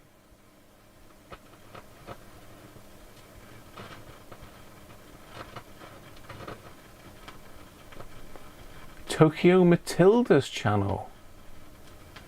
Tokyo Matilda, eh?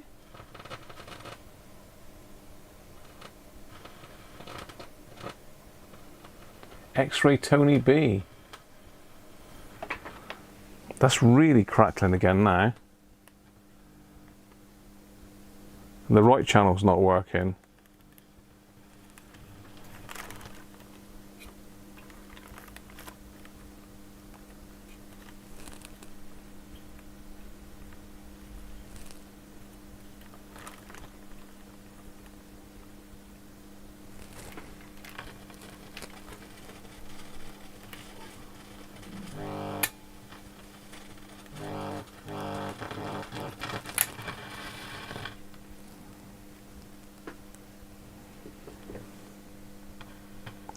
That's making the speaker relay click then.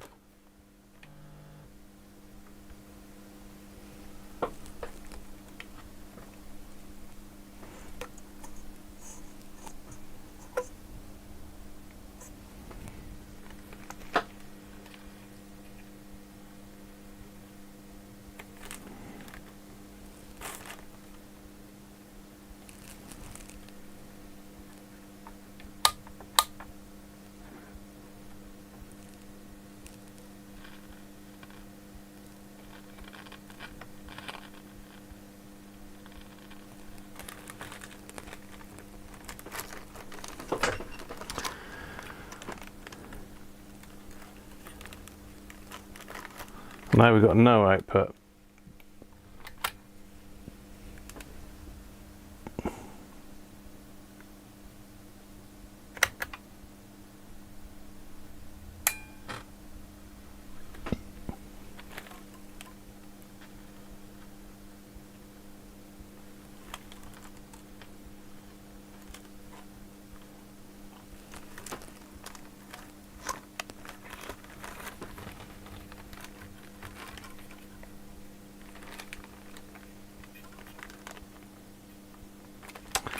Oh well, I think that's a good place to leave it. To be fair, I know we've got this board out now, so that's potentially where the problem is. Although I'm not convinced it could be any blimmin' where really, especially being that that speaker just cut out.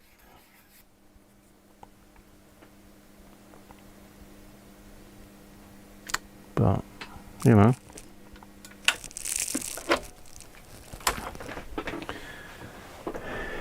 It's got dark now, isn't it?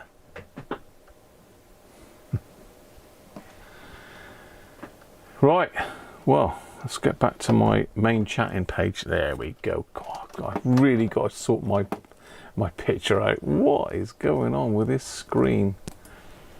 I'm so bright.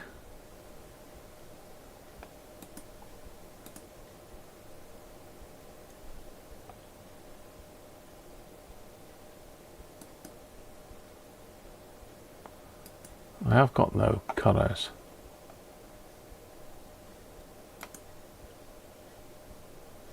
Colour management. I don't know. Colour calibration. Calibrate display. Display?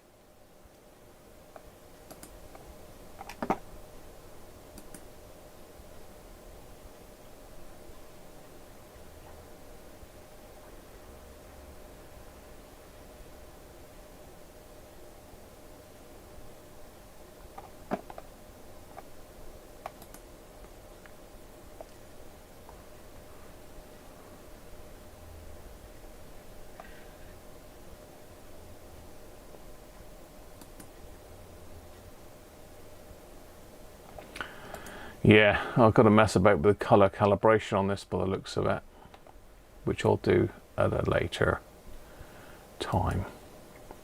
I have messed with the colour, but I can't. I do look like Miss and put into protection mode. Hopefully I'm not, according to this, I've got a bright red nose and cheeks, and then very orangey down here and bright red ears. Bright red ears. Jesus, I look like someone out of Noddy spray tan. And put into protection mode. Yeah, it did.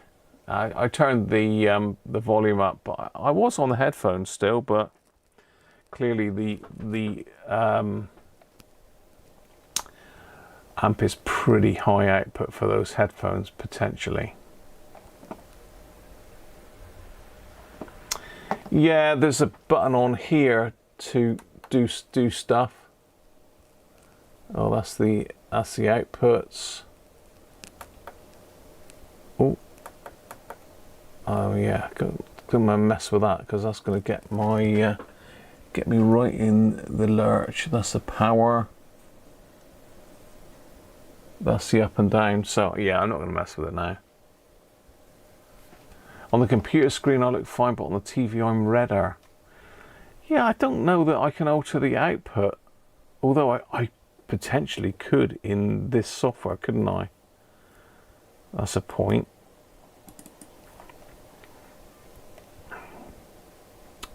Configure video, hue and saturation. I'm on the defaults. Yeah, I'm on the defaults for this camera, but everything's really bright, including all the icons and everything. So I think that's it for today, people. It's 6:05. Look, 6 o'clock's normally when I knock off, so I'm going to call it a day there. I'll do lots of buttons and push lots of things, and I'll leave you on the end screen if you want to have a chat for a little bit. Bit of a fast spend an hour in makeup before going live, I know, but you know, the show must go on. Anything for the show. Dorf, how you doing, mate? Cheers. Catch you soon. That's it for now, people. Anyway, I'm going to push hopefully buttons that will do things, and we'll see. Trying to think, have I got one? No, I haven't got one for me Patreons and channel members, have I? Or is that on that one? Yeah, no, that's, of course it is. That's, yeah, all right, okay. Too many buttons, too little time. Cheers, everybody. I will get these cameras just readjusted around next week, because I think I need that over there, and you know how it goes. I need to clear this damn desk up. It's a hell of a state, especially with this massive amp on it. I can't do anything with that amp. Thanks everyone for today. Thanks for all the super chats and all the chat as well. All helps, doesn't it? Anyway, bye for now, and hopefully the outro plays with music this time. We'll see. Bye for now.